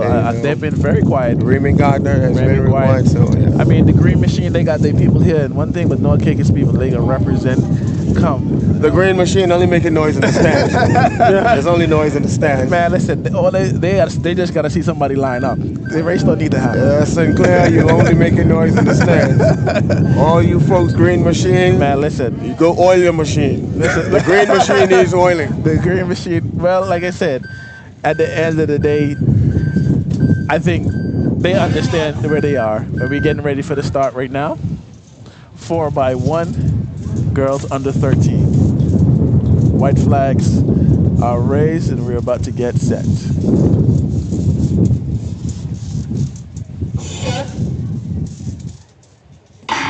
And they're off. And you can notice, gentlemen, none of these young ladies are using blocks. I don't think that they're at the level yet where they're using them, but I can tell that, you know, some of their starts are particularly not the fastest, and I think that, you know, we had someone on the show talking. Oh, that was a little stumble there with International School with an exchange. Traveling down the backstretch right now. Is that HJ? That is. I think we spoke to her too soon. They probably hear us talking. But gonna make me eat my words. This is gonna come down to the wire. Oh, that's a great exchange. That's actually a great exchange. Oh, here it goes on the stretch. She's making up the distance. They're moving. They're moving. HJ. A. Louise still out in front and pushing hard. She's taking it. She's taking it. Seems to be. Yep. Oh, wow. A. Louise Garland. HJ Robinson. And we had Wesley Methodist in third place. You know, Wesley came out here today with a very small team, but they're making some noise as well. It's not about the quantity, it's about the quality. Yes, indeed. Yes, indeed. A few years ago, we made a very difficult decision by replacing the determining of the winner from points to medals. Yes. Did you guys talk about that already? We have, and it's gold medals, correct? Well, yeah, gold first. Medals, yeah. Only if there's a tie in gold. Okay. Then the silver comes in play. Okay. And we did that because we wanted to change the mindset of the coaches and how they develop and position the athletes. Yeah, we definitely talked about that, and this is glad that you brought clarity as to why you changed it, because we were all kind of puzzled. I think we're so used to that system, but is that a system that is used internationally? Yes. Okay. Especially in the Carifta games, it's medals. Medal counts. Okay. You know, if you're coaching a kid, he's strong in the high jump. Yeah. But he's a natural athlete. You can secure a gold in the high jump. Okay. Or you can spread that athlete around thin. Yeah, I got you. I got what you're saying. Have him run to the 100, the 2, and just get silver, and get bronze. Once it's silvers and bronze. Okay. What happens is his training program is impacted by that. Yeah. His recovery time is impacted by that. Yeah. And so now the school wins because that athlete is giving them a bunch of points, but the athlete loses. Suffers. Yeah. But now when you say we're doing gold, silvers, and bronzes, now the whole training and the whole mindset shifts. I got you. So the athlete now specializes, focuses, gets the goal, goes to Carifta, does well, and has a better career. That is actually a very, very good point. Now, they can't cut corners. They can't, okay, we're going to let you get 5. You prioritizing one goal over, let's say, 5 silvers. Yeah, exactly. Okay. And Parker has this saying, the racehorse treatment. You can speak about that. Yeah, you know, I don't like coaches giving the athletes a racehorse treatment. You're one and done. Yeah. If I'm the best there in the country in the 100 meters, or let's say the jumps. Yes. And you have someone, and I can only give you 10 points. Let's say your goal is 10 points, but I'm the best in the country in the jumps. Yeah. But we have someone who can give you a 3rd place in the jumps, a 3rd place in the 1, and possibly a 3rd in the 2. Yeah. So that person is going to bring you more points. Yeah. So I must be deprived of being the best in the country for that year in jumps because I can't give you the same points. So I got you. So I don't get to be the champion in the high jumps because I have a member of my team can give you more points, not necessarily a goal or be the champion. I got a good one too. Moving athletes up early. Yes. So if I have a kid who can give me a goal in class 4, but I'm gonna move him and put him up in class, the higher class, class 3, to bring just to fill up points. Yeah. So when we start focusing on performance, the coaches points. change, the coaching change, the strategy changes, the athlete gets better over time. Performance over points. Performance over points. There you go. That's the way it should always be because you can't. What happens in that scenario? The athletes that bring you the point, the best athletes are not necessarily seen. Yes. Because they're not bringing you the most points. Okay. The athletes who can bring you the most points are the ones who are seen, and those athletes get a chance to go to Carifta because you have to pick out. You're picking out of that group. Yeah. So what are you picking? Second best? But also now in primary school is different, right? Yeah. Because you want participation, you're driving participation more. Yeah. So you want to keep kids excited. You want to drive participation, but it gets to the point in time where you have to advance from participation to performance. Yeah. Right, and that's where the next level comes in. Especially if you're thinking about the long-term future of these athletes. Right. And for example, you have the recruits here today. I'd rather have my athlete shine in his specific specific event rather than have him looking washed out in 4 events. Yes, it's called talent identification. So this is going to improve talent ID. Why is Courtney doing so well? Yeah. Because even if he's at a smaller school, why is these other smaller schools doing well? Because they can specialize. Talent ID? Specialize. Talent identification is specialized, and now they can still win. Still win. And speaking of British, they're currently in 3rd place on the standing. So it's A. Louise Garland, it's Clement Howell, British, and then HJ right now, the top 4. That is good for the games. It's actually good for the games. It's good for the school and the students. I hope this one day we're going to see schools battling and giving sports scholarships to come to your respective high schools. That's where I want to. That's where I want us to end up, where schools are battling for their young athletes right out of the primary school to come to your school to continue and building your sports that's program. How it is. That's how it is in the U.S. when it comes to AAU basketball and all these things. Mm-hmm. You know, these high school teams are recruiting. Oh yeah. You know. Oh yeah.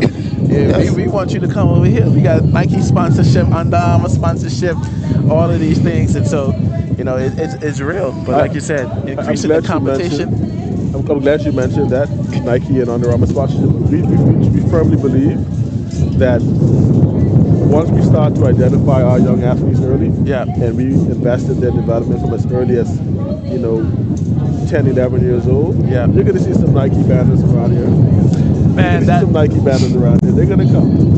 And that's the next step, because I know for a fact, like in the likes of Jamaica, Bahamas, those programs and those events have been picked up by these big sponsors. And like I was speaking with the gentleman, the recruit here, he was like, man, there's no reason why, these athletes here shouldn't be getting exposure because the talent is here. I was asking him, how is he seeing the talent? He was like, man, under 17, under 13, under 15 has been very impressive, especially the times that they have been running. So hopefully in the near future, we'll have all these things come into play because personally, I don't feel like anything is too good for Turks and Caicos. Anything is too good for for our athletes. I mean, myself being an athlete, man, I've had tremendous opportunity, tremendous exposure, and seeing those things make you have a drive, passion to want to see it here, man. You know, because at the end of the day, this is ours, and it is what we make it. So, gentlemen, I want to thank you for taking the time out to join me here on the broadcast. Again, thank you so much for the work that you are doing and the way this event has been going. I don't think it is said enough how much, you know, the coordination, the art tech that it takes to put this together, the leadership that you guys are providing. So once again, thank you, and you know, we look forward to continued great events here in the Turks and Caicos Islands. All right. Thank you. Thank you. Thank you. Thank you, sir. Getting set for the race here, and they're off. Safe to say everyone in this race is going to get a medal, so we're running for time here. They're moving. First exchange. Oh, a little shaky. Oh, they got it though. Now we're moving. A-Louise is gone. A-Louise is gone. Moving down the back straight. Second exchange, smooth. Third smooth. One thing I will say, the exchanges are smooth. A-Louise pulling away in front. Moving. And A-Louise Garland opening up a monumental gap. The race is in second place. What's gonna happen? H.J. Robinson to the line, second place. And British West Indies Collegiate coming third place. Ladies and gentlemen, what a race that was just now. A-Louise Garland first place, H.J. Robinson second place, British West Indies third place. The times are now in first place, 49.58 for A-Louise. Second place we have 54.75 for H.J. Robinson High School, and we have 55.36 for British West Indies Collegiate. Ladies and gentlemen, what a race that was. What a race that was. And like I said, everyone's getting the medal in that race, so it was more about running for time than anything else. But what a race. Congratulations to A-Louise Garland, man. They put on a clinic there.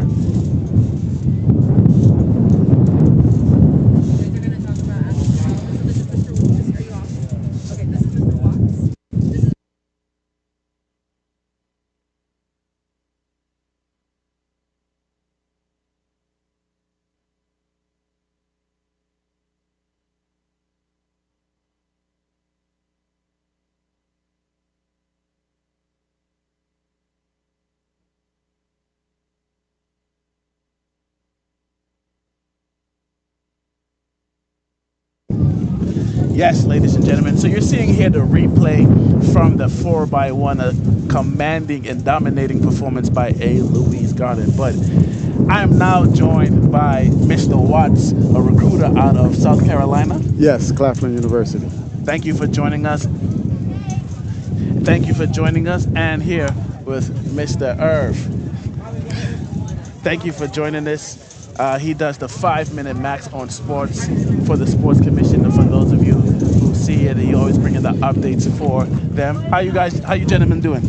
Feeling good. I really appreciate the opportunity to come here and sit with you guys and learn a little bit about Turks and Caicos sports. Yes. This is your first time here? Yes. How you liking it so far? Oh, I'm enjoying it, man. The weather is great. Yeah. Better than in South Carolina right now? Right. Oh, yes. Definitely.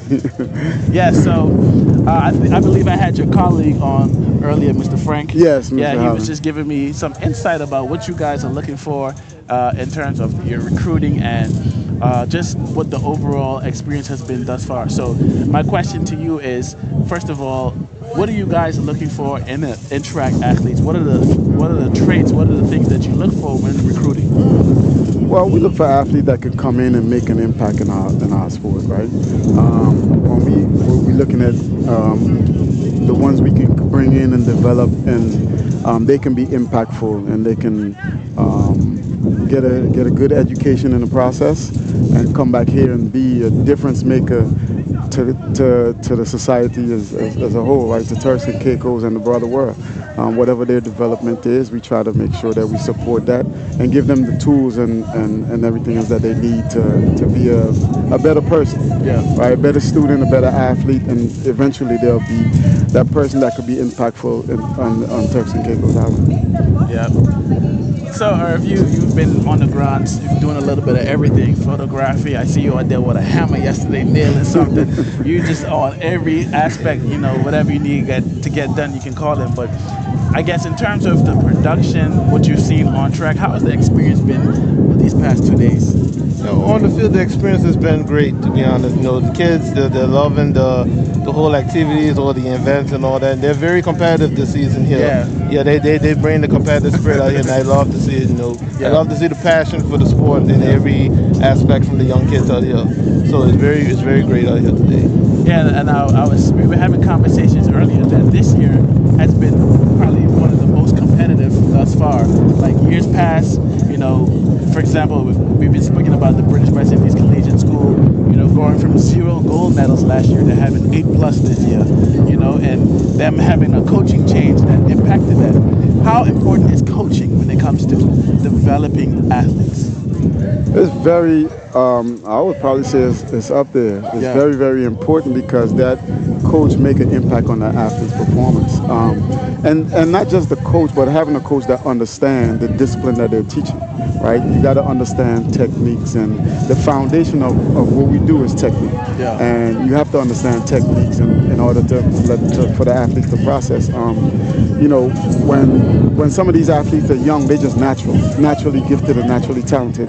But as they grow and they get to the next stage of their career, it's going to require a little bit something a little different, right? And so you have to have coaches who understand the sport and who understand what it takes to develop that athlete talent. Exactly. So, in your opinion, Irv, what has been the biggest improvement that you have seen in terms of how the athletes are performing this year? Better coaching, because I know the coach for British, like you make mention now, this season here, they're making 8 medals right now.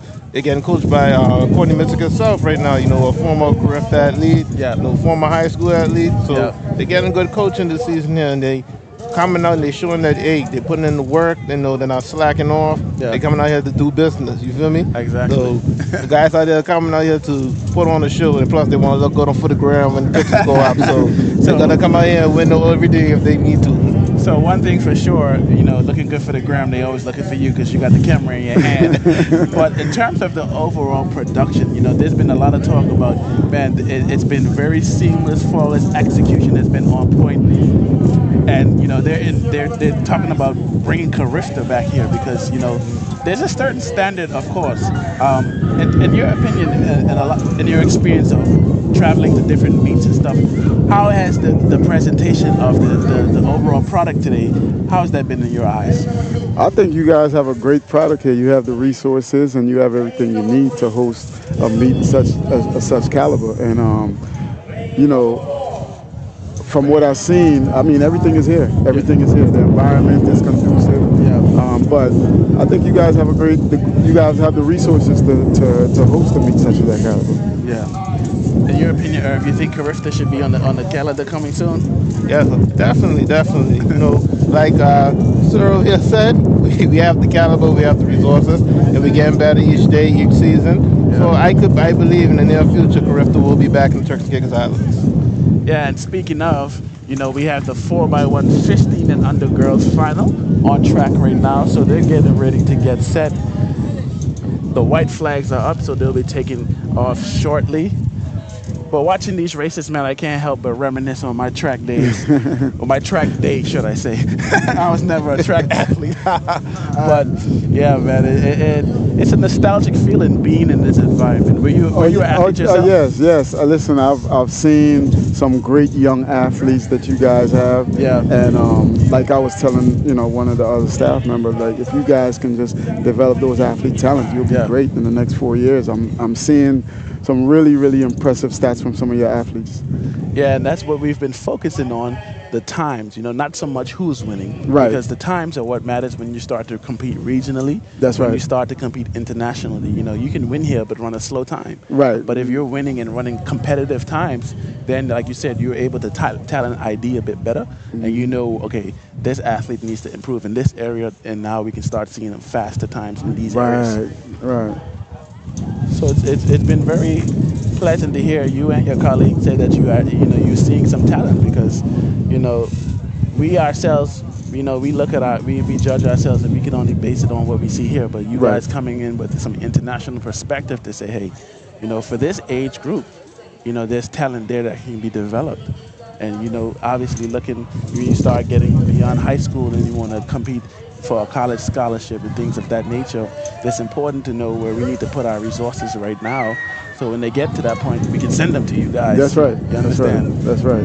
And it starts young. It starts at that age. And you start developing those athletes, and you'll see the results. You'll see the results. So we're here set at the line, getting ready for the 4x1 girls.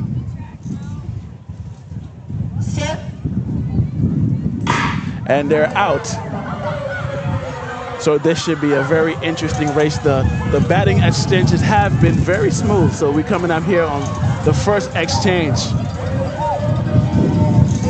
The baton has been passed successfully. We're watching Eloise Garland storming down the backstretch. She is moving, taking over the lead.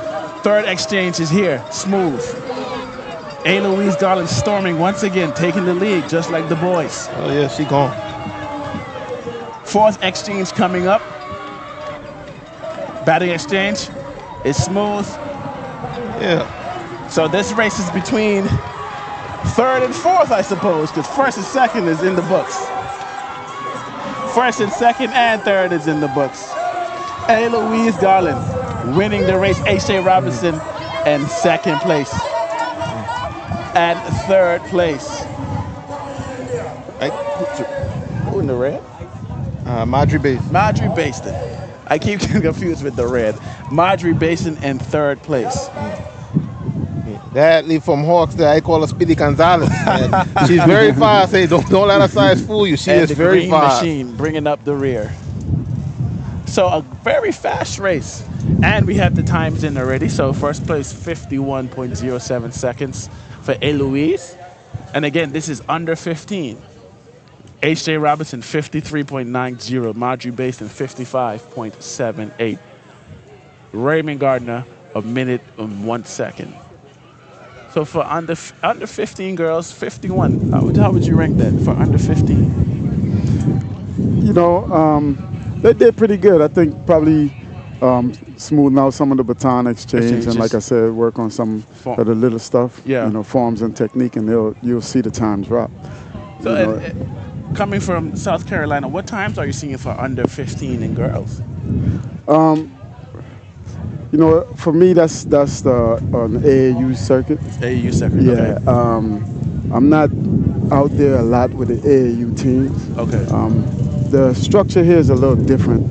When now under 17 and 19, now we can start comparing. Okay, that's when you start watching them. Right. Okay. So 15 is still a bit early for you guys. But you guys remember now, we have under 13 that just ran 49 seconds. So you see what I'm saying? Yeah. Those young talents is there. Yeah, that's for under 13 for 49 is. Yeah, they just ran 49 seconds, so that's pretty good. That's pretty fast. And that was the young men, so yeah.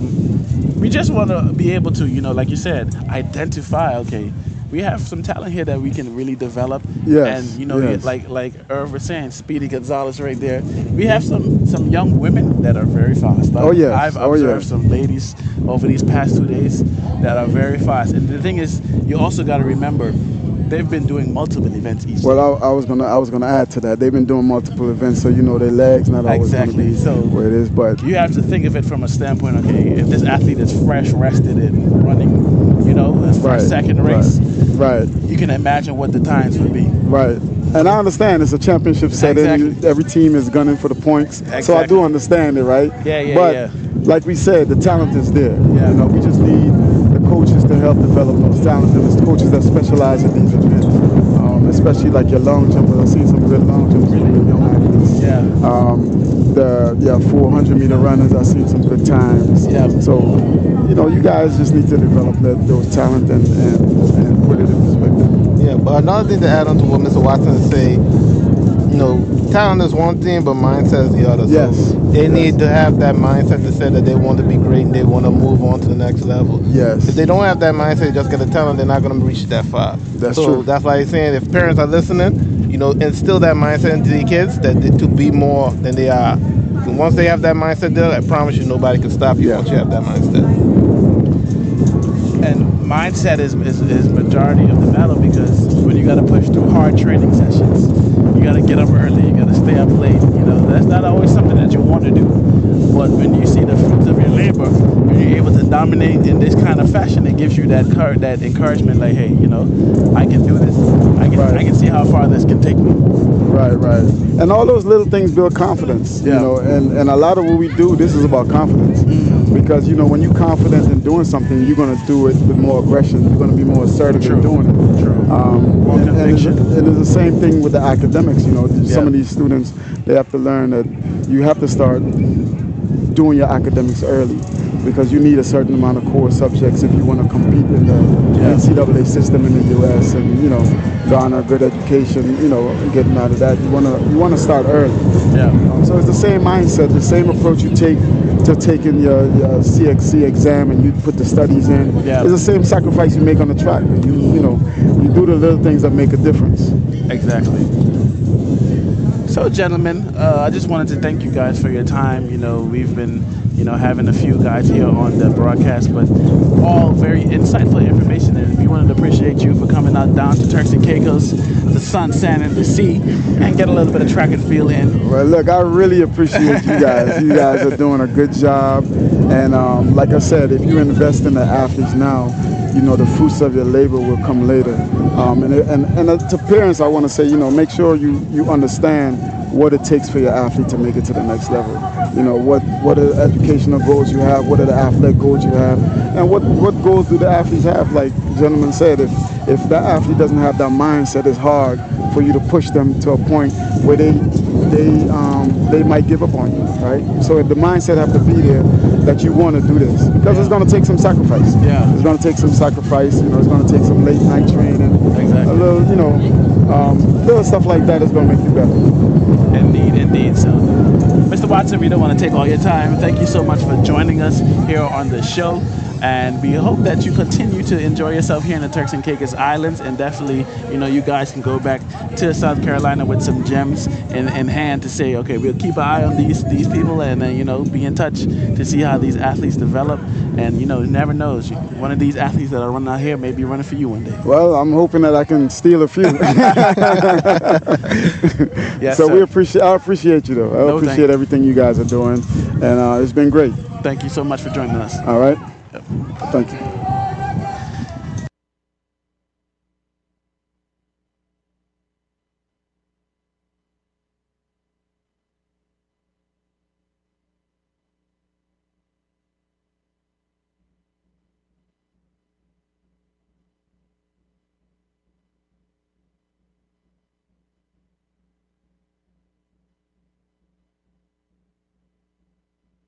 Put me back on.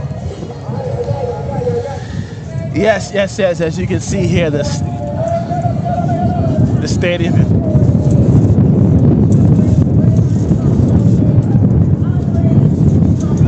So, as you can see here, the stands are packed. Irv, we got everybody and their grandma out here today, man. Happy to see the stands packed. It's a beautiful sight, man. It's a beautiful sight. Definitely. This is definitely more people than we had yesterday.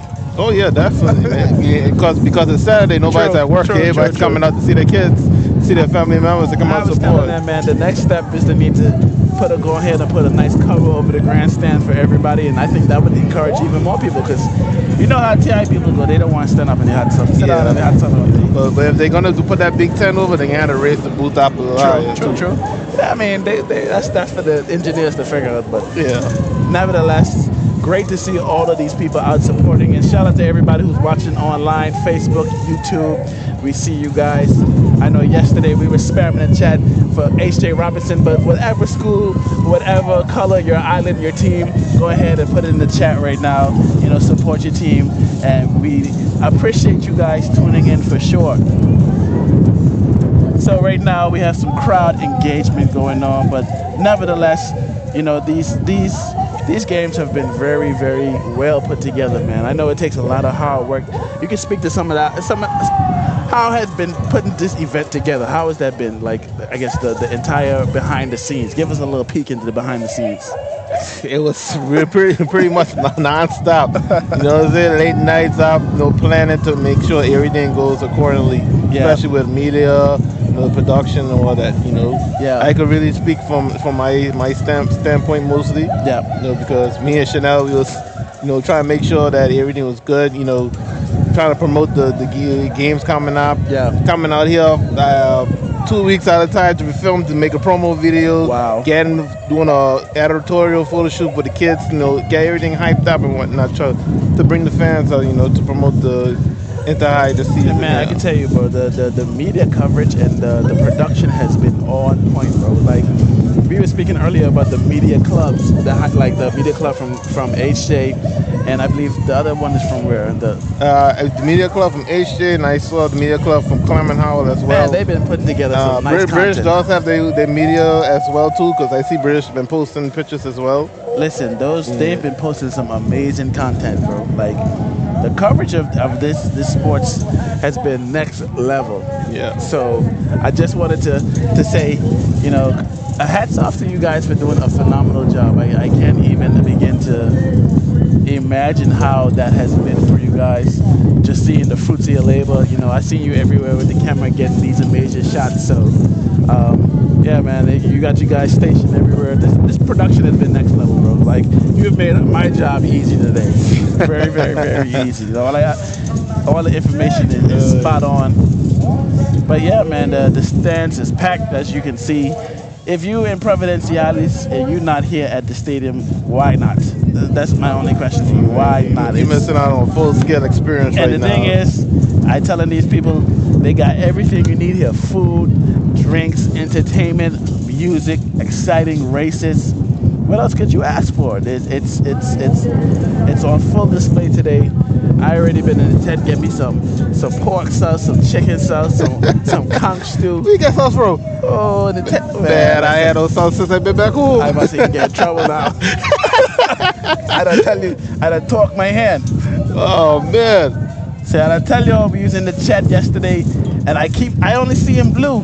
I need the other schools to show up. Hey man, that's GT, man. Come on, they come to represent. I understand that, but at the same time, if you're from North Caicos, go ahead and put some green hearts in the chat. If you're from Providenciales, support your schools. But we want to say shout out to everybody tuning in, man. You guys have been amazing, supporting us on YouTube and on Facebook. And we're now getting lined up for another race here. So another relay coming up. 4x100 meters. I believe this is the under 15 boys.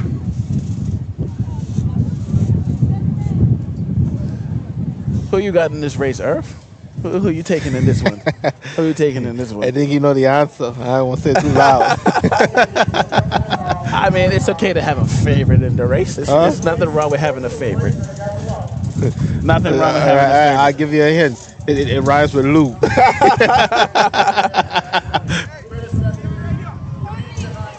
Nothing wrong with having a favorite in the race. Yes, we seeing some red and black in the chat. Thank you. Y'all can't let Grand Tuck outdo y'all now. Come on now. We need to see some green. Where my North Caicos people at? South Caicos, where you at? Rep your school, rep your island in the chat. Let me see. Go ahead and post your colors.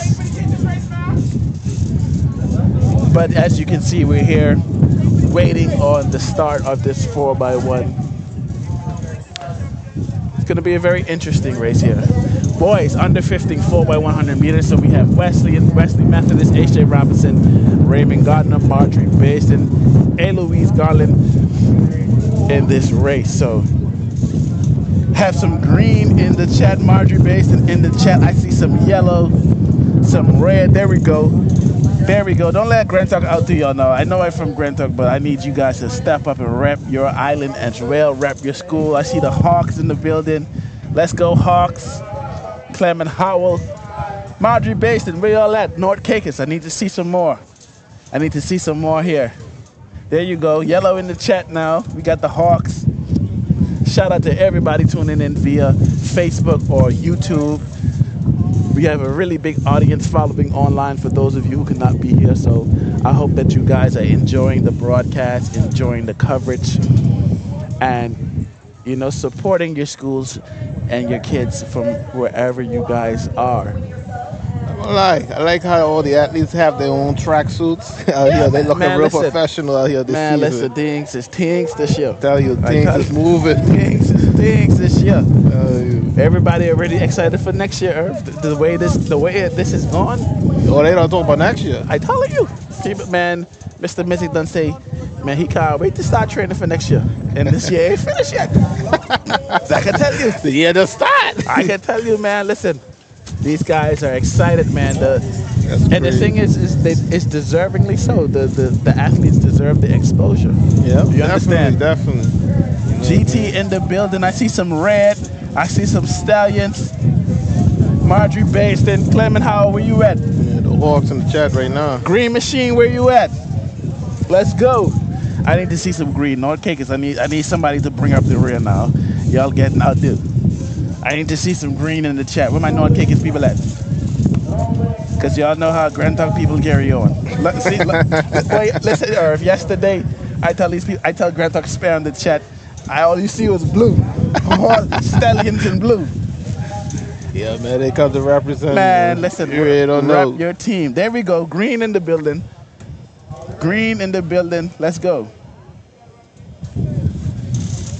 Now we talking. Clement Howell Eagles in the building. Yes. Rep your school. We see you guys over there on the streaming services. We ain't forget about y'all. We see y'all. Thank you for tuning in. We appreciate you guys for sure. Green Machine. That's what I talk about.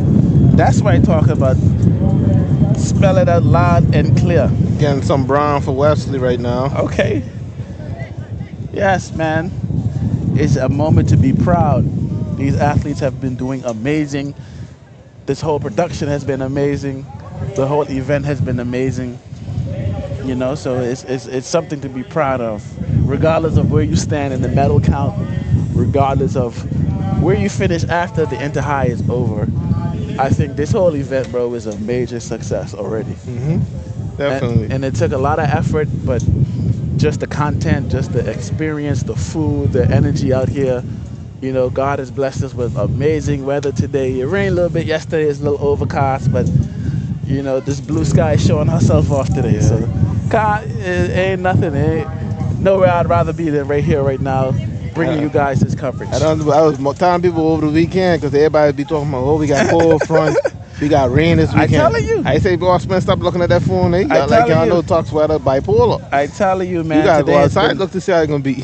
Today has been amazing weather. Mm-hmm. Definitely. You got the breeze blowing, sun shining. Miss Musgrove say the sun is liquid sunshine. British West Indies. Okay, we got some British West Indies in the chat. Let's go. Listen, everybody, don't be in this chat watching and not represent your school. We got folks in there watching from Canada. We got people we can watch. I can take in a record. I see your name when you pop in the chat. That means you better represent where your school, where you from. Let's go.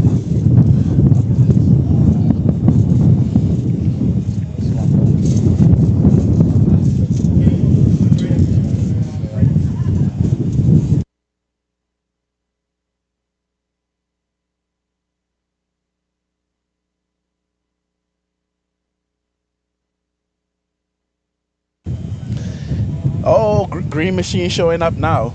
Green Machine is in the building. Green Machine is in the building. Loving you guys' energy here on the streaming on Facebook and on YouTube.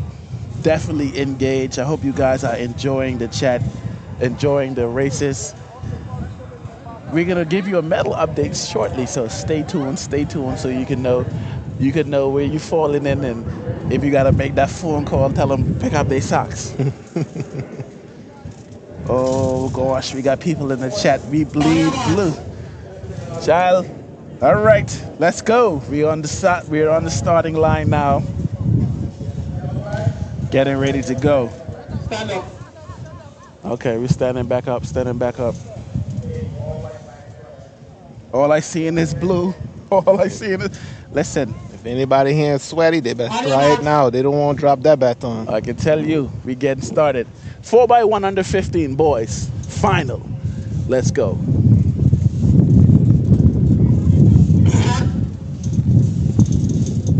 And they're off. HJ off to a blistering start. Eloise moving well along the backstretch. Marjorie basted. That man doing high knees. Our boy closed on very close to the back. Backstretch no. is HJ, like he coming. And they're moving along the backstretch. Eloise Garland heading out in front. Next baton strange. Okay, here we go. Third leg underway. Watching from Trinidad, we see you. Garrico reaching for the baton. Oh, no, that's it. Oh. And they're moving. Garrico is pulling away for Eloise. H.J. Robinson in second place. Don't shoot. Woo. Wow, what a race. What a race. That man was leaning sideways coming through that. I can tell you, First place, Eloise Garland. Second place, H.J. Robinson. Third place, Wesley Methodist. What a relay. What you think about that one, Irv? That was fire, man. Them boys was out there moving. I ain't seen no sweaty hands. I ain't seen nobody drop down. So. Oh, they locked in. I can tell you, boy, when that pressure toll, hands will start sweating.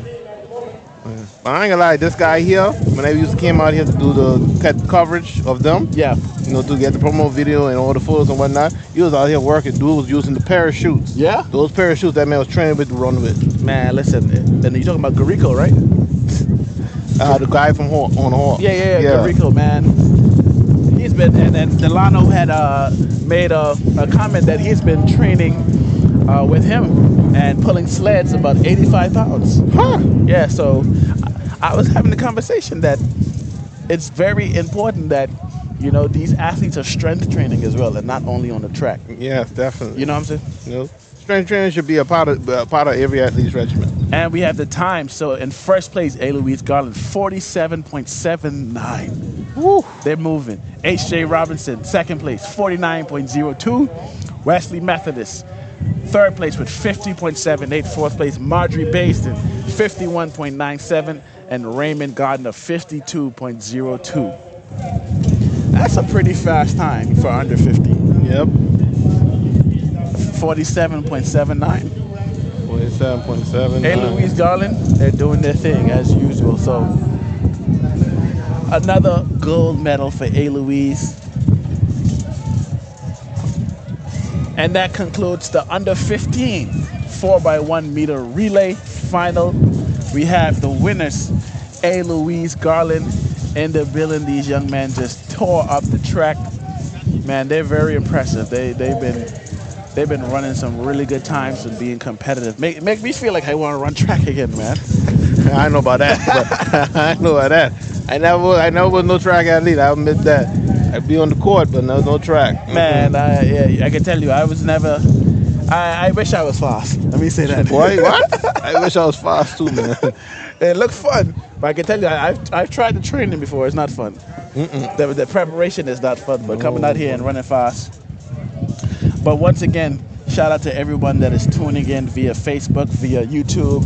Everyone who is here in the stands is packed out. If you did not know, now you know. If you're here in Provo, you should be down here, man. They're doing an amazing job with the setup. You ain't gonna be thirsty. You ain't gonna be hungry. Nothing. So we got some comments here in the chat. Said just don't count out HJ. Knights is in the chat. We have a lot of Green Machine in the chat. We have some supporters for Garrico. These people here on Facebook are tuned in, man. They're very tuned in. Yep. On here and on YouTube. Yeah, we want to say a big shout out to everyone tuning in, man. We appreciate you guys sending the love and, you know, supporting your team in the way that you can.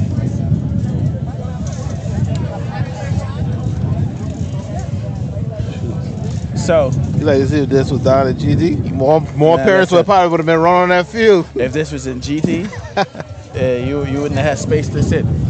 But now we're gonna take a brief break before we get started here on the next race, the under 15 girls. We're gonna be right back, and when we're back, we're gonna have a whole new lineup for you guys. So be right back.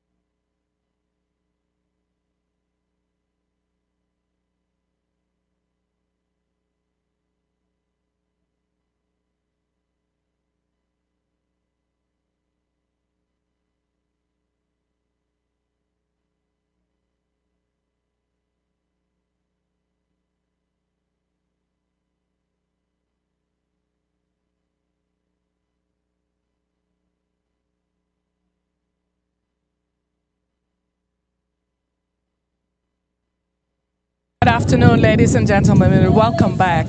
We're here down at the National Stadium. We have a new team with us this afternoon with Sinclair. I am Sharon Simons, and we're here with Sinclair Musgrove. Yes, ladies, and welcome. I know, Sinclair, you've been here during for the past 2 days. Yes, enjoying the glorious games. days. Yes, and commentating for the first time. So this is welcome my first time. welcome to this, doing commentating, sports commentating for the. I'm normally a spectator, so today and this time it's a different ball game, but I'm loving every minute of it. I am sure you are. And you? This is first time for me also, as I agree with Ms. Musgrove. I love it in the stands.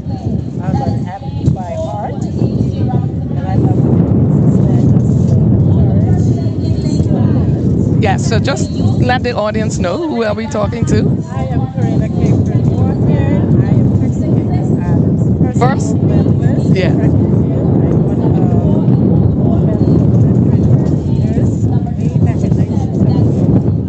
Yes, so welcome, ladies and gentlemen. We had the pleasure of having this lady watch her granddaughter, who won so many medals in this event. So that was historic, I would say, having her here and watching it pass the baton, so to speak, to her granddaughter. So what do you think about these athletes now, these younger athletes? They're good. I've seen some of them, I mean, literally flying around the track. But of course there's work for the movement. But they're doing good. Because I'm sure in your day, you didn't have the infrastructure, the facility when it comes to sport. You didn't have a track, I'm sure. No, I didn't have a track. Actually, I started at the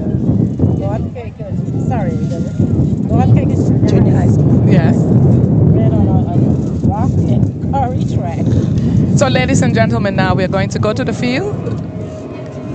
We now have the under 17 females, the 4x100 relay that's going on now on the track. The race has now started. We can see they are off.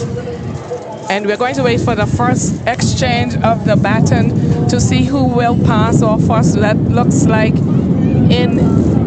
I can't really see, but we see H.J. Robinson High School athlete is in the front, and then we have Raymond Gardner second, and that looks like British West Indies Collegiate third coming round. The second exchange goes to H.J. British West Indies Collegiate. She's in front leading. There we see the H.J. Robinson athlete. She is coming up. Following, let's see where this baton pass to the third leg. British West Indies Collegiate take it first, and then we have HJ out in front on the third leg, coming down the stretch, and they are in the front, but British West Indies Collegiate athlete is coming up on her, but HJ athlete finished the race. We have HJ coming in first. And we have seen that consistently throughout the 3 days. Throughout the 3 days, you cannot count them out. Yes, and I am so impressed with British West Indies Collegiate. Absolutely, we cannot say that enough.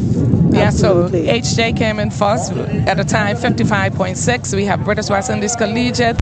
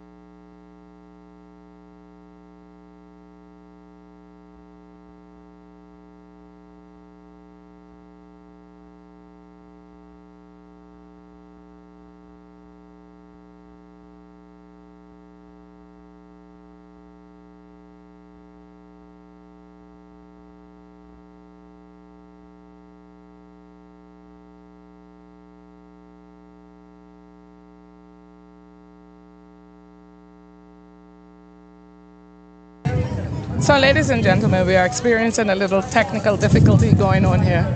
No, we are not. We're going to talk about, we were talking about the British West Indies Collegiate team. I've said they've come a long way, and we can see the team effort, and we can see the coaching. Obviously, athletes and coaches are working together. I wanted to ask you, I have noticed that some of the young ladies, but when they get to the age, a certain age, they decide that they're not going to. In the upper class, you don't see as much young ladies being involved in track. You see the lower class, like grades, class 1, that's the younger ones when they first get into the high schools and they continue on to class. But then once they get up in the upper grades, they're pulling back because some of the races we're only seeing three young ladies entering. What can we do to encourage young ladies to continue on with track and field? Well, track and field is, first of all, it's a disciplined sport, and for me, it's commitment. If you're not committed, you're not gonna be in it for long. You're gonna do it for a little while, and then you're gonna stop. But I think they should do it. It's a career. Running is a career. When I did this, I didn't know that. I wish I did. That's true.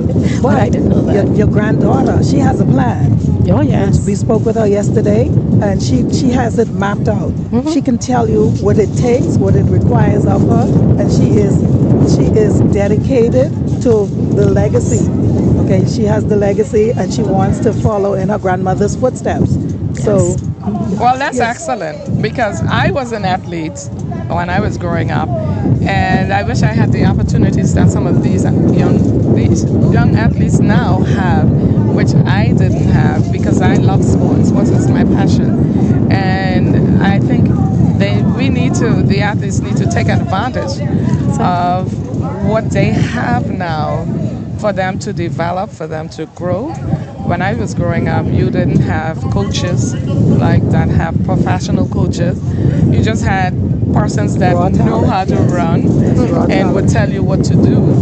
But in order for you to develop, they have it now, and they need to take advantage of it so that they can grow. I mean, gone are the days when you go to Carifta, now you have Commonwealth Games you can go to. You have the pen relays that you can go to. You can get a scholarship to do athletics and develop yourself.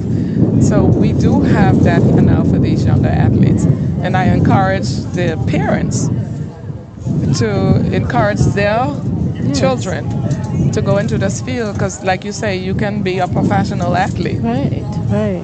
We can, and it's beyond high school nowadays. You know? Like one time ago, we actually have professional athletes, right? Who they know and they can follow, they can emulate. Right. I like to see them continue. You know, I mean, we have some very old athletes or older athletes on the world stage. Yes, our young people can do that too. And the Sports Commission, kudos to the Sports Commission. They are putting programs in place so that not only athletes on Provo, on Grand Turk, but North Caicos, all of the other islands, they will have access to more than they normally would.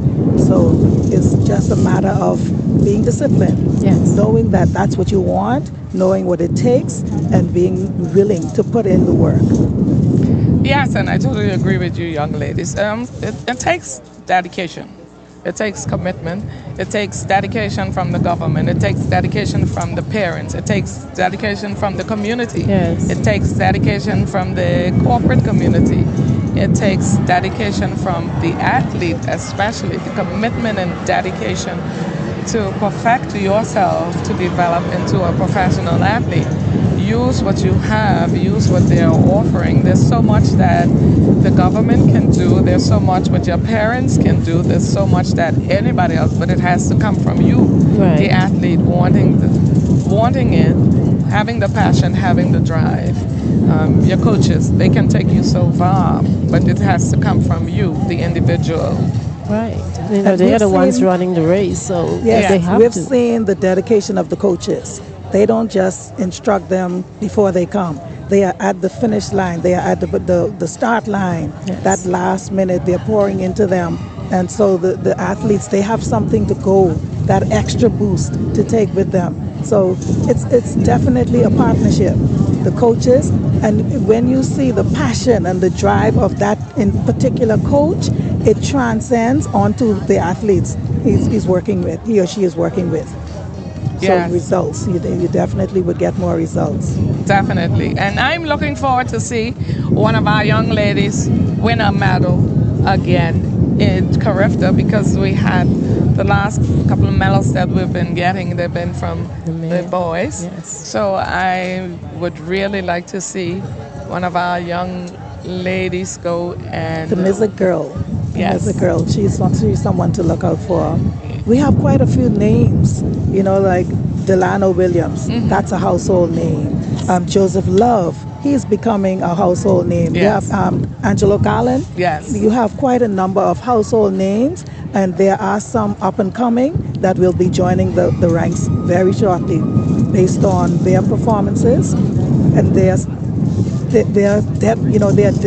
dedicated. They're dedicated to what they're doing. So definitely, our Hall of Fame will be enlarging in the very near future. Yes, of course, we do have that. But I still haven't heard you say anything about a young lady. We talk about the young man. I said the Mystic. She's a lady. I don't remember her first name, but she's from Clement Howell, isn't she? You know who I'm talking about? Yeah, she is one to watch. Yes, and I'm sure it will be a tough time for these selection, because selection of the athletes to represent the Turks and Caicos in the up-and-coming Carifta Games that we have. And also we have the Commonwealth Games that's coming up this year, which is going to be held in Glasgow in July. And now we know that Carifta is right around the corner, which is in March. Yes. Yes, and back in Grenada. Yes, and it's back in Grenada. So we are looking forward to seeing who will be chosen for the team to go to represent the Turks and Caicos. And like you say, chosen, they might have won their event, but it's that qualifying time. Yes. Do they make the qualifying time? Because unfortunately, too often we have our athletes, they do so well, but they don't make that qualifying time to advance to Carifta or any other international feat.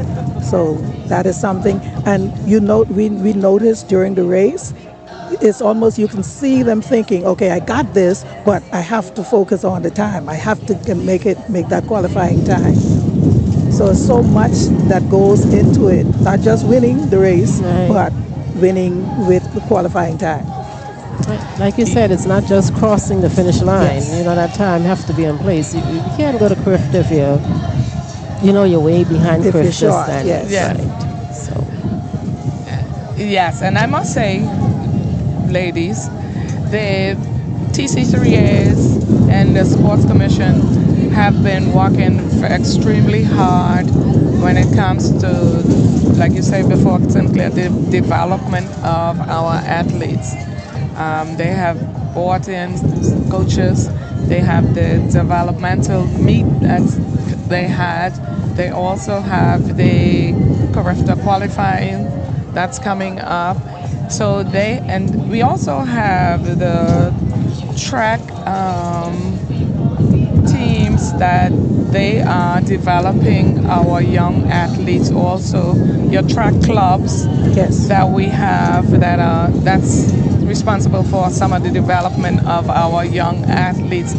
So we have come as a Turks and Caicos when it comes to track and field a very far way from when you was participating in. And it is so wonderful to actually have her with us, representing where we started to today.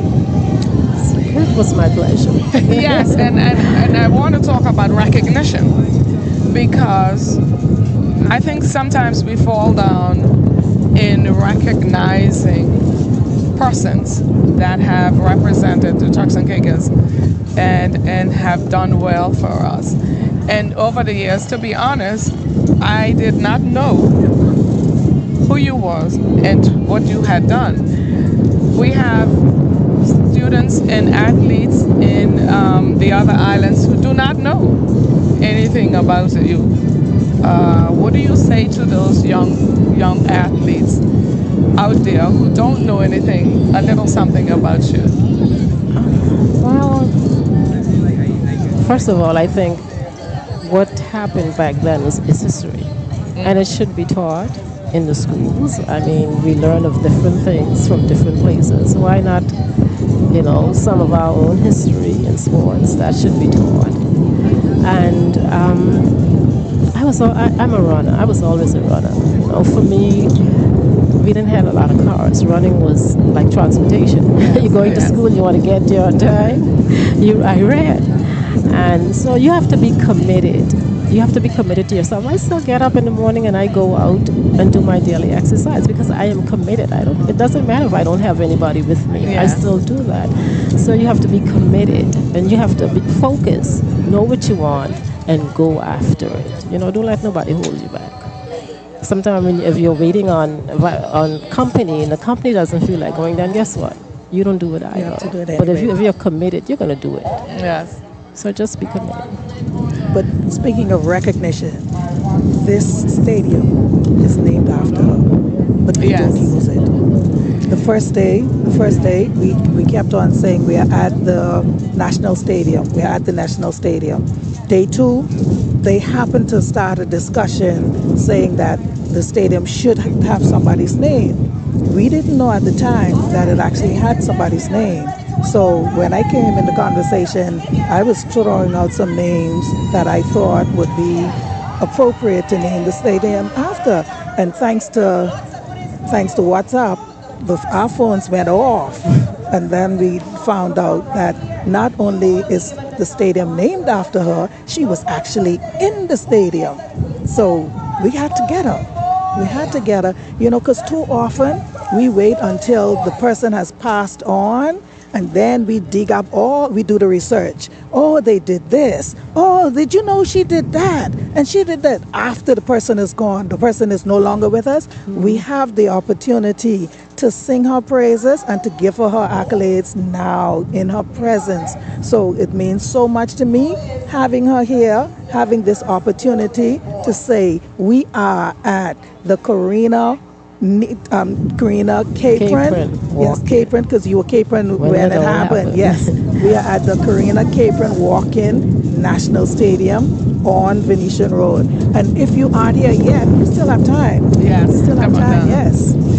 And while you were talking about that, I was thinking a few years ago, we were talking about why the National Stadium wasn't named. Yes.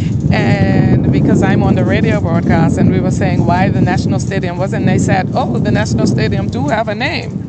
That's right. And I'm like, okay, if the National Stadium have a name, why isn't the sign the name? But I guess if we're going to recognize somebody, and sometimes I can be controversial, and it doesn't matter to I'm me. with you. If you want to recognize somebody, their name have to be recognized and shown that that's the recognition that you're giving to somebody. So if the stadium is named, it should have. It is. Yes, the stadium has a name. We should have the sign of the name on the stadium. Absolutely. And have a proper naming ceremony. Absolutely. Don't wait until the lady is gone, because you know that would happen. God forbid she is gone. Everybody wants that name up. No, let's do it now. Exactly. We have the opportunity. Do it now. And recognize persons for their contribution in this country. Yes. And give them the due that they deserve. Yes. Which year was that? 1978. 1978. I remember that. I wasn't with you all, but I remember I was in high school at the time. Yes. Judy Hanfield was my classmate. She was one of the teammates, yes. And Bertha Bell, I remember. Bertha and Brenda. Yeah. Bertha and Brenda. Yes. And they were from North Caicos. Mm-hmm. But back in the day, we didn't have transportation. So we had to, like you said, we had to walk and run everywhere. So that then, once you came from North Caicos, well, not me. Once you came from North Caicos, once you're born and bred in North Caicos, you automatically went the distance, right? Remember? Yes. Distance, yes. Well, I was born in Provo, but you went we had to there, do the same thing, and of course I Yes. attended the North Caicos Junior High Junior School high during that time, right? And I was told my mother was a good runner, so it's in the genes. So I'm happy to pass it down. I know that's the thing when it comes to being athletic. Sometimes it's in your genes, and you pass it down. Because I know my mother, she was athletic, and you pass it down. And so I guess that's why I'm not. No, sometimes it comes from training too. Also, I mean, Sinclair, if it's something that you like, you can train your body. As long as there's cheering, that's where you gonna find me. Oh, okay. I am a professional noise maker. I will cheer you, and I will take credit for some of the results, because when you understand cheering and cheering, and that athlete hears that name, calling them on, urging them on, that can be a defining factor. So yes, there's merit in cheering. Oh, we need cheerleaders. Yes, and we have the boys under 17 4x100 relay coming up next. We have British West Indies Collegiate, Helena J. Robinson, Wesley Methodist, Clement Howell, Eloise, Garland Thomas, Marjorie based in Raymond Gardner. These are the high schools that will be running in the relay. I don't see everybody is on the track. So we're getting ready for the start of this race, and this is the under 17 boys. And these are yes, and they are sponsored. This race is being sponsored by Tropical Shipping. Yes, and this race is being sponsored by Tropical Shipping. And I believe they are sponsoring all the relays out here, which is good, a good thing. And that is something that we have done over the past now, that have corporate trucks and kickers coming on board and sponsoring these races. And we are so grateful for these companies that are sponsoring these. Year in, year out, yes. When they do their budget, they have a line item for that. So we commend them. Yes.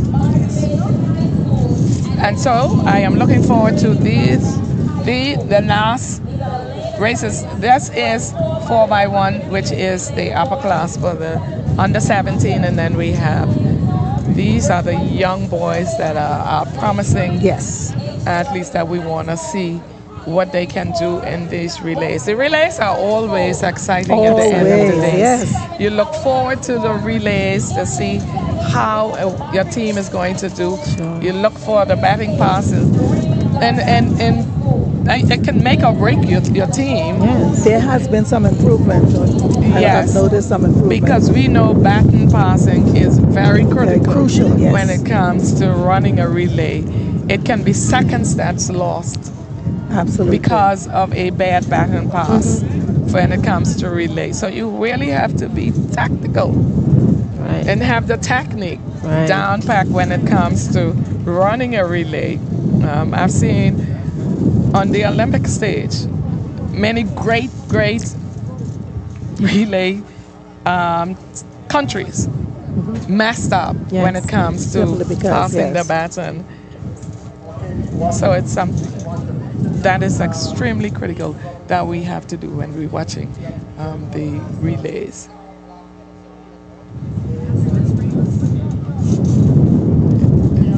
Yeah, so we are still, like I say, ladies, coming down to the end of this event. And what are your thoughts from all the events, all the activities that you have seen? Well, I've been helping out in the booth, so I didn't get to see all of the races. But from just what I saw and the cheering and all of that, I know it was a good meet. And I'm looking forward to next year. What I've noticed, we have two powerhouses, two schools that they will place. Most of the events, they were first and second, or maybe third. But the school to look out for, the British West Indies, we cannot say it enough. That school, the program they have put in place, they will be a contender as they have started already. So we'll have 3, not just 2. We'll have 3 powerful, and the programs have to be spread all over. So the other schools and the other islands, they would have to look at what they need in order to bring it up to that level. It's possible. It is possible. I love cheering for the underdog. I love doing that. I love cheering for the underdog, and I'm so happy to see British West Indies Collegiate doing so well. Yeah. And I also would like to see this continue throughout the year. I've been saying that all along. When this is over, we're not supposed to stop. All through the year, the children should be training, the athletes should be training, and we should have sports program in place so that they could continue competing. Yes, but with Turks and Caicos, we are very unique. And I also tell them, you have these athletes, they are usually in track and field, they're usually in soccer, they are usually doing basketball, they're doing softball, so they are in so much other disciplines. So we are using our athletes in so many other things where you don't have them specializing for track. And I think that takes away from us in trying to produce the podium athletes that we want to, because you have your athletes participating in other disciplines, and your body trained different for other sports. I don't know how they continue to do that. So it takes away from us, I think. When you were growing up, you do track. I did track. And that was it. Yes. You didn't have any other discipline that you were involved in, but it's totally different now for our athletes. They are involved in so many other sporting disciplines, and we will one day, I think, have more athletes that we can just say, you will stick to just doing one, focus on just doing one. But I believe they say we have opportunities in other disciplines, so we can go ahead and do that, because we know that the soccer is a big thing here also, and the race is off. They have the starting of the race. Here we have them on the first leg, and we are watching the baton pass in the second leg. It looks like Eloise, look like they pass out. They're out in front, coming up. That's Clement Howell. Clement Howell. And they're on the third leg. Oh, we run off the track. That's an infringement. Coming around, we can see HJ in the front. Coming all around the band now on the last leg. Pass to HJ out in front. Then we have Eloise. HJ out in front. HJ out in front. We can't see anybody else in the shot. HJ finished first. Eloise look like that's in second place. And we don't know who's in third, but we will wait until we see the final result of that race. There's a yellow flag. That race seemed to be very fast coming around, and I'm sure we can see. I saw a yellow flag somewhere. I'm waiting to see if there's any yellow flags, because from what we were watching, I saw some infringements. So we will see what the final results of that race will be. Even though the H.J. Robertson team come across the line first, we don't know if they have any infringement coming up. So we will wait for the official results. But that race was really fast also, and the HJ team had a big lead. Comfortable lead. And again, as we were saying, those schools you come to expect performance from them. So when we go on and on about British West Indies, it's because they are becoming consistently winning.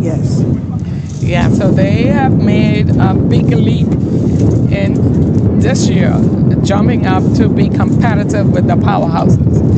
sure this is just the beginning. I'm very sure it is. So we will be talking about them, I'm sure, in the next few years. We'll be expecting them to win, yes. Where they will be coming up. And it all has to do with, like we've been singing the praises of the coaching, and it has to do with coaching.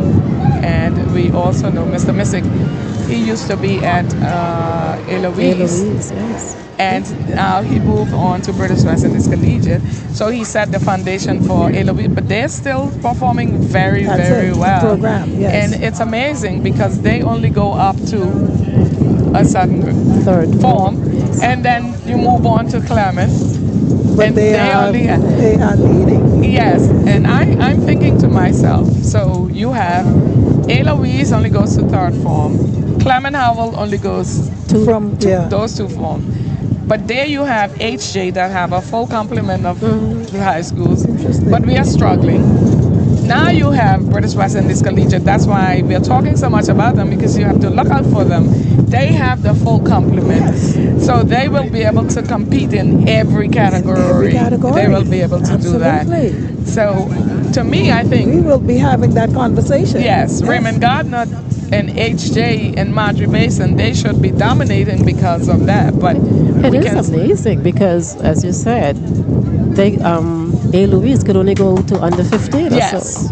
So it's amazing that they've been winning. It's amazing. And they are leading for so long. Not only leading, they are dominating. They are really dominating. And then you have Clement that only have... Right. Well, of course, the students from A. Louise Garland go on to Clement. They do. Some of them, they move on. So, but they are dominating. And I'm thinking the logic behind it doesn't fit for me, because you do have these other high schools that have the full complement, and they still are not. But it all has to do with your structure, your training, that program, your coach, the programs and the coaches. And we do have a competition. Drum roll. A new competition record for that HJ under 17 4x1 relay boys team. Just have a new competition. We don't have the timing in as yet. As soon as we have the times, we will announce the new record for you. But we can say that another record has been broken here at these championships. There are quite a few records that have been broken. Yes. So that shows that they're improving. Yes, they are developing. Yes. That's a good thing when records are made to be broken. Of course. We all know that. We all say that records are made to be broken, and it's a good thing that this year in 2026 we have seen a few. We have quite a few records, and that's kudos to all the coaches and all the schools. All the schools, yes. For putting in the work. What a beautiful aerial view. Yes. For putting in the work for these young athletes out here. So congratulations to the H.J. Robinson High School for that record-breaking relays. And I'm sure we're going to, I want to see another record broken. It's not too late. At the end of the day, before we finish this event, to see another record broken. Yes, so it's been good being with you guys this afternoon. It's a pleasure being in your presence, madam.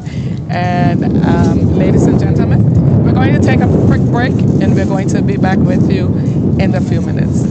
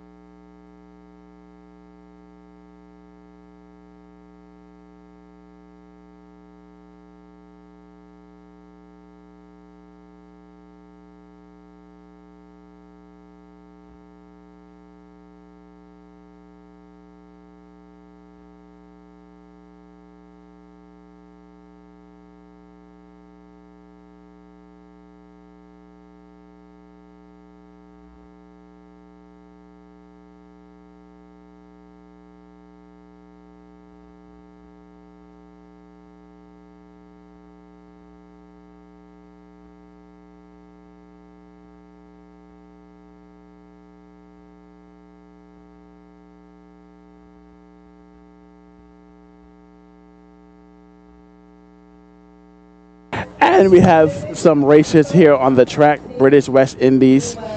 Marjorie Basin and Clement Howell, the girls 4x1, 19 and under meter relay. So we only have 2 athletes here on the track. So we have Clement Howell and we have Marjorie Basin. I'm not sure if British will be participating, but it doesn't seem so. However, we just finished a phenomenal 4x1 for the boys 19 and under, which I believe, and I'll have to confirm, but I believe a new record was set. I was being told. We'll have to get the details on that. But you can see on the screen 2 athletes here on the track. 4x1 19 and under females final, sponsored by Tropical Shipping. But yes, ladies and gentlemen, it has been a phenomenal 3 days of events. And we're winding down. We have about 2 more events left. And I'm going to go ahead and check in with my folks here on Facebook and in YouTube. Doing a great job being involved with the championships right now. And I'm excited to see what the latest medal score is going to be, because I know there have been a lot of medals won since we last brought you that update.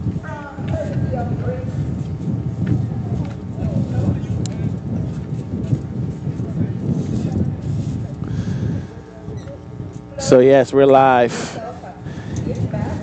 We're live here at the National Stadium here on Venetian Road, waiting for this race to get underway. I still see some eagles in the chat. I still see some blue in the chat.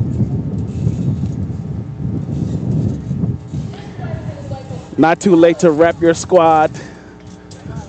Let me see some color. Let me see some color.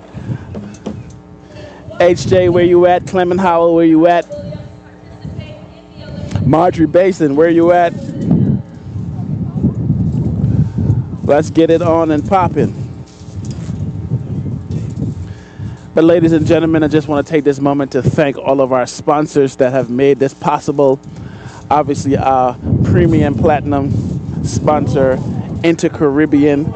Also, Flow for bringing you this live stream. It's been an amazing day of races.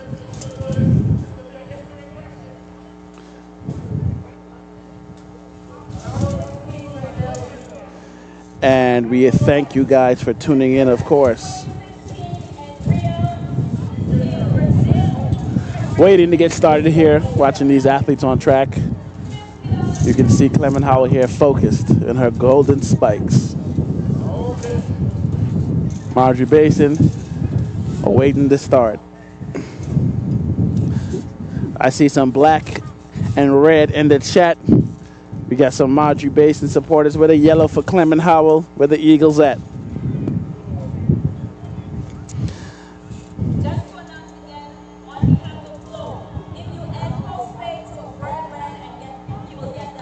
Where are the Eagles at?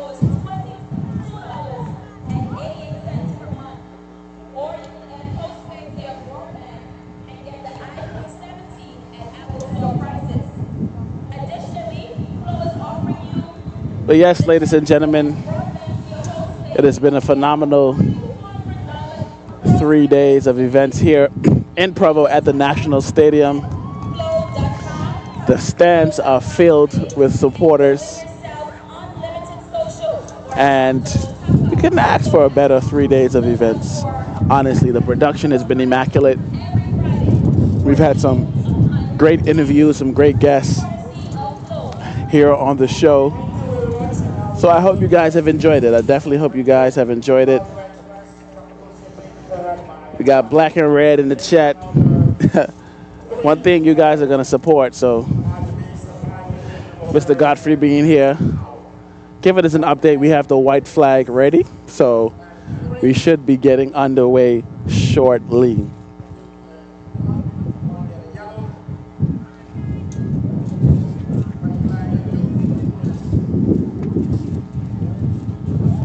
still taking place is high jump, the girls' high jump over there in the background. So we want to keep an eye on that. But nonetheless, we want to support these young ladies for the relay.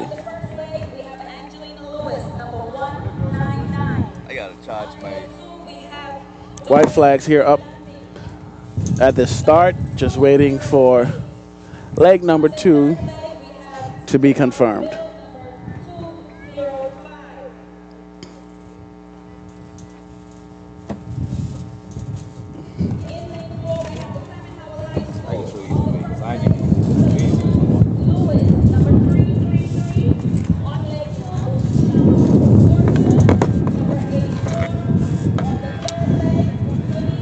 Let's see some support for these ladies in the chat. Clement Howell, where you at? Marjorie Basin, where you at?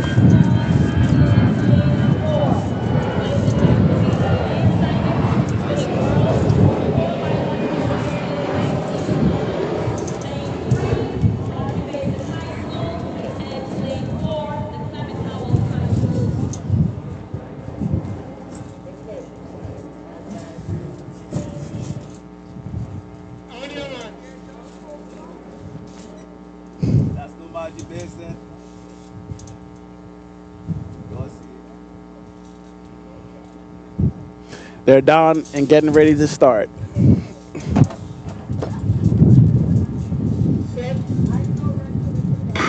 And they're off.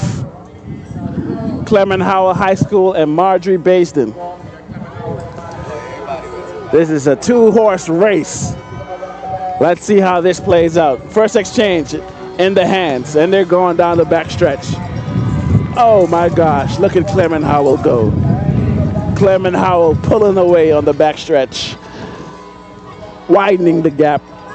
This looks like this race is already in the books, people. Third leg in hand and coming around the curve. She's all alone. She's all alone. This is a race for time. One more exchange to go. And Clement Howell will bring home the gold medal here in the under 19 girls 4x1. Powering home, Clement Howell, first place. And that's another gold medal for Clement Howell. Marjorie Basin coming through the finish line, pushing. Well done. So, we'll check to see the times here for this race. But a phenomenal race from these two young ladies, these two teams, and we commend them for competing.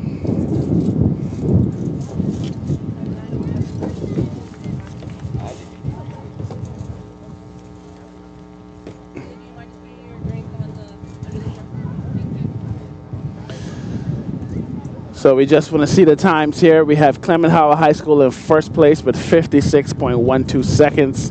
Marjorie Basin in second place with 1 minute and 5 seconds.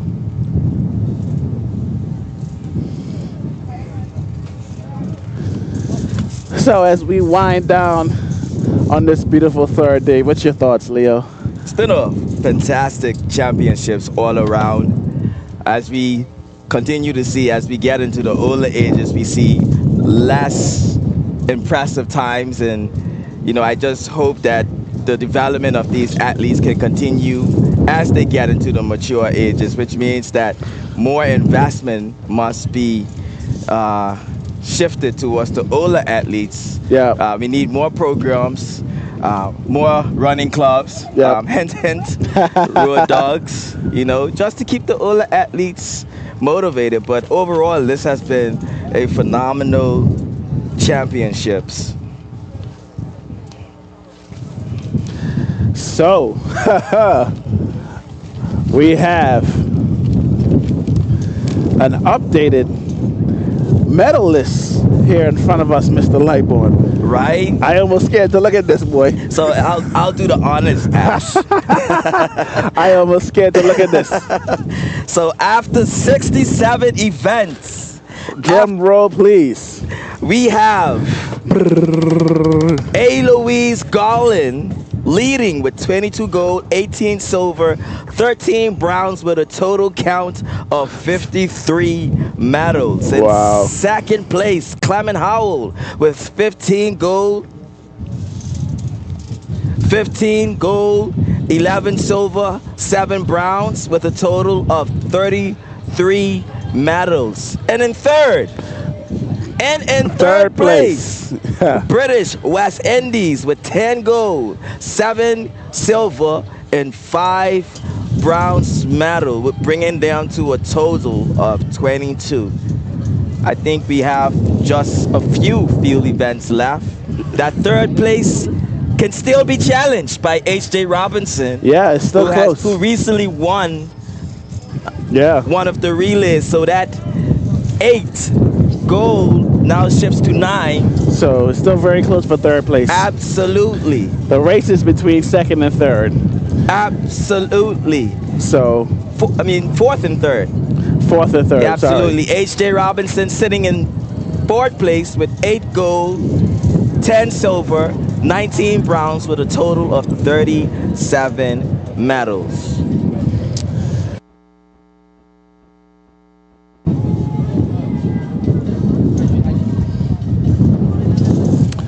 Yeah, it's been an impressive showing by Eloise Garland. I hate to say it, but per usual. Absolutely. This will be their 5th championship in a row. Somebody needs to pull up their socks and come knock them off the throne, man, because pure dominance. What is going on? But you can't knock it. They are prepared, bro. And I just recently found out they have 5 coaches. Really? At that school. Wow. It just shows, Ashley, what it takes to create that sort of successful program. You need 5 a team. coaches? You need a team. And that's been led by the veteran Coach Posey. Yeah. Who has done an exceptional job and who has been a mentor also to Courtney. So they have a formula. Man, obviously it's a winning formula because 5 years in a row. Absolutely. That is an impressive thing. So they stand at top right now with 22 gold, with a 7 goal lead on Clement Howell High School. There's no catching up to that with only about 4 events remaining. Yeah, so they seem to be the clear front runners, so we're going to definitely see 3rd and 4th. Absolutely. I'm interested to see if HJ cracks 3rd position. And if HJ does manage to even tie this medal count, they will win the tiebreaker as they have 10 silver medals over British Collegiate 7 silver medals. So even if H.J. Robinson ties British West Indies, they will walk out with that 3rd place trophy with 10 silver medals over the British West Indies 7. We are looking at the replay of our last race, which was the under 19 4x1, with Clement Howell taking that one. That was a commanded victory. Again, it was only 2 people in the race, so everybody gets a medal. Everybody got a medal, but first place obviously running for time there, and they had a commanding victory. So hats off to them. And yeah, Clement, they've been strong as well in these sprint races. Absolutely. Clement Howell, what you see with Clement Howell, they tend to dominate the older age groups. Yeah. As opposed to Eloise dominating the younger age group. Exceptional job, another great demonstration. And of course, British West Indies, they have been the standout school of this competition. Last year, only having 0 medals. This year, they have a total of currently 24. But Leo, we just got an update here. Yes, we have an update here in the rankings. And we spoke too soon. Absolutely amazing. So we have a new update. Ashley, you want to do the honors with this one? All right, I think it's only right you do the honors. I'll do it. So, remaining in first place, A. Louise Garland has a total of 26 gold, 18 silver, 14 bronze for a total of 58 medals. And second place, we have Clement Howell High School, 16 gold, 12 silver, 8 bronze, a total of 36 medals. Well, Leo, here's where the shake-up becomes the shake-up. And third place, H.J. Robinson High School, a total of 10 gold medals, 14 silver, 19 bronze, a total of 43 medals. British West Indies, they dropped to fourth. They also have 10. But the rule is if the 10 is tied, it goes to the total. Silver. So the total for British West Indies Collegiate, 10 gold, 8 silver, 6 bronze, for a total of 24 medals. So the rule is if you're tied in the gold medal division, it goes to the total. So H.J. Robinson having a total of 43 and British West Indies having a total of 24. So H.J. is now in third position. British West Indies Collegiate falls to fourth. And fifth, we have Marjorie Basin, 4 gold, 7 silver, 6 bronze, a total of 16 medals. Next up, we have Precious Treasures International School, 4 gold, 1 silver, 2 bronze, a total of 7 medals. Wesley Methodist follows with 3 gold, 3 silver, 2 bronze, a total of 8 medals. Raymond Gardner, 1 gold, 9 silver, 12 bronze, a total of 22 medals. Quality Athletics, 1 gold, a total of 1 medal. International School has 1 silver, 2 bronze, a total of 3 medals. And Maranatha Academy has 2 bronze and a total of 2 medals. And again, this is after 75 events, people. Ladies and gentlemen, A. Louise Garland Thomas in first, Clement Howell in second, and H.J. Robinson has fought its way to third position. Absolutely. This is nothing new in these championships. I've been covering for the past 3 years, and H.J. Robinson always makes a late surge. This is typical H.J. behavior at these championships, honestly. Not surprised at all. Not surprised. The Stallions finds a way. I must say, as small as Grand Turk is, they always find a way at these championships. So we have some athletes coming on track now.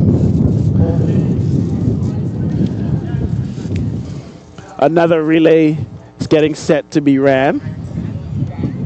I see Clement Howell, British, Raymond Gardner. I see Quality Athletics in the mix as well.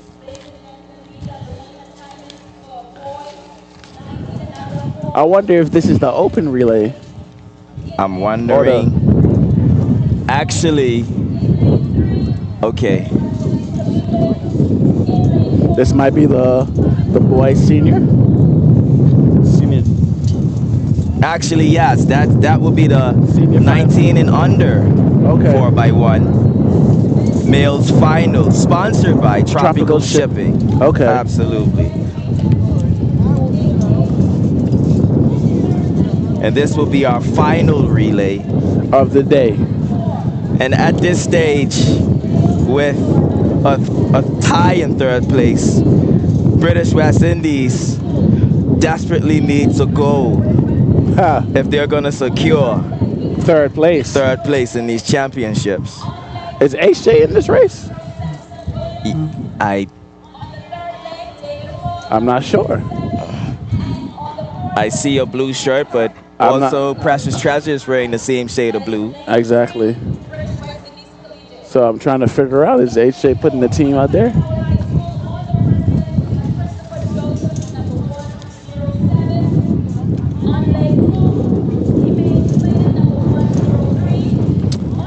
I see another athlete from Quality Athletics.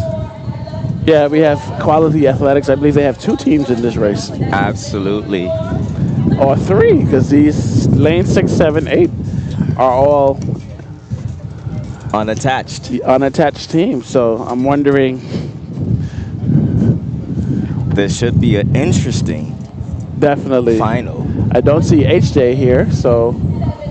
And kudos to the under 17 boys who just broke the championship record and their 4x1 for the HJ Robinson team. Yeah, I heard that. We have to get the time on that.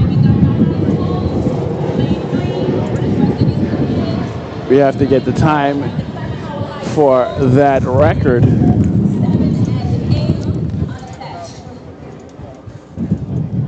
But the yellow flags are up right now as we wait for this race to get underway.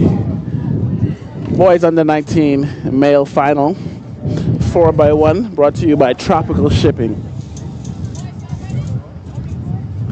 We have white flag at the fourth leg, the first leg, white flag at the second leg, and white flag at the third leg. We should be getting ready to get set. All white flags, all go.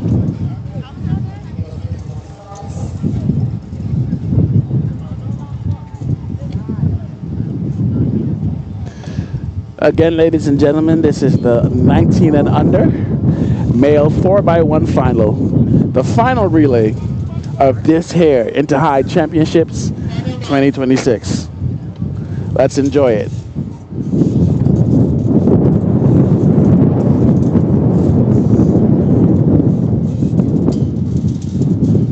The runners are down.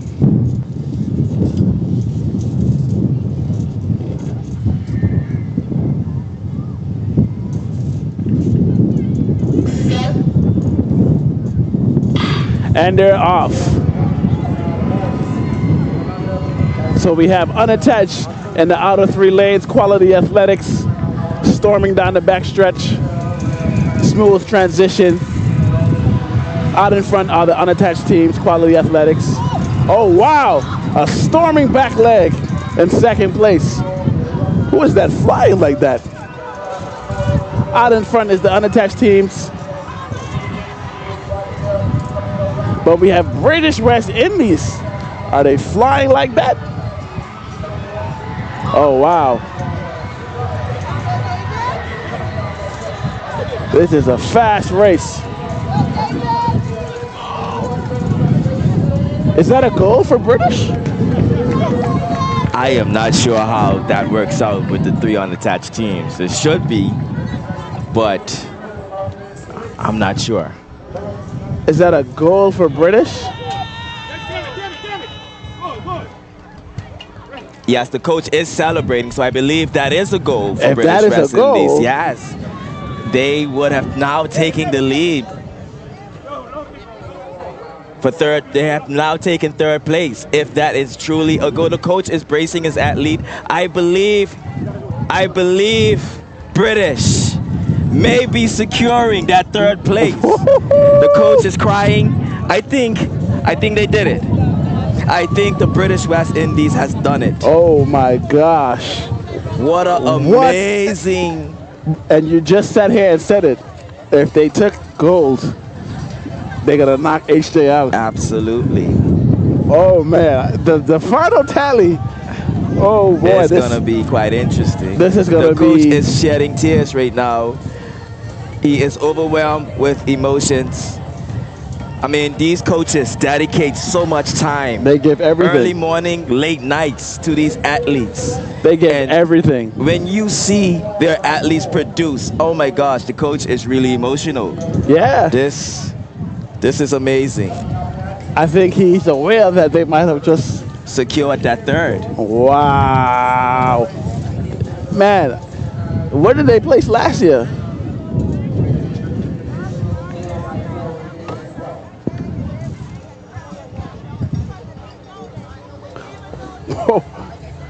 So basically, as you see here on the screen, the first three spots are blank because those are the unattached teams, so they don't count for medals.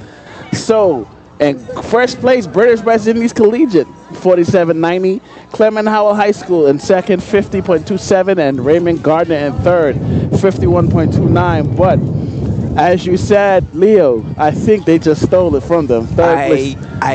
The way that Courtney is crying right now, I think they did it, Ashley. Oh, wow. I think British has done it. Wow. Wow. Let's wait and see. And you just called it. You literally just called it. You say if they can get gold, because they were tied for third. They were tied for third place. 10 gold medals apiece. Courtney knew what was at stake. Man, he needed that gold. And his guys delivered. And his guys delivered. They delivered. Wow. I can only imagine how he's feeling right now. Like we said, Ashley. Wow. The amount of dedication you have, and he's the only coach at the school. So imagine how much work he's doing. Oh wow! I didn't know that. Yes, the only coach at the school. So imagine he's up early, going to bed late, investing so much time and effort into these athletes, and for them to do what they did at these championships. Man, you gotta love this sport. Man. And here we go again. So as Ashley explained, the top 3 teams were unattached teams. This is an inter-high school championship, which means that only the high school teams are awarded in these races. Hence, the British West Indies being the winners of this race, despite 3 of these teams beating them. Man, what an amazing. If British pulled that off, we gotta wait for the final tally.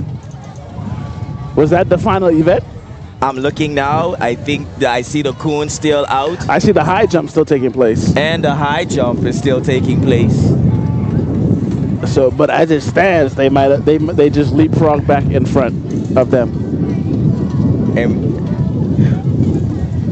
based on the information in front of us, we still have 2 events remaining, the 4x4. Yes. Seniors for female and male finals. That will be the final 2 races of the day. Okay, so there's still opportunity there. There's still opportunity. But they have to get gold. HJ get gold.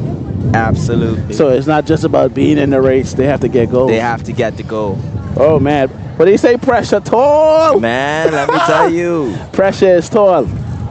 But even if British doesn't secure a top 3 finish, what they've done at this championship, nothing short of phenomenal. Oh my gosh.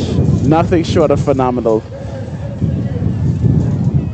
Nothing short of phenomenal. If there was ever a reason to invest more into the athletics department, this championship showed it. Exactly. This championship showed it.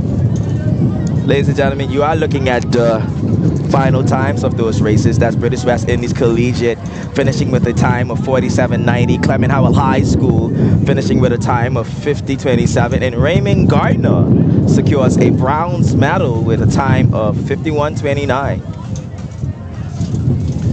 Yeah, it's been an electric day here on the track.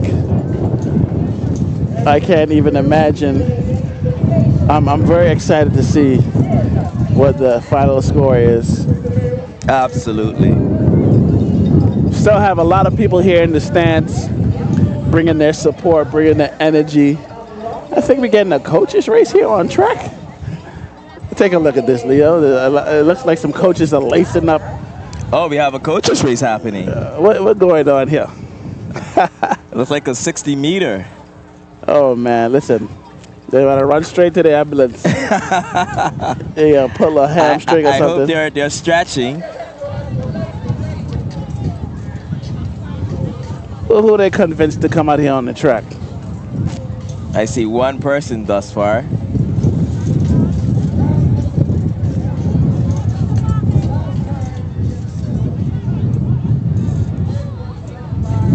Yes, ladies and gentlemen, you are tuned into the final day of the Inter-High School Track and Field Championship, brought to you by Flow TCI right here at the Karina Capron Walking National Stadium, and it has been a phenomenal championship.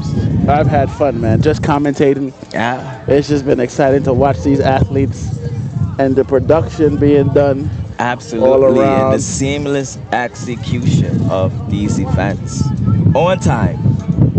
On time. Man, listen, they get us in on time and getting us out on time. That says a lot.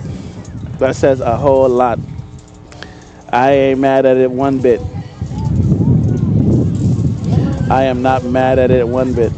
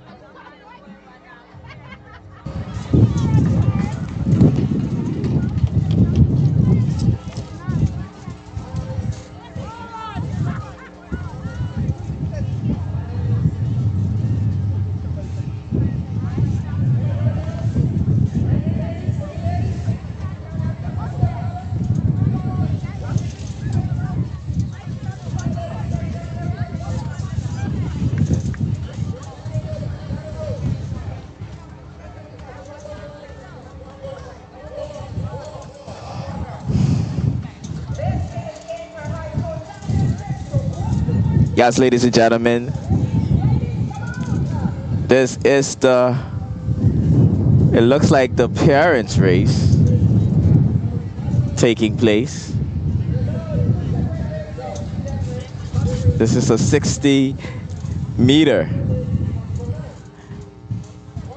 Looks like they're mixing the, okay, let's see how they're gonna organize them.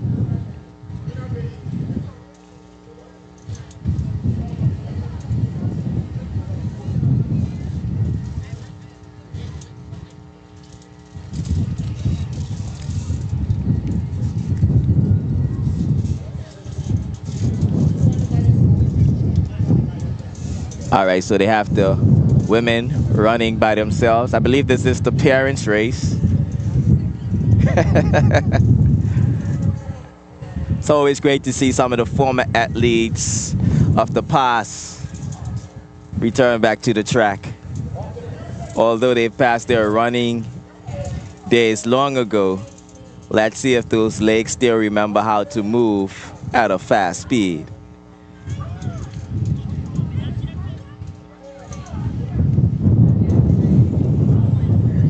I think I recognize Miss Jody Harvey on the field.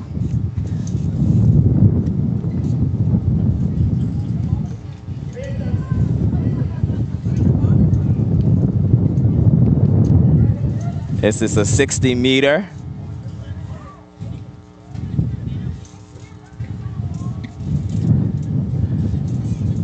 Oh, and if a false, don't worry, there won't be a disqualification for this false start, don't worry.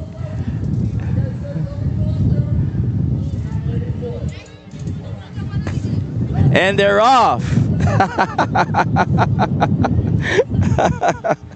Again, another false start.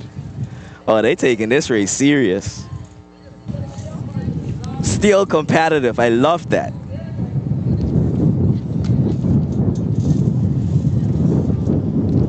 If you are just tuning in, the 4x1 relays have just concluded, brought to you by Tropical Shipping. We are nearing the closing of what has been a successful and well-executed inter-high school track and field championships right here at the National Stadium. What you're looking at right now is the parents' race, the 60-meter. And of course, it's just for fun. It's just to shake that rust off and tell the kids, mommy still has it. She's giving a point to the stands, like, watch me. Watch what I'm about to do.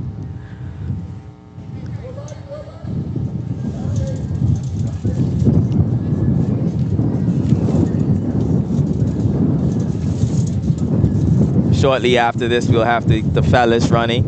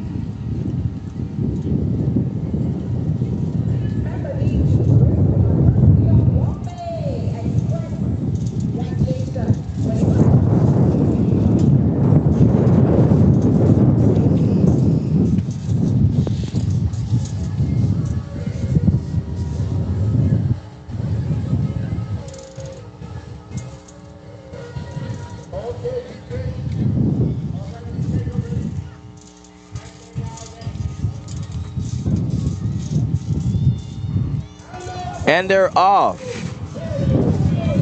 And sports commission staff. Ooh, and we have a fall. And we have a fall.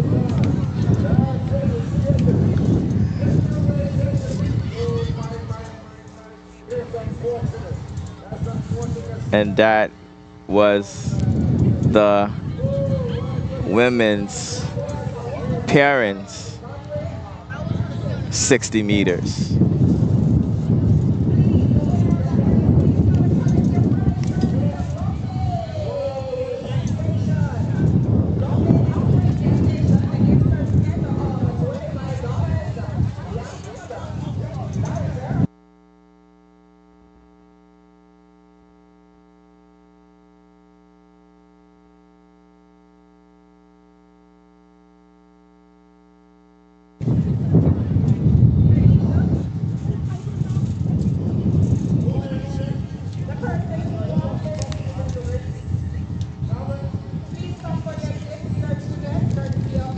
So now we have the male parents lining up for the 60 meters, and we're showing the replay again.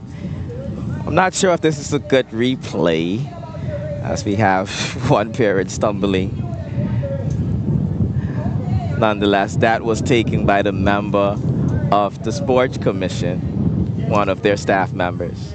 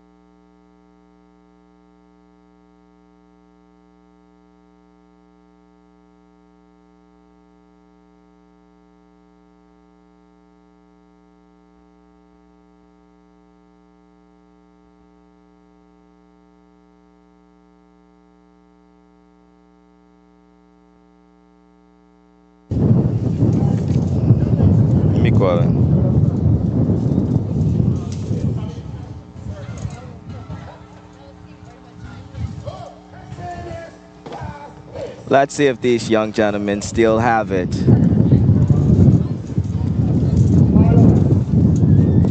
It's not easy to be retired from running and coming back and doing these type of races. You're gonna definitely feel it in the morning, I'll tell you that much. The muscles in, feel that type of pressure, and yes. We have Roshano Cox in this race. He was a top athlete in his day, and looks like he still has. Roshano, no surprise with that one there. Roshano still has it. Oh no. Roshano still has that speed, and we look like we have a bit of a hamstring. Oh man, unfortunate. I think that might be a fake. It might be. No, that's not a hamstring. No way you're walking that normal. I think that's a fake.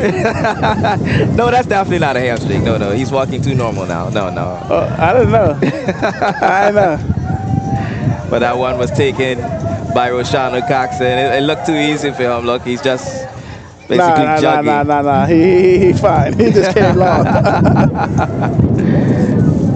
Might be a cramp, you know. Could be a cramp. Okay. No, he had to sell him. He had to explain why he come last.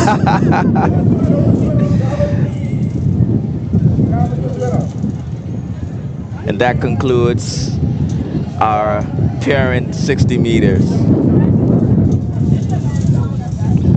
And there we have it again.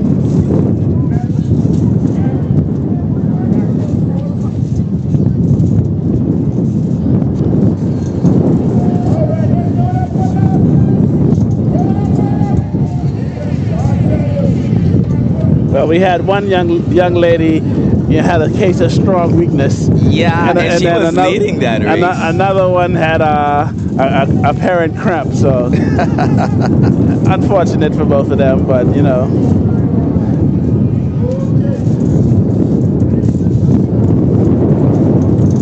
We appreciate them for joining nonetheless.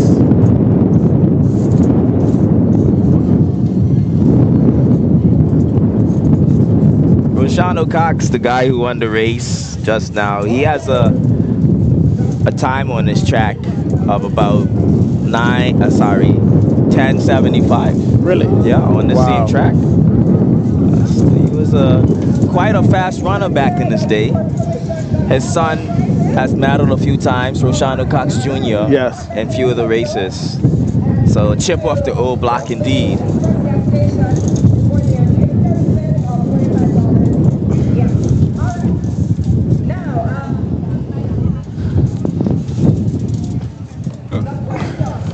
Well, next on the schedule, what do we have? So we still have the 4x4 relays for the senior division.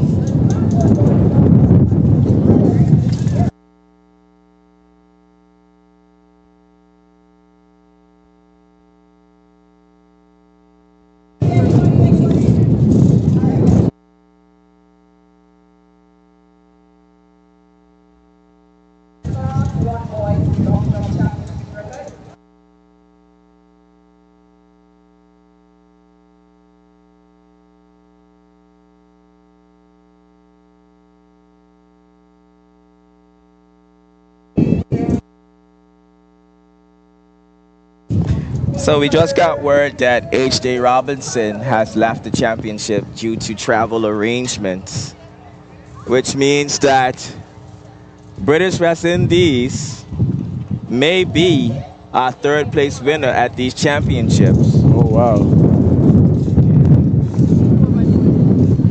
If they secure another goal, I think it's safe to say it's a wrap. It's a wrap.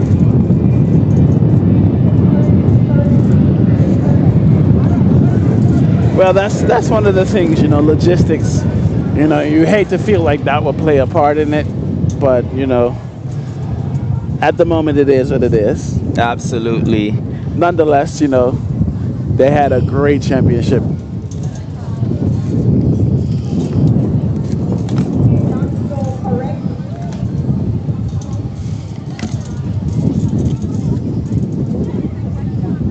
And you know, that's one of the conversations that I was having out there.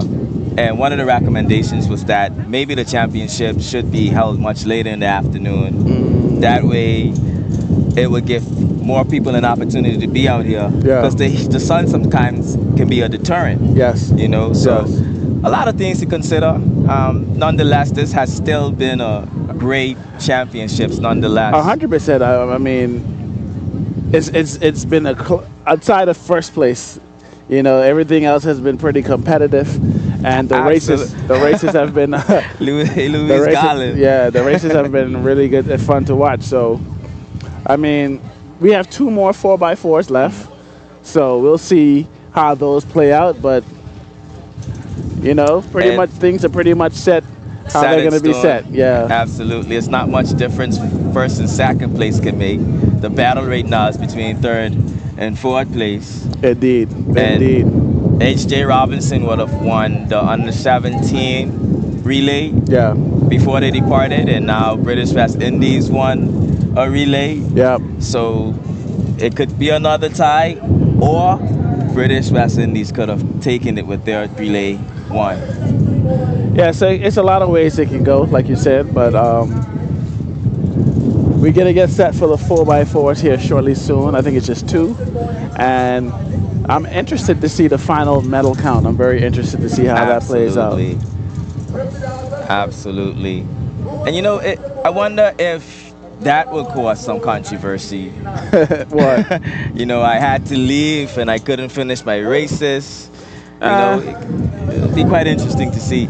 Like I said, it's an unfortunate kind of situation to say, well, you know, we weren't there to compete, but I mean, arrangements were made. Absolutely. So I'm pretty sure that they would have liked to compete in the 4x4, but that's something definitely for next year. Like you said, making recommendations, or when they look back and they review how everything went, as well as when there's still things that you can clean up on and tighten up on. So absolutely. I'm pretty sure that will be something that will be brought up for next year's championships, making sure that all athletes, all teams, all schools have adequate time to compete in everything, and then also get back to their respective islands. And when you talk about inclusivity, we have to take a mention of Maranatha High School, who you didn't see at these championships due to the fact that it is their Sabbath today. So that's why you wouldn't have seen Maranatha at these championships. Interesting. Right? I did not know that. Even with scheduling, that is something to consider. Yeah. Because maybe a later start can help them be more included in these championships. So we got a lot of things to tweak to ensure that we have all the athletes being included in these races. We have the Green Machine rejoining us right now. Go ahead, take a seat.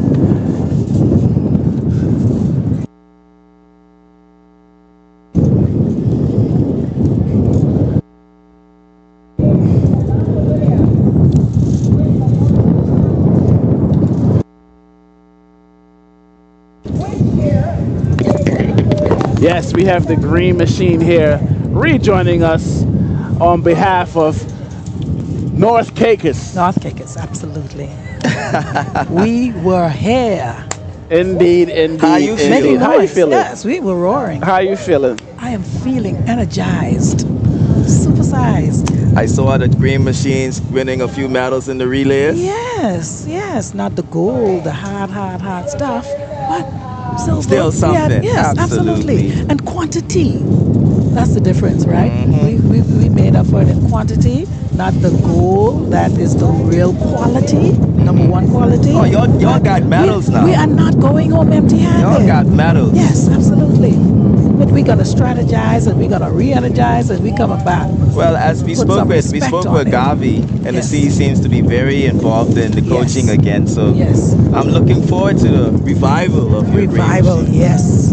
That's a revival. I promise you, there will be a renaissance for the Green Machine. Yes. So the Green Machines would have secured 22. Is that the final count? Well, this is after 75. Yes. 75.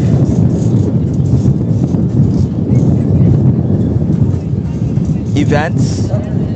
1 gold, 9 silver, 12 bronze. We got a gold. Yeah, you got a gold. Yes. Absolutely. 9 silver. Absolutely. Oh, wow, man, listen here. We going home as champions. Hey, when we hit that ground, man, listen here. You think we bring it to everything. I'm telling you, with 2 events remaining, ladies and gentlemen, it's clear to see that Eloise Garland will walk away as champions. Once again, securing their 5th consecutive win at this championship with 26 gold, 18 silver, 14 bronze with a total of 58.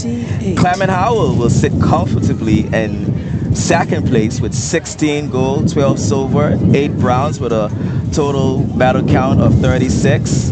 And there's a battle between 3rd and 4th place. Well, battle for 3rd place, with H.J. Robinson leading with 10 gold, 14 silver, 19 bronze, and with a total of 43. And British West Indies also with 10 gold medals, 8 silver medals, and 6 brown medals, leading with a total of 24. So, and the fat lady hasn't sung yet, has she? We got 2 more events remaining. The fat lady is still out. So. Absolutely. Well, I can tell you one thing.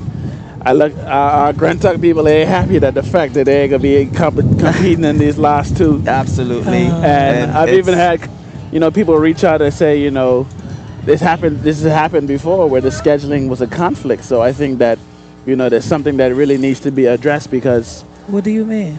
HJ, we were speaking earlier on the broadcast that HJ had to leave because of flight. Why? Because of flight schedule. Flight. Yeah. Yeah, so Unfortunately, they won't compete in the last 2 4x4s. That's right. And they were really in the race for 3rd place. So yes, that's definitely something that's going to have to be addressed because it's not fair to the athletes. It is not. And after doing so well. After doing trying so hard and doing so much. And we must also highlight that not only does the time conflicts with the Grand Turk athletes, we also have athletes from Maranatha who can't compete in these championships because Saturday is their Sabbath.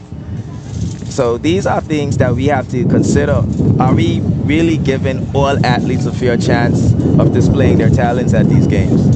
So these are conversations we'll have to consider moving forward. Yeah, that's going to have to be fixed for sure. Yeah. So I'm sure that we'll take time and get to that because, you know, we Grand Turk people like answers. Well, I don't think they'll have an excuse for this one, Ashley. As we look on the screen right now for the under 19 girls 4x4, HJ is here. Is there. So so I guess these athletes would have stayed over. Okay. Absolutely. So we have Raymond Gardner in this race, British West Indies Collegiate in this race, H.J. Robinson in this race, and Clement Howell High School. The real battle in this race will be between British West Indies and H.J. Robinson. Not Clement Howell? Well, I think they're comfortable in second. So they must say, so hey, one thing, listen, I saw somebody make a call and say we can pay for their flights tomorrow. I can tell you that. I'm telling you. I can tell you that. Boy, they make a phone call. Make sure they get this third place. H-Day, we are in this race. They are doing so well. Why you going to pull them out? I can tell you. If you have to carry them home with you, make sure they are here. Why are you going to break that momentum? And I love that. Somebody, auntie, uncle, listen, come stay with me, y'all. I'll cook you a hot plate of grits in the morning. But y'all can run this race today. Yes. Today. Absolutely. I hope that's the case. And what's going on down there? The high jump is going on the field? Yes.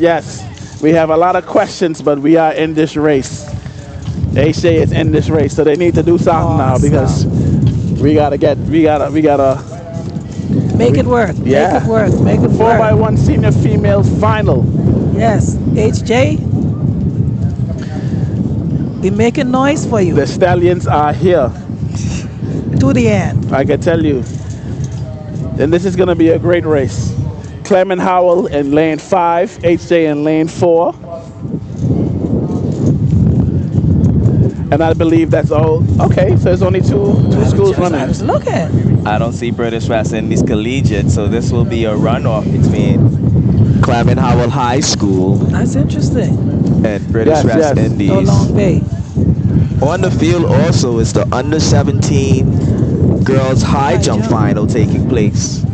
Clement Howell, HJ, let me see you rap in the chat. Let me see the blue, let me see the horses.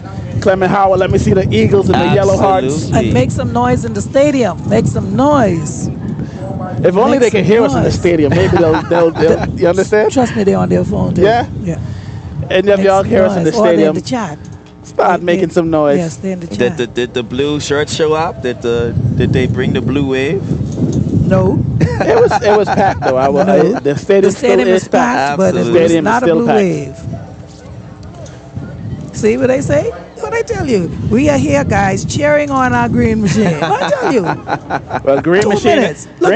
I just said that. Green machine ain't in this one. I just said that. Yes, cheer on, cheer on. We want to hear you from all the way over here. All right, we're on their marks. H.J. Robinson desperately needs this race. Let's see how it plays out. And they're off.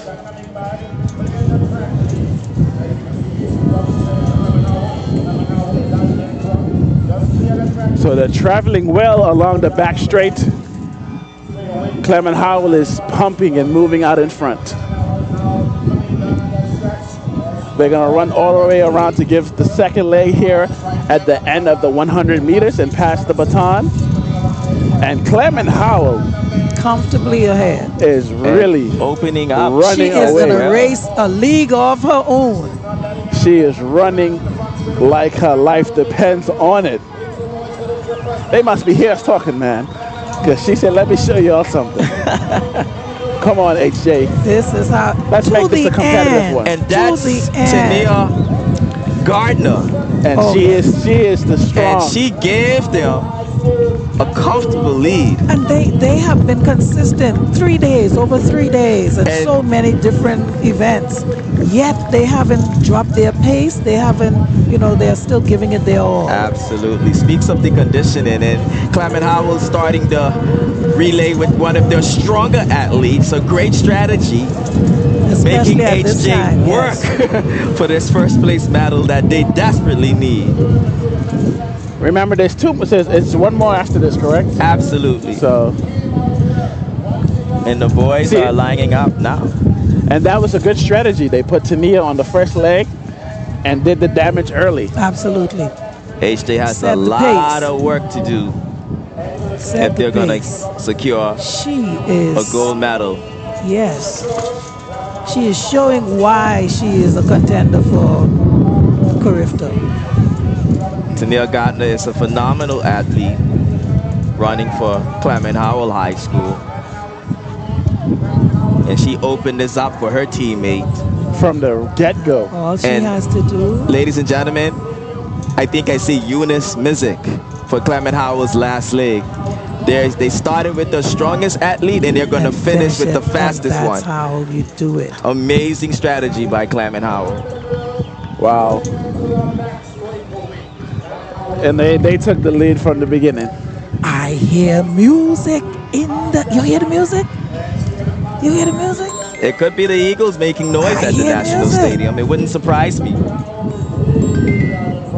I hear music. And the Eagles are soaring on the backstretch. Wow. The Stallions have a tremendous amount of ground to make up, and I don't think they're going to make it up at all on Eunice. It would take an act of God for them to get back in this race. Absolutely. But the strategy was strong and it was smart. Strategy by Coach Ford, a veteran at these championships. Indeed. And he's finishing off with his fastest distance runner, Eunice Mizik.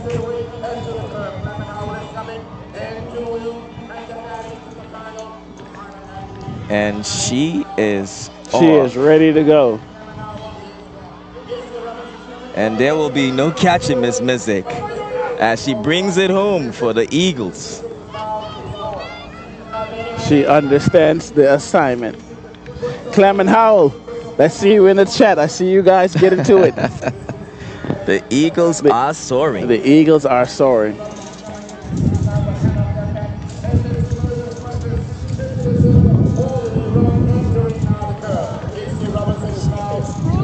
Well, it's safe to say this is a Clement Howell 1, H.J. Robinson 2. Everybody gets a medal. Everybody gets a medal. But we have one more after this. And this is going to be the big one. This is the big one. And we have the Stallions in this race as well. We have, I think Grant Turk realized, listen, we want this third place trophy. We're going to do what it takes to secure this third place trophy. Eunice brings it home. You'll get a medal. You'll get a medal. For the Eagles as they win the under 20 women 4x4. Great job by Eunice and great strategy by Coach Ford. And the Stallions picks up another silver medal at these championships.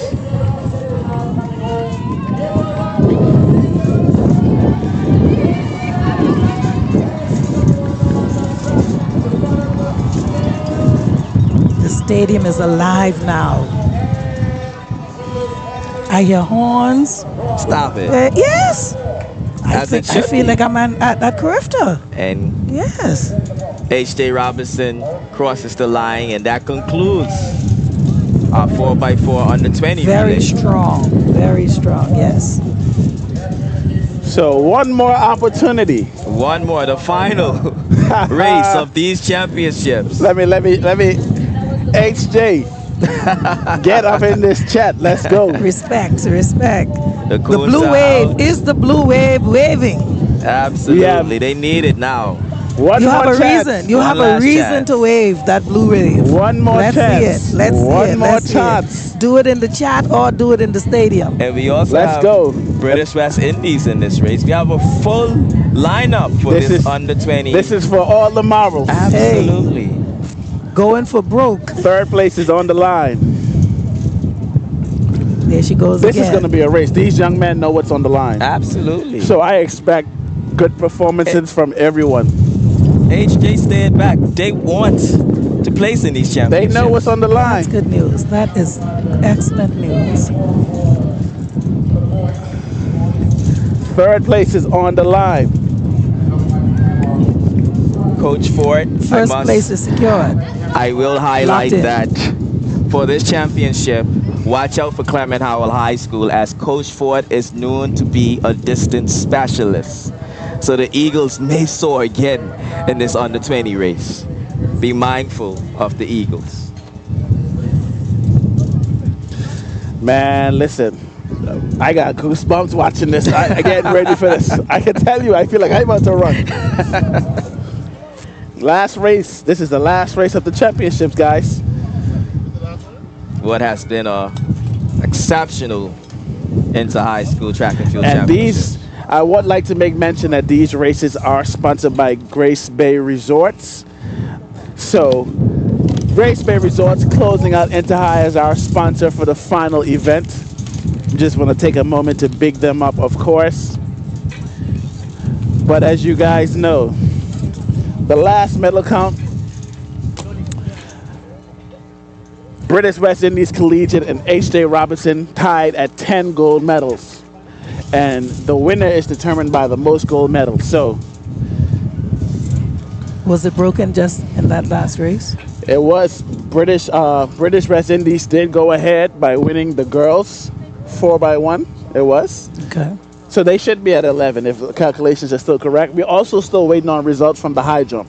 Absolutely. Oh, yes. So, nevertheless, it's tight. Very razor tight. So exciting. I ready to jump out my chair. I think I can stand up and watch this race. And Miss Musgrove, you missed it. As the British West Indies won that 4x1, their coach broke down in tears. Oh. Yes, absolutely. Wow. And all that hard work, it paid off. Absolutely. Results. And nothing like when you do Well, he knew it was online. Yes. He is so invested in that. And it takes a lot to get these athletes to this level. You know, early mornings, late nights, sacrifices. And he's doing it by himself over there at the British West Indies Collegiate, being the only coach. So kudos to the work that he's put in to get these athletes at this level, competing for a top 3 position at that. Top 3. Let's hear that again. Yes, he is. After finishing Serious almost last contender. year with 0 gold medals. That's a great feeling. That's a comeback story. Look at this view. Ms. Musgrove, you had the opportunity to talk with the legend herself. How did that conversation go? Oh my gosh, so inspiring, because we have a living legend. She is not only in the country, she was in the stadium. There were 3 days of events. I mean, she was motivated by the fact that her granddaughter, Tian Hanfield, you know, she's following closely in Grandma's footsteps. So Karina Capron walking. Yes, she likes to remind us that she was capering when it all happened. So we are not to forget that. Karina Capron walking. We spoke with her, and it is so inspiring that we actually have her here. And it's up to us to acknowledge what she has done and to give her props while we can. Absolutely. And I love that you had a whole segment just giving Miss Capron walking her flowers. Justly deserved. Oh. Ladies and gentlemen, in this race, we have British West Indies, H.J. Robinson High School, Raymond Gardner High School, Clement Howell High School, and Marjorie Basden. Man, this the one here, Leo. This is the one. This the one here. We had a ton of cheers round for this. I'm gonna tell you this one. British is going with one of their strongest starters in this race. Because they know what's on the line. They know what's on the line. They're letting one of their stronger runners start. 4x4 men's under 20 finals, seniors. This is it, folks. This is it. Oh, I see a road dog out there. I wonder if he's running unattached. Oh, the road dogs have showed up. This is it. Ali Davidson Higgs, and he got his shirt on. Got to take a picture of that. Road dogs are in this 4x4 as well. Which lane? Pink hat. I don't think so. He's not running. Road dogs are in this. Oh, they're running a leg. Okay. Mind you, he was out on the street early this morning too. Yes, man. We dedicated. We are dedicated. So. And you know, that's how you keep track going. Yeah. We run every weekend on a Saturday, 5:30. If you're looking to keep your child active all year round, sign up to the Road Dog Saturday Run, where we do a minimum of 3 miles every Saturday. Listen, this is gonna be one of them ones, man.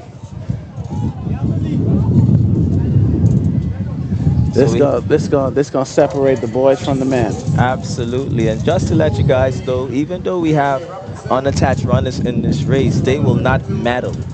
So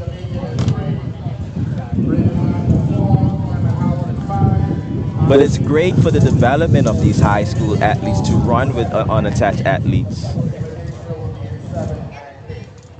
Yeah, it pushes them. Absolutely. It definitely gives them an opportunity, and the club athletes, they have an opportunity to run even after high school. Absolutely. So that's been a really good outlet, I would say, for our local athletes. Happy to see that we have a track club here. Absolutely. But the anticipation is high. You can feel it in the air. Man. Everybody just quiet down. Tension. This is why you end with the relays. It's always electrifying. Listen, everybody is quiet. Stadium quiet, no music. Man, you can almost cut the air out here. They know what time it is. Eloise is clear out in front as the winner, but the battle is for third place between British West Indies Collegiate and H.J. Robinson High School. Clement Howell is in second comfortably, but the battle is for third place. Third place. Ladies and gentlemen, one gold medal can change it.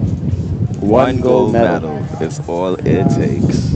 And we can see a change in the third place winners. We'll see what they do. Y'all can go ahead and spam the chat. It is quiet like, man, I ain't heard this quiet all day. It is quiet. I can hear myself thinking all. Eloise is the clear winners of this championship. And Clement Howell also is securing the second place, yeah. The second place, absolutely. Yes. But third and fourth, that third place is still wide open. And we have 8 lanes, or 7 lanes, I should say, in this race. So it's a packed field. It's a packed field for this final race. Will HJ pull it out, get gold, and get this third place at Inter High? With can the Stallions gallop? Can the Stallions gallop? Hey. Can the Stallions Can the gallop? Stallions gallop one last time? One last time. Just one more time. One last time. This feels like the final boss of a video game. Man. They got a lot. I'll say this. HJ has a lot to go up against in this race. Can the Stallions gallop one last time? I am watching out for the Clement Howell my heart Hawks. beating fast, bro. Like what? Clement Howell Eagles. Yes. All right.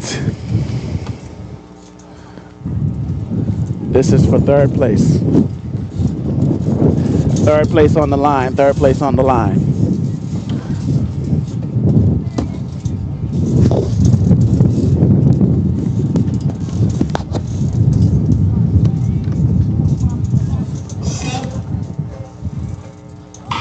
And they're off.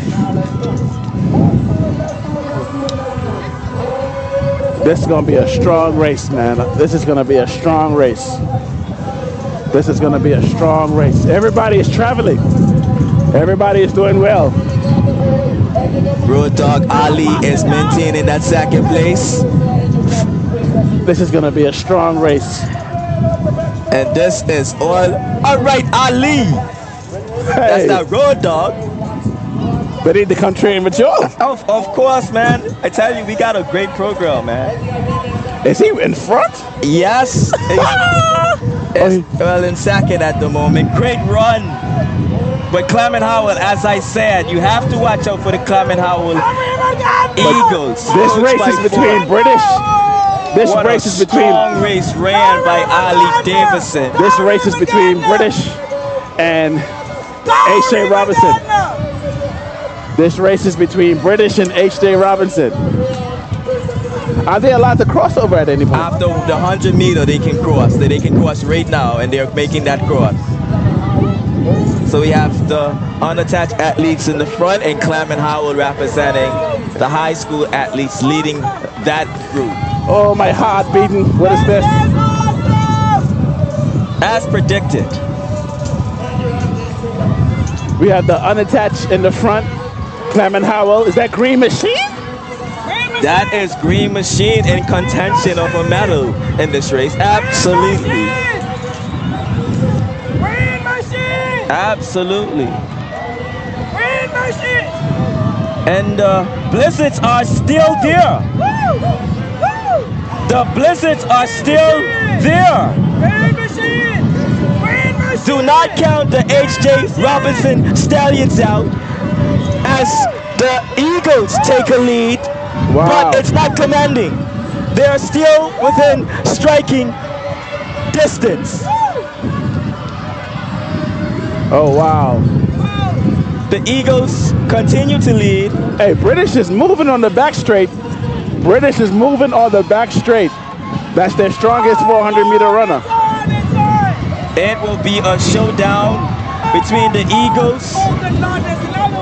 Lord, what is this? Clement Howell is finishing with the strongest 400-meter runner, but the H.J. Robinson athlete is making ground. He is making ground. That's British.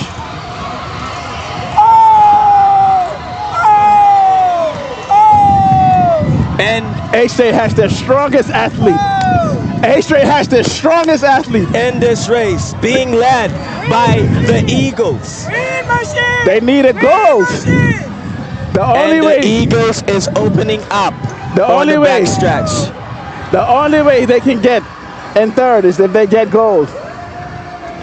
The only way. Let's get the cameras focused on this. And the Eagles are leading. Eagles is opening up. Oh man. Oh man, that athlete is stretching his long strides.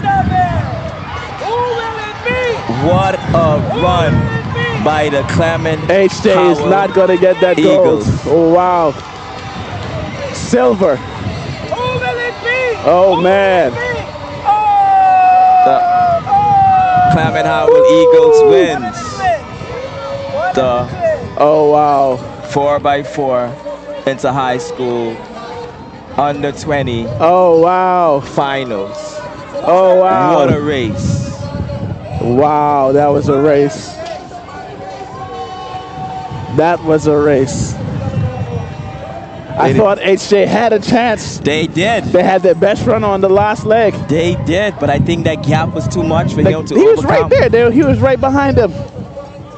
He was right behind him. But he just couldn't catch up with Clement Howell. He just couldn't run with Clement Howell. Man. Yeah, my boy. You see it. Wow. So close. So close. You can almost taste it. Amazing championships. Eagles dominated. Wow. They put it all and that was on the line. Did they put their best runner at the last leg? The Eagles, yes, that was their best runner. He looked like the strongest guy. Man. He won the 800 meter earlier today. Did he? Okay. Yes.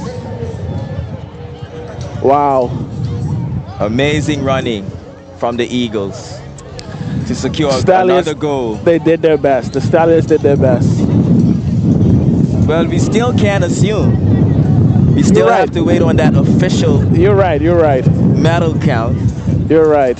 It could be a tie, or it could be British. It could be H.J. Robinson for third place. Wow. Let's see. But these are the final times, ladies and gentlemen. Oh, wow. Clement Howell taking that with a time of 3 minutes and 41. H.J. Robinson, 3:46.60. British West Indies securing the third place with 3:50.24.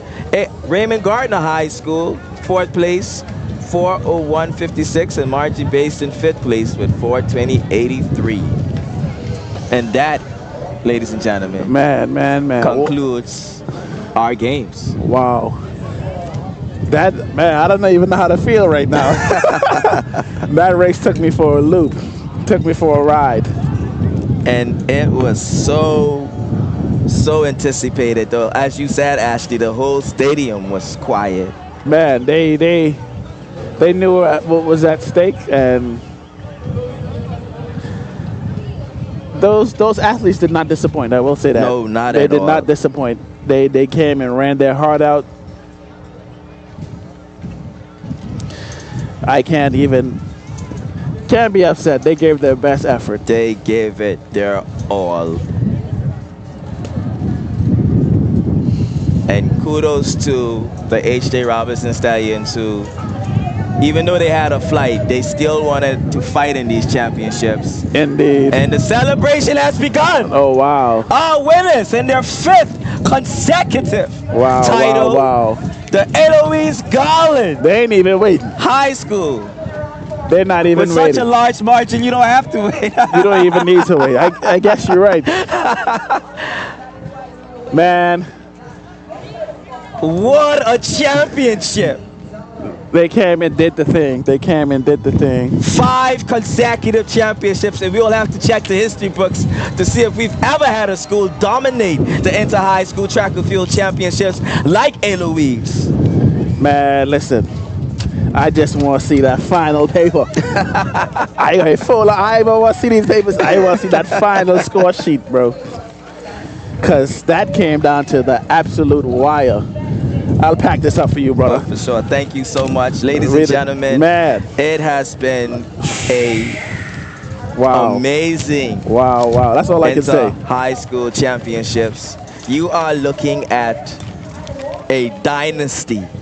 Dynasty is the correct word. You are looking at a dynasty. If you have a child with track and field ambitions, this is the school. Must be. Must be. You want your child to attend. Must be. Because 5 years in a row. This is history. Man, that was a race. That was a race. And Eloise, the undisputed champion of these games. Uncontested championships. The Hawks are soaring. Listen,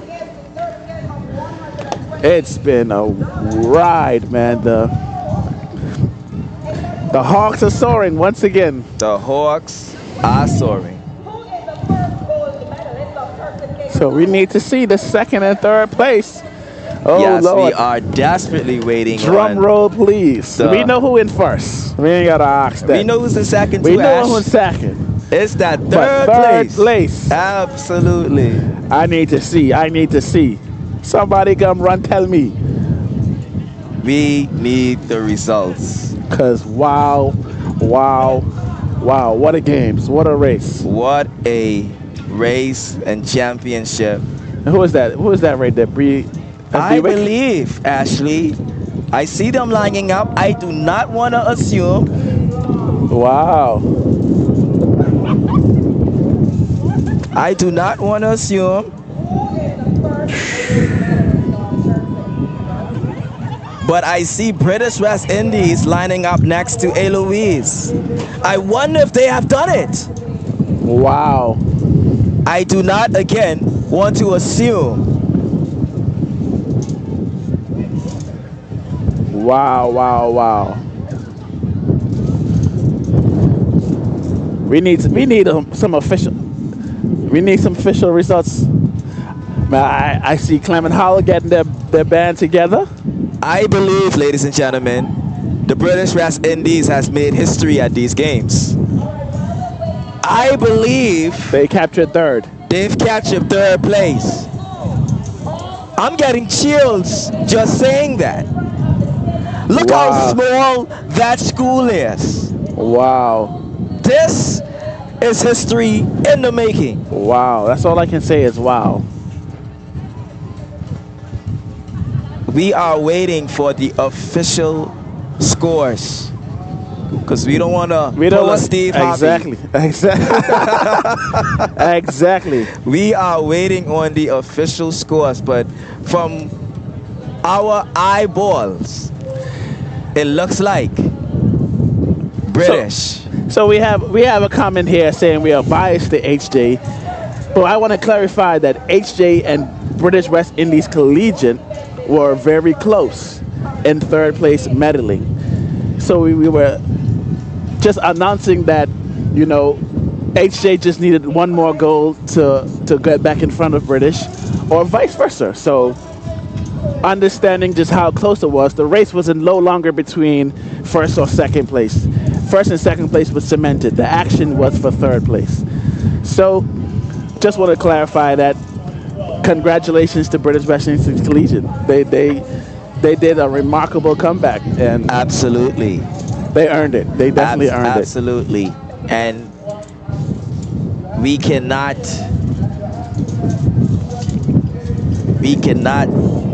speak enough of how Coach Courtney has transformed that athletic program over at British West Indies. But it seems like everybody's lining up, so because Precious Treasures is here too. I've seen that. So we can't even say, the lineup that's good.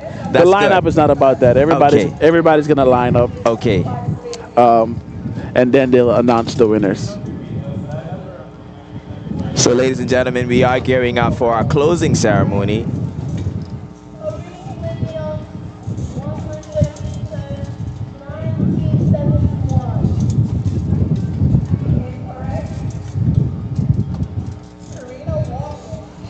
Which school are you representing, ladies and gentlemen? Drop your emojis. Which Let's go. school are you Spam representing? the chat. Let's go blue if you for HJ, red for Marjorie. Let's go yellow for the Hawks. What's the sign for Spartans? Green like a shield machine. or something? I think they put up a shield. A shield for the Spartans? Yes. Okay. The knight is for the Margie Baston. Yes, indeed. Of course. So drop your shields, drop your The knights. stallions. They have a knight emoji. You could drop the knight emoji. Yes. Drop your hawks, drop your eagles. And yes, the parental support at British also contributed, and the parental support for all the athletes, I would say, because they can't do it alone. Without their parents, absolutely. Exactly. You know, getting to and from practice, gear, all these things playing a major come from the parents. role. So absolutely, all the parents out there, hats off to you as well for supporting these athletes. So we have more schools lining up for the closing ceremony. Closing ceremony is upon us. These games.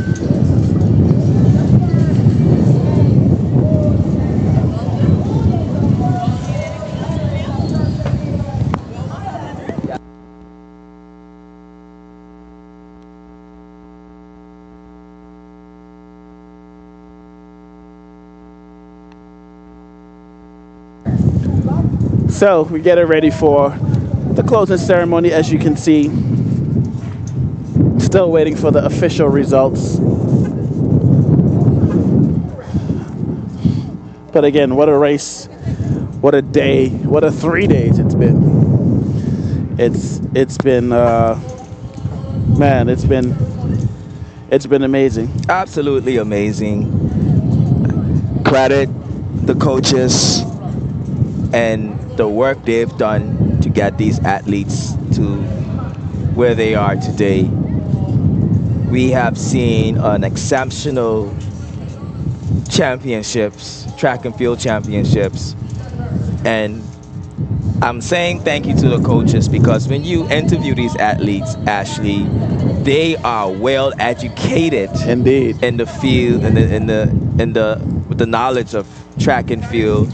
Not only the event itself, but the physical and the mental aspect of track and field, and they have put in the work, and I foresee great things for track and field in the Turks and Caicos Islands.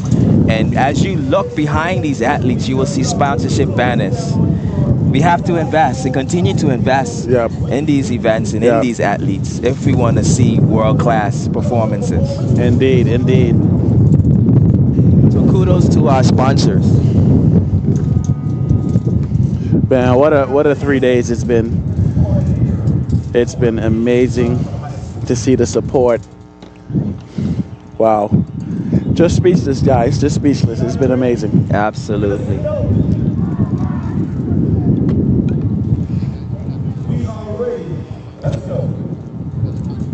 We don't. Oh. Ladies and gentlemen, and the results are in. Wow. Like us. Woo. Ashley. I was right. I told you. Do the honors, Ashley. I got to do it to you. Ah, boy, let's go. And first place, and you guys will hear it first on the streams before we announce it. A. Louise Garland Thomas High School in first place with 26 gold medals. Claremont Howell in second place with 16. British West Indies Collegiate in third place with 11. H.J. Robinson High School in fourth place with 10 gold medals. Marjorie Basin High School in fifth place with 4 gold medals. Precious Treasures in sixth place with 4 gold medals. Wesley Methodist in seventh place with 3 gold medals. Raymond Gardner High School in 8th with 1 gold medal. And International School in Maranatha finished out the top 10, 9 and 10 with 0. Ashley. I told you it was close, bro. Ashley, now we understand why Courtney started crying. Listen, I told you. I told you. We understand the tears. And we had it right. Everything was on that race. That last race, if HJ had gotten gold, they would have been third. Yes, absolutely. So that's where the fight was, people. That's why we were talking about HJ and British, because HJ was 1 gold medal away from being in third place, but British held them off. They did a phenomenal job. This is wow. History being made. British West Indies. Indeed. In the history of this country in track and field has never finished top 3 at these games. Wow. This is a school that didn't win a single medal last year at the championships. To come single back goal. and win 11 and secure third place. Wow. Absolutely amazing. British, you guys deserve it. You worked extremely hard. Nothing left to be said besides congratulations. Absolutely. This has been an amazing spectacle. And yeah.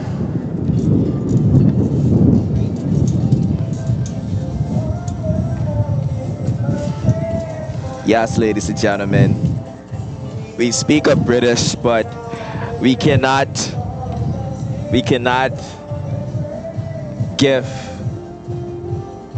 continue this broadcast without giving proper credit to Eloise Garland. Indeed. And the program that they have there. Ms. Musgrove has called them the Jamaica of these games. And I think that name is well fitting for what they've done at these championships for the past 5 years. 5 straight years. 5 straight championships. That's a dynasty. That's a dynasty. And like you said, Leo, you got to give credit to where credit is due. Absolutely. You know that old saying, if it ain't broke, don't fix it. Don't fix it. Don't fix it. And whatever they've been doing has been working. I'll say this much: if I have a child with track and field ambitions, that's where they even go. if I'm going to any one of these other schools, yeah, I can send them over there to peep. I need to see what they're doing over there. But they have shown in these games that they are here. And judging by the under 13 and under 15 categories, they are going to be here for quite some time. Man, listen, when we had Courtney up here, he was already talking about next year. Because he's already identifying more of his athletes who can compete. Exactly. This is scary. 3 terms of training he had with his students. So now he has a feel. He has them believe. You know what belief can do? Man. You know what the trust. Now they trust him and they be like, you know what? Let me say something, Ashley. Go ahead. When you see a grown man cry real tears, that sounds special. That's passionate. That boy cry. That boy cry up and something just now and had to go hide. Exactly. Because of how much he couldn't contain himself. Man, wow. That's amazing. And the Stallions, I applaud you guys because you went down. They showed heart. Swinging. They went down. I mean, you had a flight to catch, and I don't know what arrangements you guys made to make sure that these remaining athletes stays here and compete. But kudos to the parents and the coaching staff there who would have made those sacrifices to stay competitive in these games. And of course, Margie Basin High School, small high school, roughly around 100 students, and still being able to compete and finish top 5 without a 400-meter track in South Caicos. Kudos to you. So we're going to go ahead and transition over to the medal ceremony. We'll take you guys there right now. Days from field events that had us holding our breath, our student athletes gave us everything. Today we celebrate not just champions, but courage, discipline, dedication, and school pride. On behalf of the Turks and Caicos Islands Sports Commission and the Turks and Caicos Islands Amateur Athletic Association, welcome to the closing ceremony of the 2026 Inter-High School Track and Field Championships. We would like to thank our sponsors,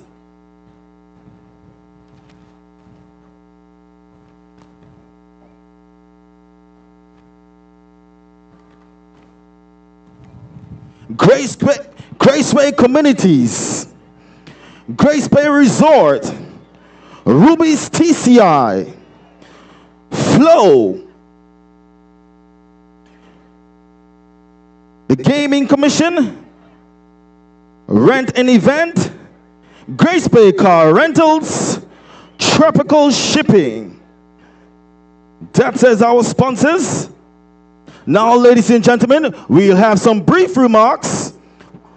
First, we'll have from our Hannah Janet President for the TC3As, Mistress Edith Skippins. Some brief remarks. I just saw her. Oh, she's here. So we'll have some brief remarks from the President of the Turks and Caicos Islands Amateur Athletic Association, Miss Edith Skippins, to deliver her closing remarks.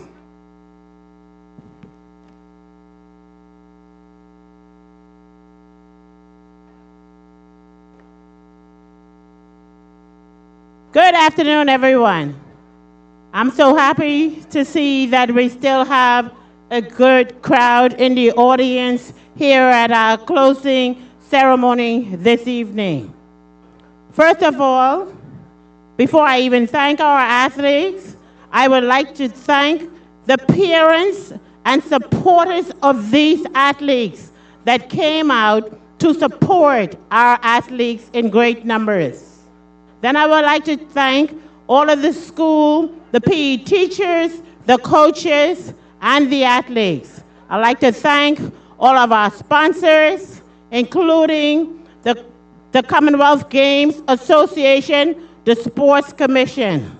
And last, but by no means least, I would like to thank my group of fabulous officials that have worked tirelessly out here in the sun for the last 3 days and have to come back again on the 14th of March for a one-day big event, the Carifter, the Commonwealth, and the CAC trials.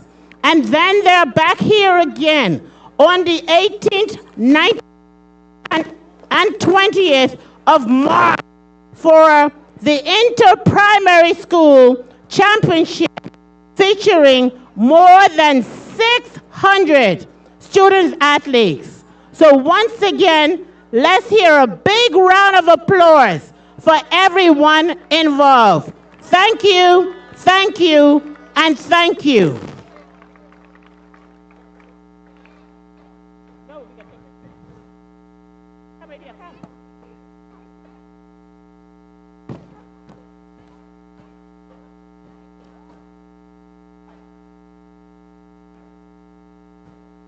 Thank you, Ms. Skippins, for your leadership and dedication to athletics here in the Turks and Caicos Islands.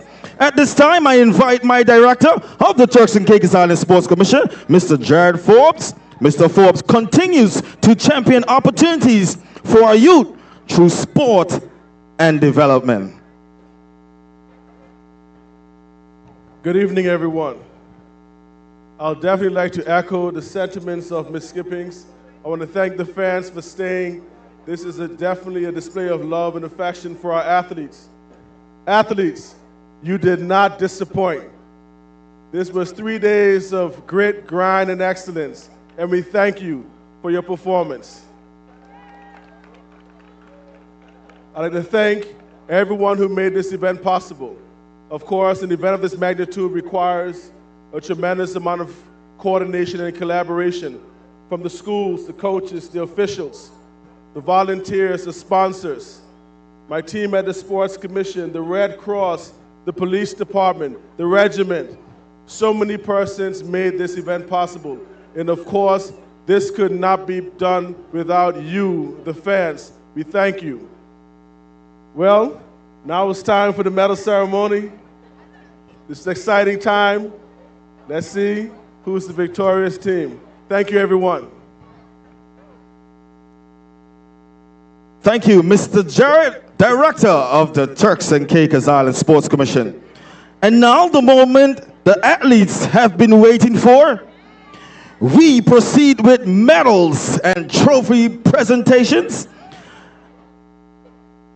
As names are called, athletes, you're asked to move quickly to the podium promptly so we can celebrate you, our medalists, and every school that competed with heart and pride. Remember, today we crown champions, but every athlete who stepped onto this track is a winner. This is TCISS. This is more than sports.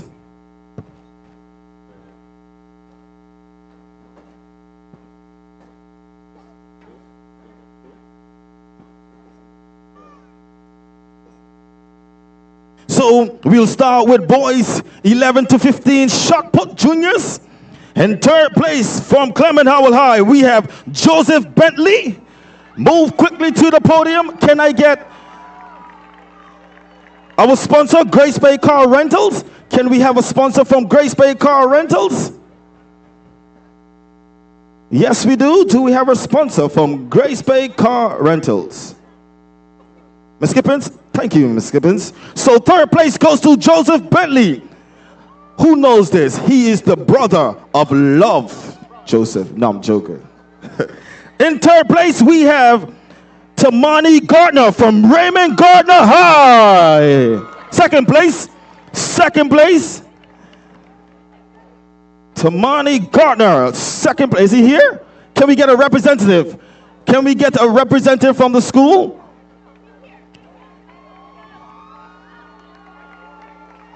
And in first place from A. Lewis Garland Thomas High School, Kazaz Delancey. 12.12 meters. Shot put for boys. Ladies and gentlemen, keep the applause going for these athletes. A tremendous performance. Photographers, we'll move on to Javelin throw juniors. And in third place, we have Kezan Delancey again from A. Lewis Garland Thomas High School. Third place, 33 meters. And in second place, from the Twin Islands, from North Caicos Green Machines, from Raymond Gardner to Marnie Gardner. Second place in the Traveling Troll Juniors, 11 to 15. In first place from A. Lewis Garland Thomas High School, Jolu Odell. I'm going to call you just J.O. J.O. J.O. 41.20 meters. Coming up next, long jump under 17 boys. Please be prepared. Rent an event. Sponsor is the sponsor here. Rent an event. Anyone coming? Okay. Can we get someone? A board member, Mr. Thomas. Thank you, Mr. Thomas. Always here. You know the straps. You know the vibes. So, in third place, from H.J. Robertson High School to Lexan Jean, long jump under 17. Do we have a representative? Any representative from H.J. Robertson High School? Please make your way. Third place, to Lexan Jean. Also from the nation's capital from H.J., Dylan Gardner in second place. Boys, long jump under 17. And in first place, ladies and gentlemen, from Clement Howell High, Caleb Montas. First place, 606 meters. 6 meters, 06. This is long jump, boys under 17.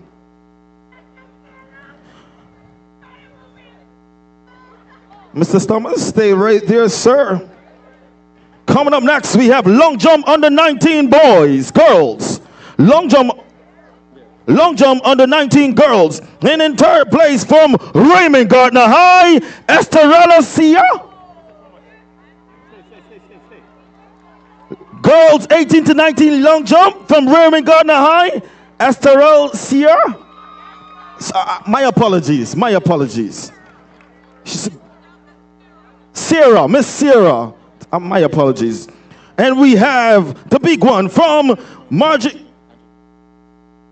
Basin High School, Angela Lewis. In her final year at the institution, talented softball player.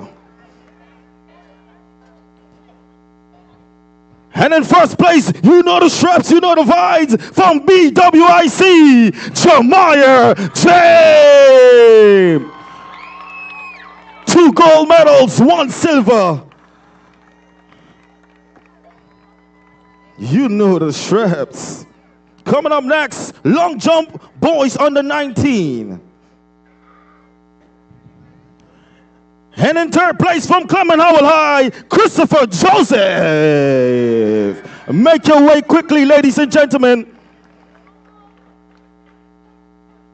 And from Raymond Gardner High, Janelle Aganor.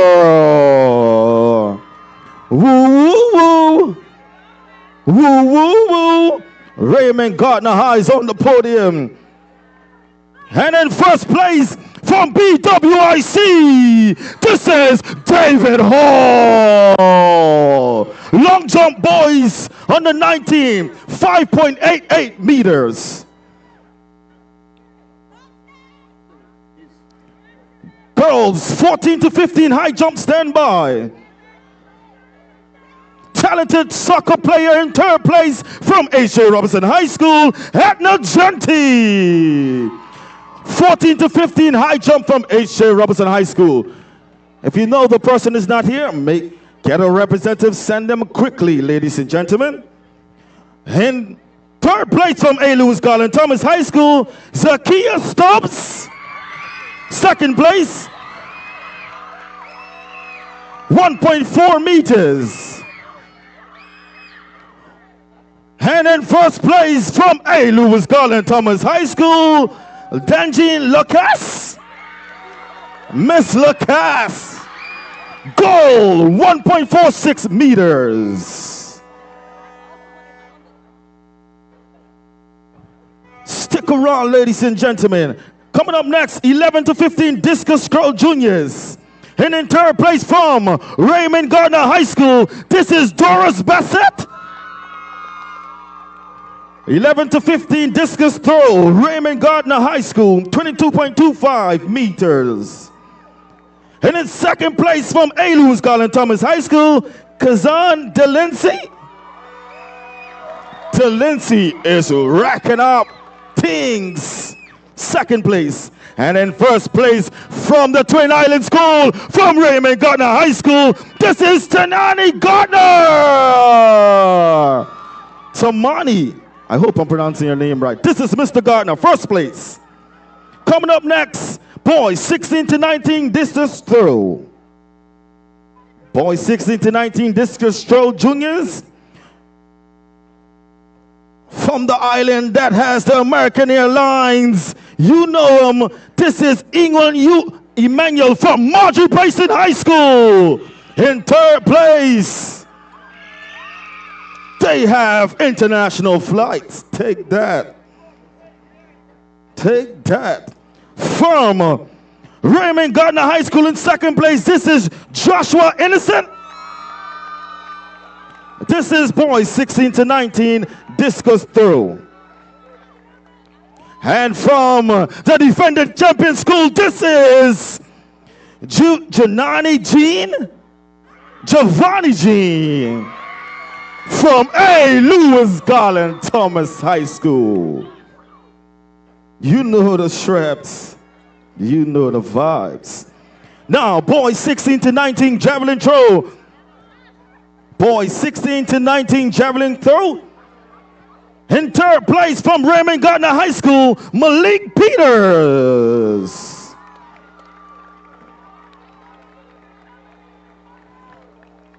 Can we get a representative from Raymond Gardner?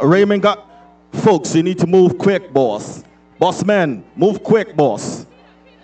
So, third place goes to Malik Peters, and in second place from A. Lewis Garland, Giovanni J.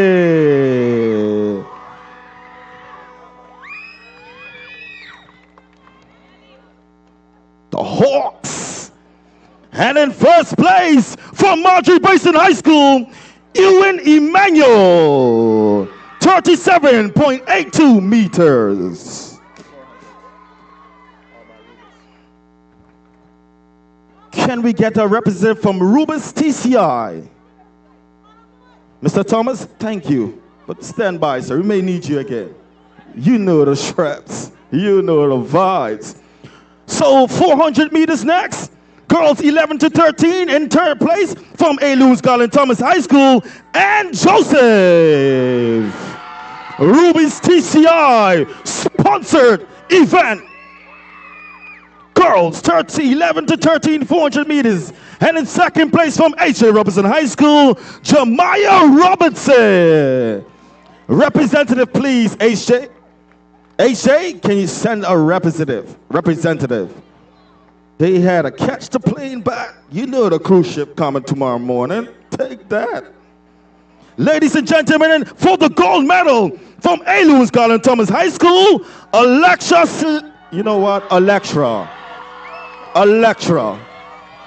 My apologies, Electra, for that last name. Congratulations, gold 105. This is girls 11 to 13. Boys 11 to 13, stand by. And from the international school in third place, Hensley Grant Jr., International School. Do we have a representative, please? Jump on the podium. Right there, boss.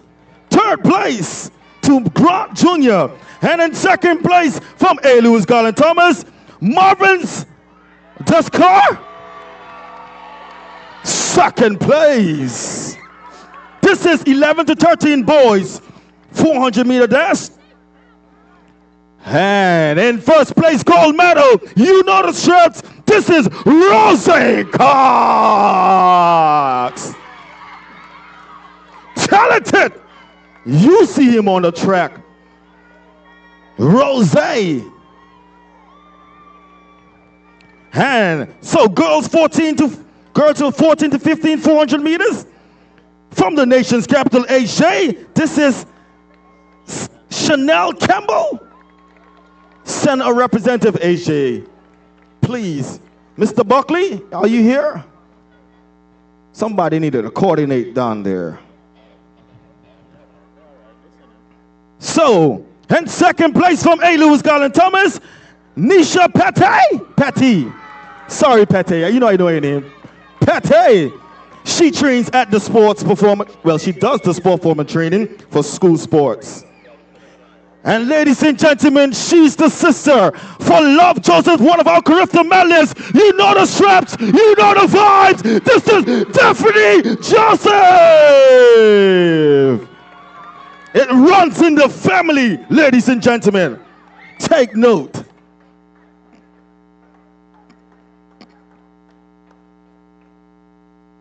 So boys 14 to 15, 400 meters.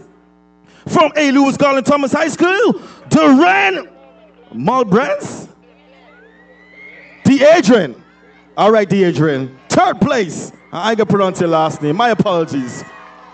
Third place. His time, 57 seconds. Well, 57.9. And in second place, also from A. Lewis Garland Thomas High School, Carrico Fulford. Hawks.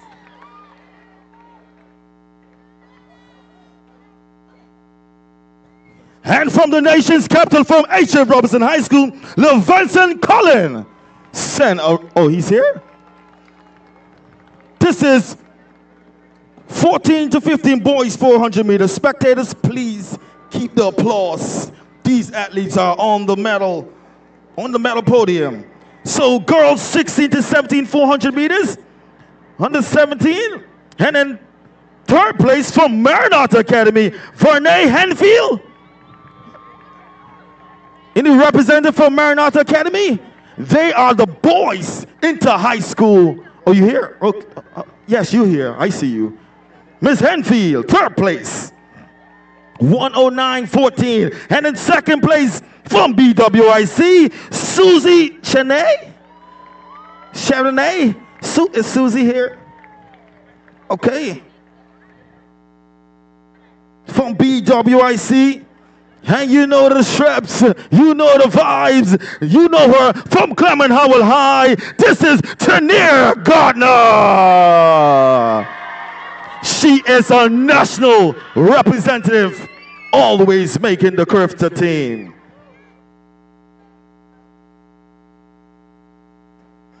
So we still on the 400 meters, ladies and gentlemen. Boys 16 to 7, 400 meter dash. And in third place, from Precious Treasures, Lucas Malcolm.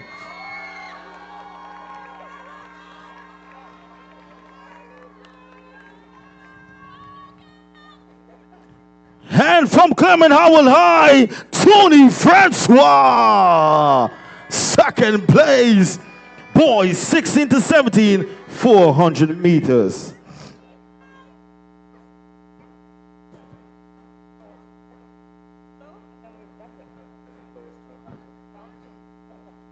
And in first place from A. Lewis Garland Thomas High School, Curvins. All right, Curvins. Curvins, smooth operator. You see how he went around the back stretch. So that's boys 16 to 17, 400 meters.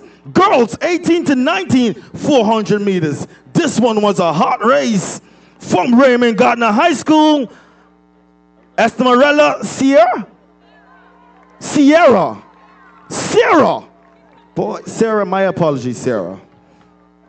Thank you. My apologies, Sarah. Third place, 112.81 seconds.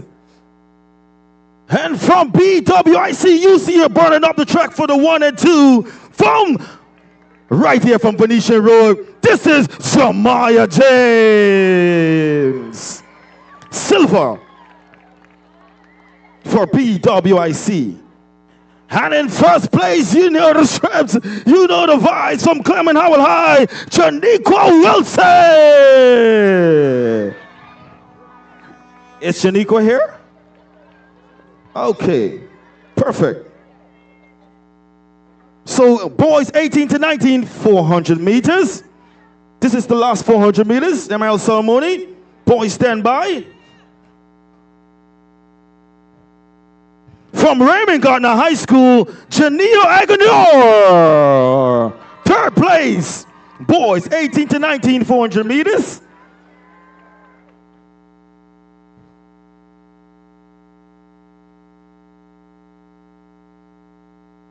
And it was a Cornella from BWIC. This is Samson Williams. Silver, a Cornella. You guys need to know.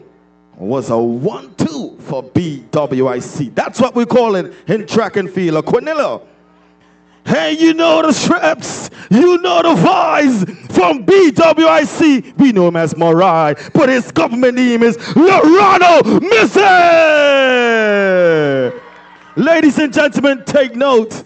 He trains well, a part of the sports performance department. You know I have to big them up. Morai, that's how we know him. That's Mr. Mizik. Thank you, Rubens TCI. Coming up next, can we have a representative from Flow Turks and Caicos? Someone, yes, she's here. Perfect. So we move on to the 200 meters medal ceremony. Girls 13 and under.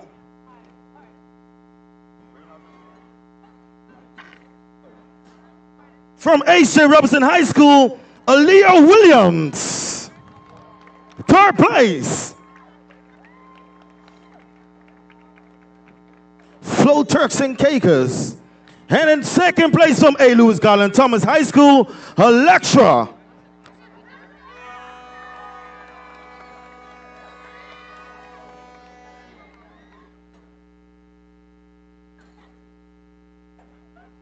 And in first place from Wesley Methodist, she got the Cornell in the 1-2, Tayan Yancy. A sprint double. That's what we call it in track and field. Sprint double.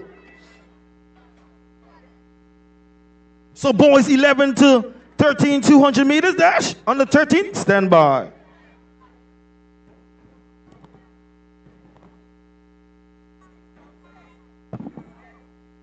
So 11 to 13 boys, 200 meters from Raymond Gardner High School. His dad worked at the Sports Commission. He has the same name, Roshano Cox. Roshano told me, Delano, wait till next year. I can hold him to that word. That's a Cox. Born. And from A. Lewis Garland Thomas High School, you see him burn up the track. Another Cox, Rose Cox. Cox breed. That's what Roshana says. And you see him burn up the track of Cornella from Precious Treasure High School, Caleb Loran. You see him burn up the track. Talented. And this is sponsored by Flow Turks and Caicos. Coming up next, girls 14 to 15, 200 meters. And in third place from H.J. Robinson, Edna Genti. Send a representative quickly. H.J. Robinson High School, Edna Genti. In second place from A. Lewis Garland Thomas High School, Kianja Robinson.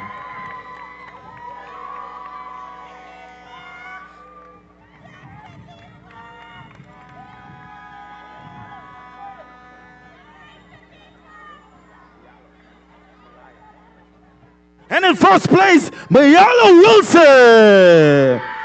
A 1-2 sprint double. Cornella sprint double. And it's a Cornella for A. Lewis Garland Thomas High School. Boys 14 to 15, 200 meters coming up next. In third place from BWIC, Dominion Hanfield. Sorry, Dominion. Dominion Hanfield, talented from BWIC. Ladies and gentlemen, you see him burning up the track this year. Please note that I help coach that team on the low. I do help them, ladies and gentlemen, for school sports. From Wesley Methodist in second, Curvison Mias. Curvison Mias, second place, Wesley Methodist. And taking the goal from A. Lewis Garland Thomas High School, Garico Fulford. Goal, 24-40. And you know these events were sponsored by Flow Turks and Caicos. Girls 16 to 17, 200 meters in third place. Girls 16 to 17, 200 meters. And in third place from Asia Robinson High School, Joanna Jean. Miss Jean, third place. And in second place, from Clement Howell High, Tania Gardner.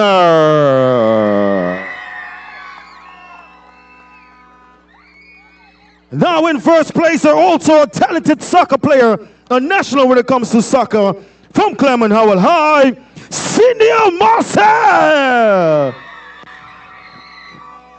She is a striker. Cynthia Marcel. Boys 16 to 17, 200 meters. Third place.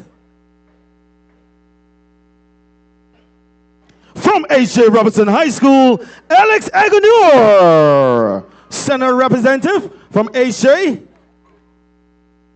Alex Aganur, third place.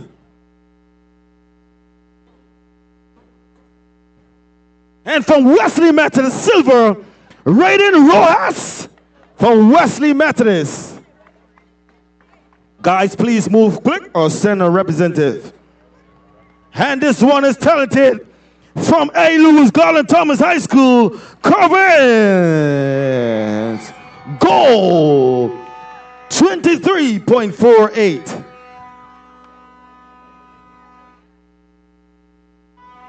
Girls 18 to 19, 200 meters. In third place, girls 18 to 19, 200 meters.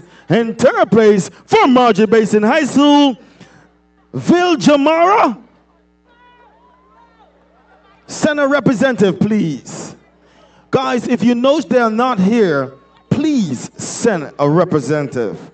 And in second place from Raymond Gardner High School, Sarah, Miss Sarah. I got to go North Caicos next week. You're going to get me in problems. And that's for Let's Move TCI 2026. And you know the strips, you know the vibes from BWIC to Quinilla. This is Jemiah James. Goal.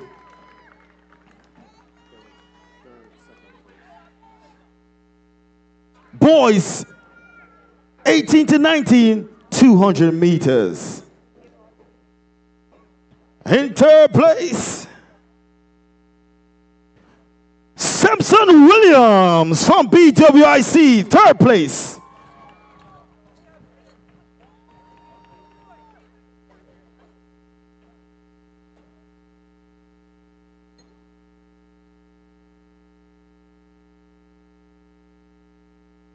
So in second place from Clement Howell High, Kimani Clayton.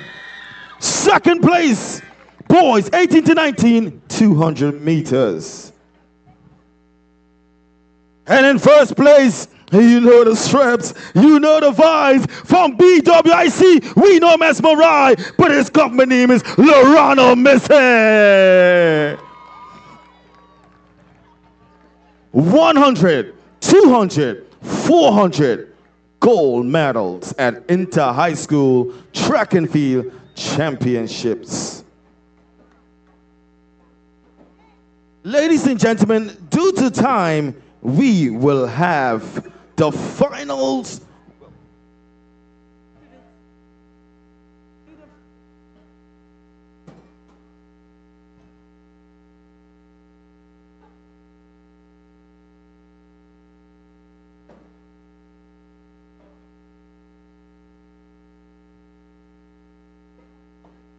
Ladies and gentlemen, due to time, we will do the positions in the medal count.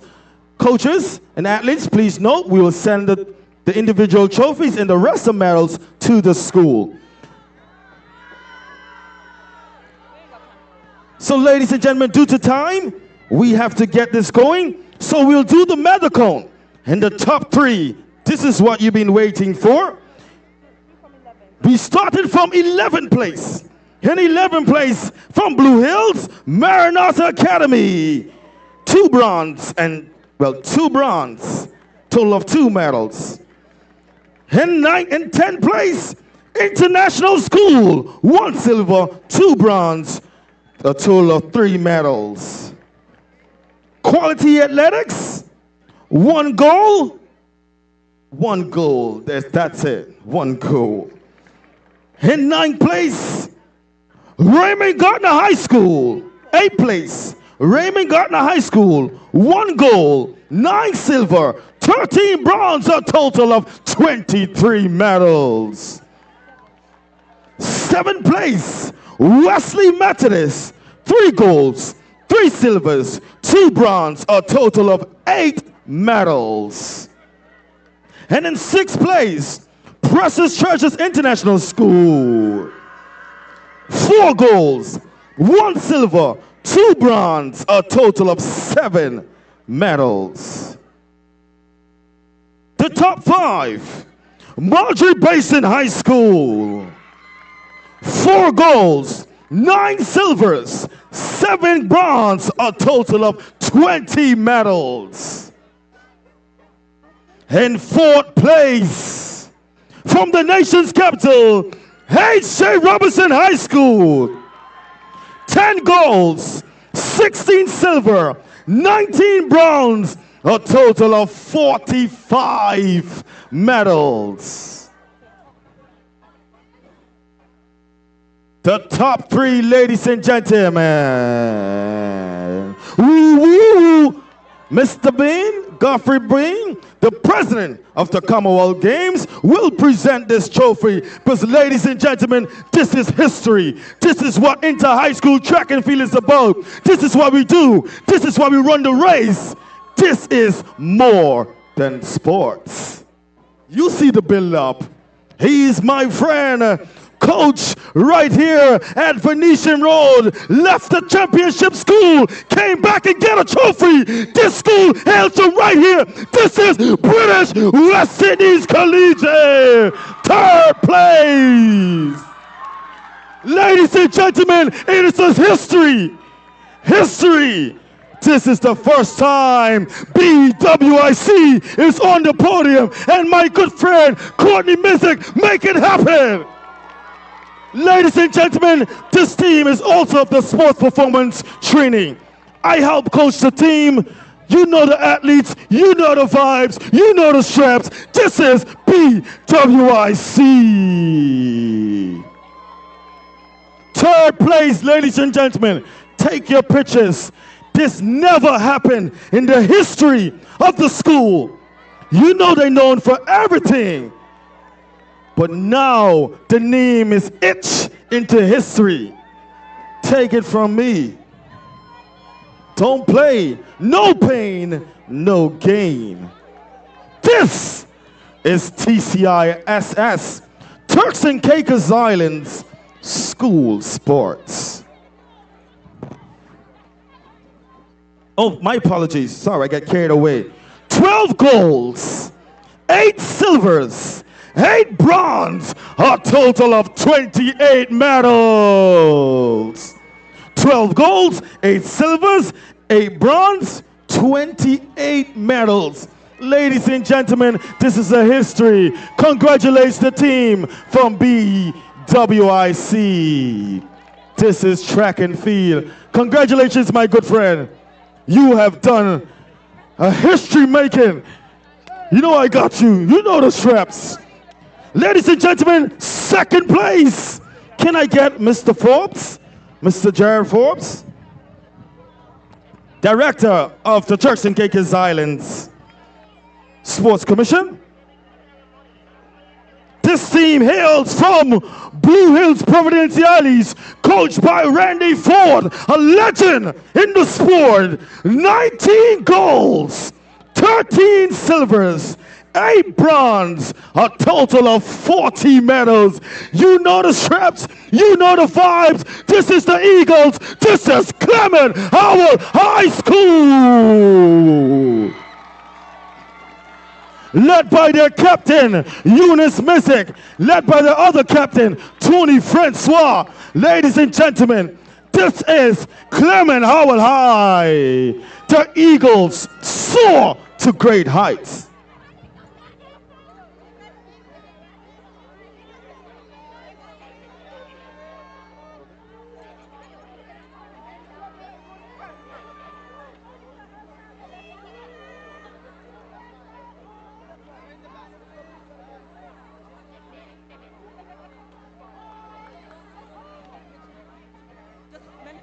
Ladies and gentlemen, this is the Eagles, coached by Randy Ford, legend in the sport here in Turks and Caicos Islands.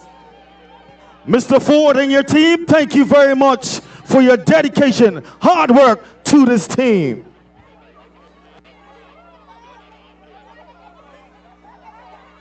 Spectators, please note, we are not announcing the winning team until you get in the stands. My apologies. We have protocols. I know. Please, you have to get in the stand, spectators. My apologies. Not sponsors, if you stay, sponsors, you're welcome. Sponsors, you're welcome. You can stay. My apologies. I know we all excited. Ladies and gentlemen, I don't know if this have done before. Somebody got to correct me. Somebody have to correct me. 5 times. Hold on. Let it sink, ladies and gentlemen. 5 times. Some people like to make excuses about first to third form. You know what head coach Pusey say? I'm in a business. Ladies and gentlemen, 27 goals. Let it sink in. 18 silvers. 15 bronze. Last year they took 24 goals to win. 27 goals. You know what it is. 60 in total. Woo, woo, woo. Woo, woo, woo. Tag me in that catchphrase. Miss Kippens, are you? Oh, Miss, okay, I gotta find her. She here. Ladies and gentlemen, this team is from Leeward Ponds, Providenciales, 5 times champions. A. Lewis Collin Thomas High School. Ladies and gentlemen, coached by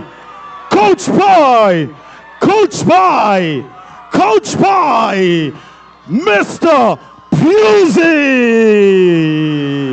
Ladies and gentlemen, this team is also a part of the sports performance training. So when you see them pulling off the track, when you see they have big hamstrings, big arms, and sprinting fast, we at the TCI Sports Commission support this team.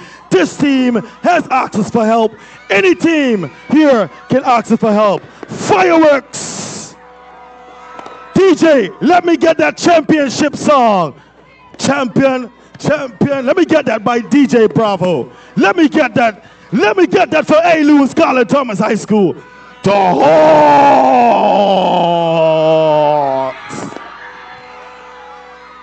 DJ, where the song? Give me the song, DJ.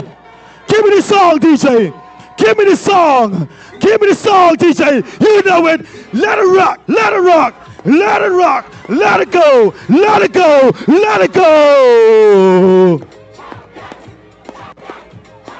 You know I'll do it. You know the straps. You know the vibe. We need the principal, Miss Stubbs. We need the principal, Miss Stubbs and Mr. Glasgow, to hold a turn it up, DJ. You see the fireworks?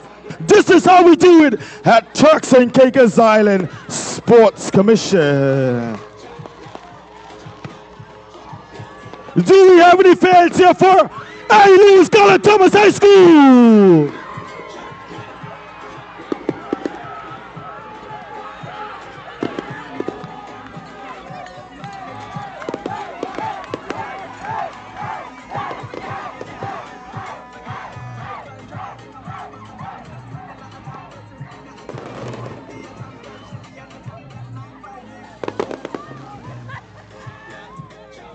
Ladies and gentlemen, take note. This, DJ, turn it down a little bit. Ladies and gentlemen, this is history. Never have done before by any school. But I'll tell you this, A. Lewis Garland Thomas High School has done the unthinkable. 5P. Turn it up, DJ. Turn it up, DJ. Turn it up, DJ. Turn it up. Turn it up, DJ. Turn it up. Turn it up.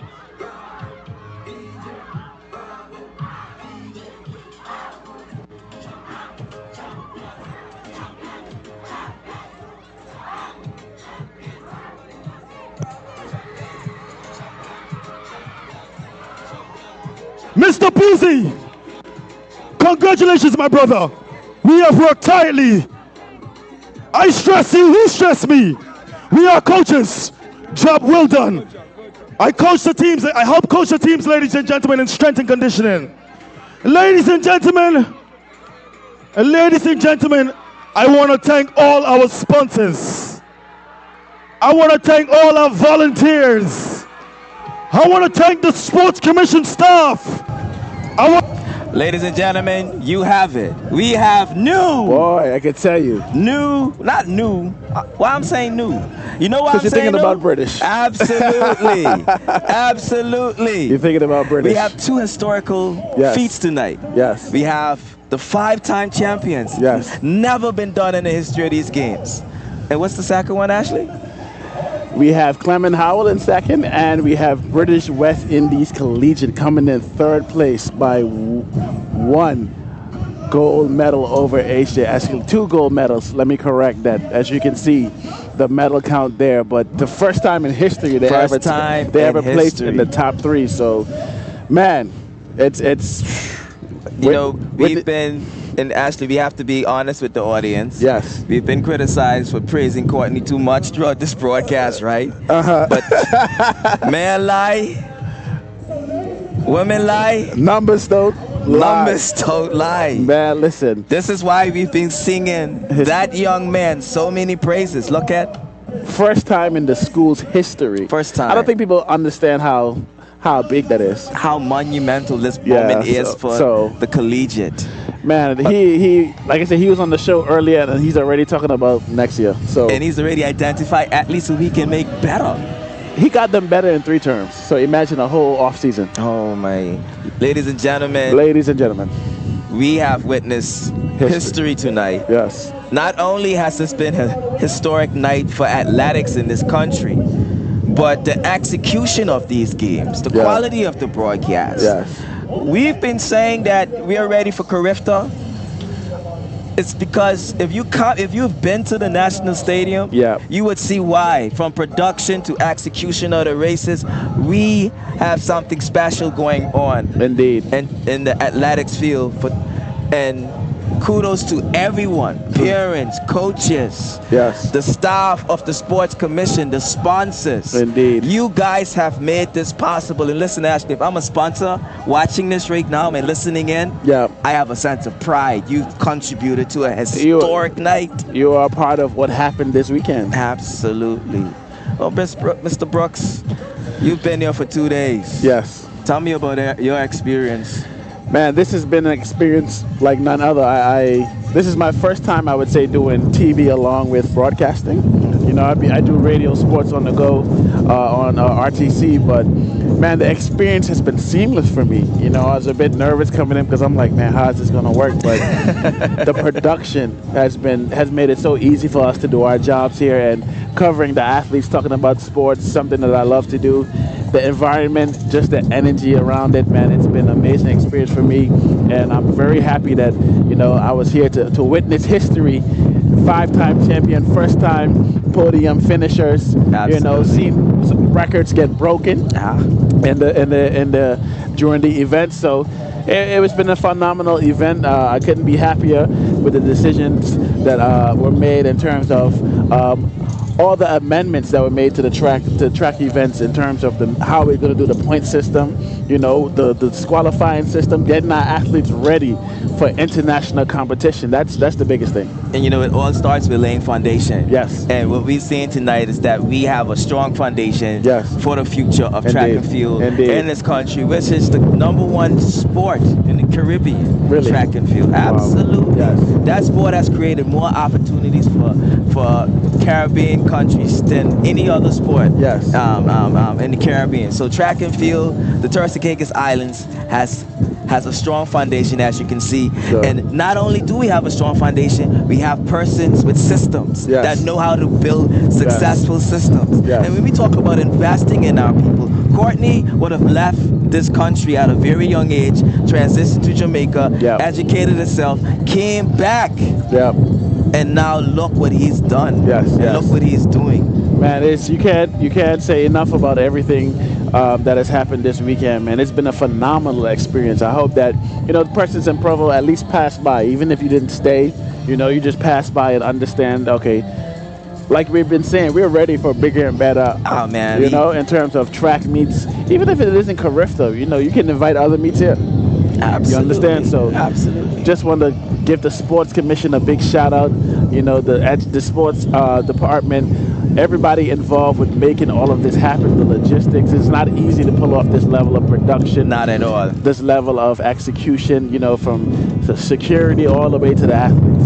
Everybody in between. Absolutely. And before we close out, Ashley, I just want to highlight the sponsors one more time. Yes. Huge thank you to our platinum sponsor, Inter-Caribbean Airways. Our gold sponsors, Waterloo Holding Investment Limited. Our silver sponsors, J&W Construction and Graceway Communities. Our streaming partner, Flow, for bringing this action to you live on TV. Absolutely. Our track and field sponsors, Grace Bay Pharmacy, Provo Water, and of course, a big thank you to our NEAM event sponsors, Cargo Express, Rubis TCI, Grace Bay Resorts Foundation, the Gaming Commission, Rent and Events, and Grace Bay Car Rental. You guys made this event possible. Yeah, give them a round of applause, man. Appreciate the sponsorship, and just to let them know, to any other sponsors out there watching, potential sponsors, the door is not closed. You are welcome to come and sponsor future events and invest your money into these kids. Yes, we want to see the Rubis TCI track and field meets. Exactly. You know, you can actually brand your own track and field event. The resources are here. Yes. The manpower is here. It only takes you leading the way as a corporate sponsor. Most definitely. Well, Ashley, it's been a pleasure serving with you, my brother. Likewise, as I always. hope we can do this again in the near future. Of course, Nonetheless, ladies and gentlemen, I am Leo Leipen, joined by our international football star, Ashley Brooks. It has been a pleasure bringing you the Inter-High School Track and Field Championships, where we saw a lot of records being broken. Yes. Historic night for both Eloise Garland and British West Indies. And of course, continue to support our athletes and come out here for the Carifta trials that will be happening soon. Look out for the date for the Carifta trials on the Turks and Caicos Island Sports Commission page. It's been a pleasure. And we also want to mention Inter-Primary. That's going to be on March 18th. So definitely come out and support. The same way you supported the Inter-High, we want to support the younger kids as well. Absolutely. It has been a pleasure. Get home safe. And of course, we'll see you next year. Signing out.